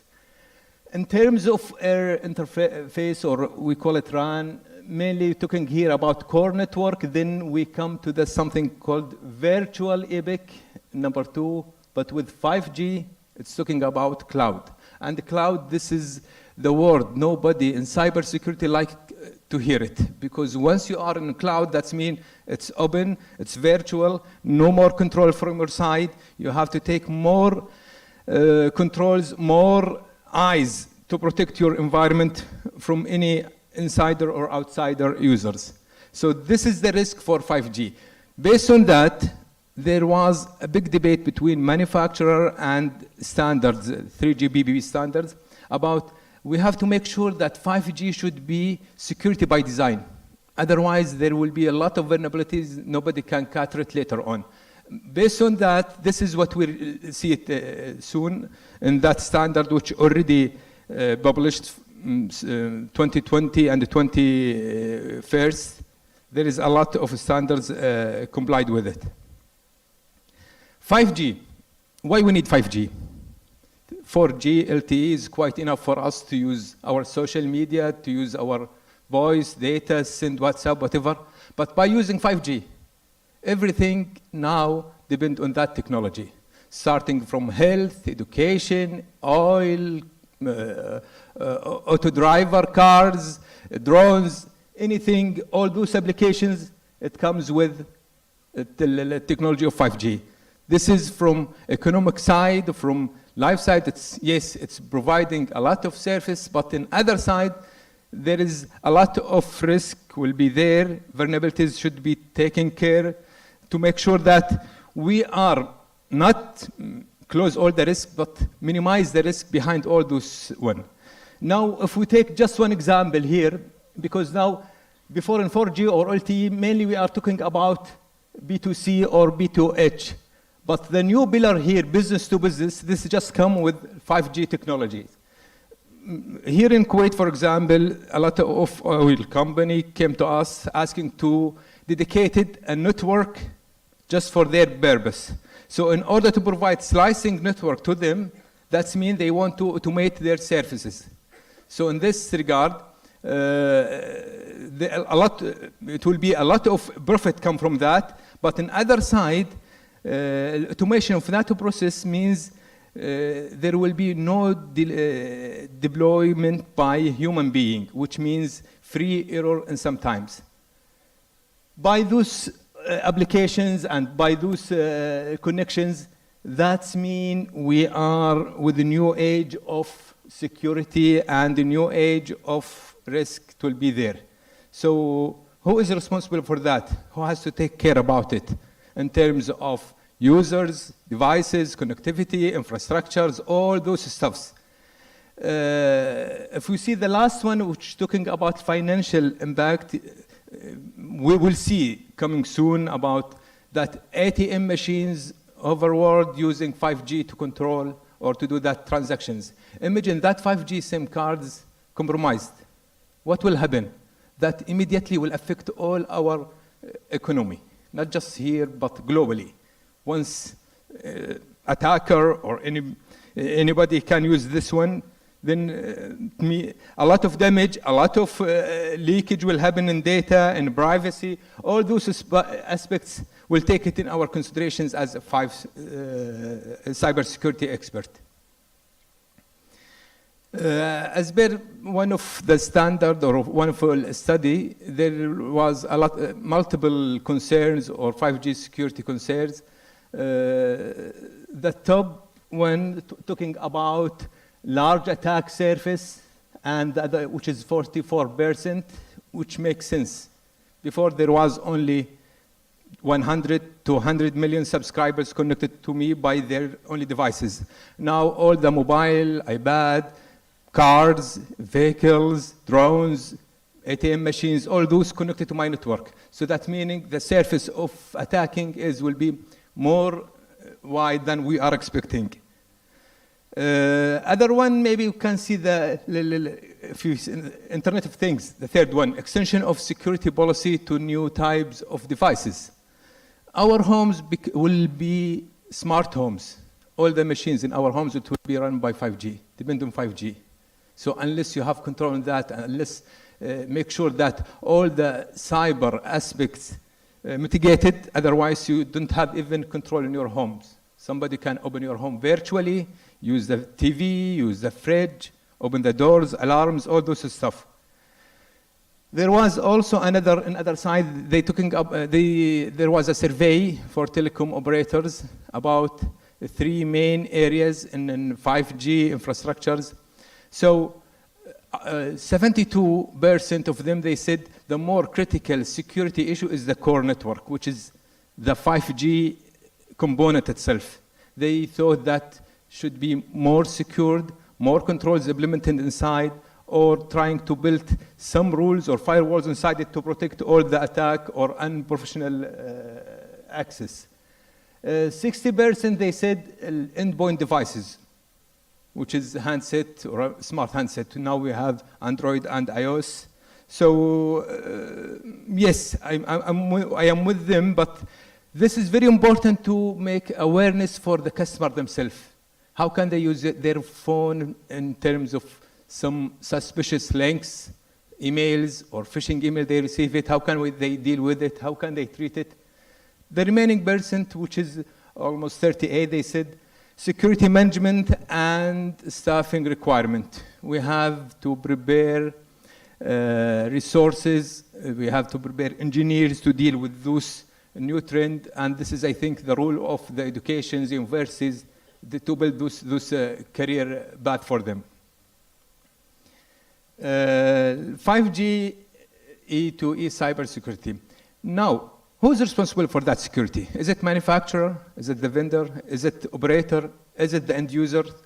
So here, as per the 3GPP, by the way, the 3GPP is the Institute of Standards for Technology and Telecoms, they believe that manufacturer role should be within the core component. They have to make sure that all those batches, all those controls should be implemented from the beginning within the devices itself. Once it's delivered for the operators or service provider, they have to make sure that they implement it in proper way, they are following all the compliance and the practice, make sure that managed service itself will be as per the standard. At the end, the application providers, this is, yes, very important to follow the compliance and the controls for 5G security. Do we have any standard in terms of 5G security or telecom security? Yes. Actually, 3GPP starting since 2017, they start to think about 5G security because it was in pipeline. By 2018, they start 5G security phase 1 and has been defined since release 15. Then after that, they start for phase 2. It will be published by 2023. Then we'll start on phase 3 till they reach to the 6G network, which is coming soon, maybe within a couple of years. Here, what's the difference between 5G? We are so satisfied with 4G. It's quite enough for us. But in terms of security, now, because 5G is a big word, I'm just talking about the aspects of cyber, not talking about other aspects. What difference between 4G and 5G in terms of security? Actually, in 4G, the encryption is 128, which is quite enough that time when it was limited connected to our network. But with 5G, we reached to a level of 256 encryptions. The integrity itself for user plain. It was plain text in 4G, but in 5G, it's encrypted, fully encrypted devices. Also, user privacy. IMZs or SIM card itself, in 4G, it was plain text. But in 5G, no, it's encrypted. Network level security itself. In 4G, it uses just default credentials, but with 5G, there is another technology for OTP, two-factor authentications, all of them applied with the 5G technology. The last one, which is cloud and firewall, there is built-in firewalls in 5G core component. While in 4G, we don't find such service or such, it considered as a luxury in that time. Here, the scenarios or solutions, how can make sure that 5G security is secure? Because due to the, yes, we believe that it's secure as per the vendor or the manufacturer, but make sure that you are secure 100%. You have to implement all those modules in your network to reach to that level of maturity. But all those modules, it means that you have to invest billions of dollars in order to reach to that security level. Those modules already provided by either Ericsson, by Nokia, by Huawei as well, but it will cost too much in order to reach to that level. Keep in your mind, we are still in the beginning of the journey of 5G. What you are seeing right now, it's just the beginning steps of 5G. 5G is more than what we are expecting. Some of them, one of my colleagues asked me about download speed. He thought that once he reached to the 1 GB, this is the fantasy of 5G. As per the design of 5G, they expect it to be 20 gigabyte per second, which is amazing for modules or other applications we are expecting from that. Deployment, security, network isolations. This is more deeply technical, but the idea behind it, as I told you, there was interface between the internet and the LAN, which is connecting devices. But there was just two firewalls, outsider side of the network. But in 5G, as you see here, it's protected by firewalls outside, inside. There is almost 6 or 7 firewalls built in. That gives us a feel of minimum security, which we are expecting from their side as a manufacturer. System security, about life cycle. They're talking about the customer privacy. This is one of most important requirement. Even here in Kuwait, the regulation always asking to make sure that the customer data should be on premises, while 5G concept is depend on the cloud based. So there is a lot of debate about this point, but at the end, the benefits behind it, maybe we can use it in a proper way to make sure that we reach to the level of using that technology to serving us as a human being. Those two controls or standards, which is NISAS and CSAS. This is dedicated from 3GPP for cybersecurity. There are almost 256 controls. They have to make sure it's implemented for each 5G networks, either in Ericsson, Nokia, Huawei. Once they have it implemented in their core component and devices, at least we feel that they mitigated the major risk, and the other controls or other compliance should be taken by local regulations and the telecom provider themselves. GSMA, also another institute for technology controls and compliance. They make sure that all the controls or standard over there in NISAS and CSAS is implemented for all the 5G rollout worldwide. Yes, security is a very critical element in 5G. But as I mentioned, that 5G is built by design in that technology, which is a little bit fine comparing with other network wireless we have it, which is 4G and LTE. Network security specifications driven by 3GPP standards already there, and all the operators and the manufacturers, they following that controls. Latest release of standards, which is release 17, will be launched soon, which cover all the gaps and all the risk for 5G. Network security in 5G is a responsibility for both side, manufacturer and telecom provider, and they have to work man to man in order to reach to that level of maturity. NISAS and CSAS controls and standards taking place, and at least show us the roadmap of mechanism to make sure that security assurance for that. As we mentioned in the beginning, here in Kuwait and in the region, the telecom companies do the best in order to get the latest version of managed service of their 5G network. Kuwait is one of the first country in the world who implementing that solutions, which is 5G worldwide.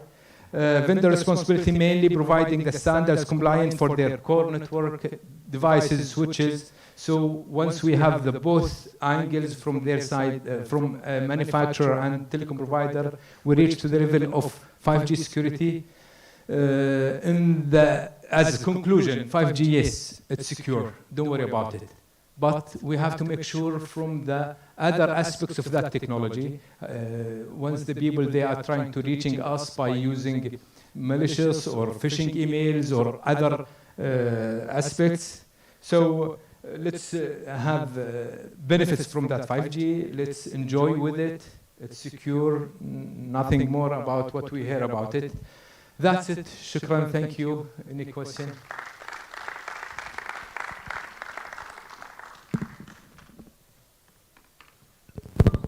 Thank you. All right. Well, that was our last one. So now Professor Khalid Ibrahim is coming up on stage to award the speakers for the 5th session. So I would like Dr. Lari, Professor Iman, Dr. Sam Rajesh, and Mr. Isa to come back up here, actually.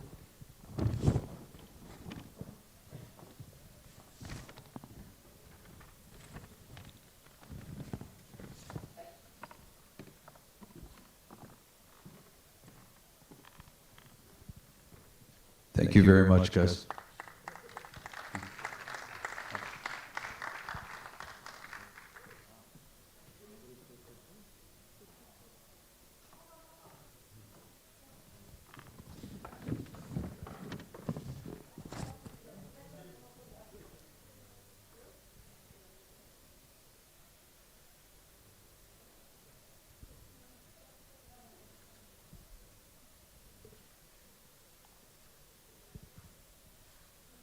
Professor Iman, you can go ahead.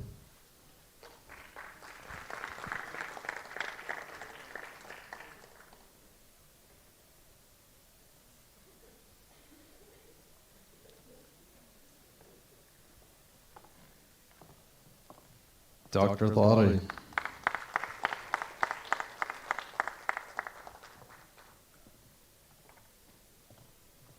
And Dr. Sam Rajesh.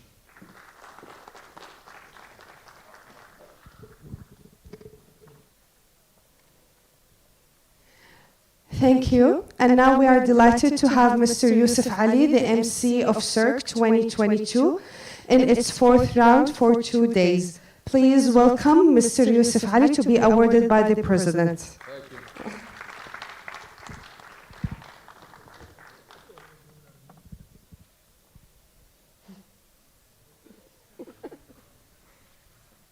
All right, thank you guys so much. I also want to thank the IT department and everybody who's been dealing with the technicalities, everything, because they're behind the scenes, so they can have a round of applause as well. I will leave the closing remarks for you, President of KCSC, right over here. Thank you so much. Thank you.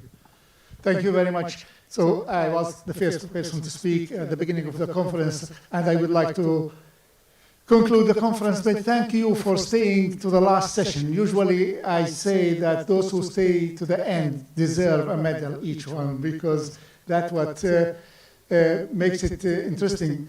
Thank you all for coming, my friends from the UK. Your talks have been amazing and very enriching. I think the benefit will be really lasting until next year, where hopefully we'll meet you again.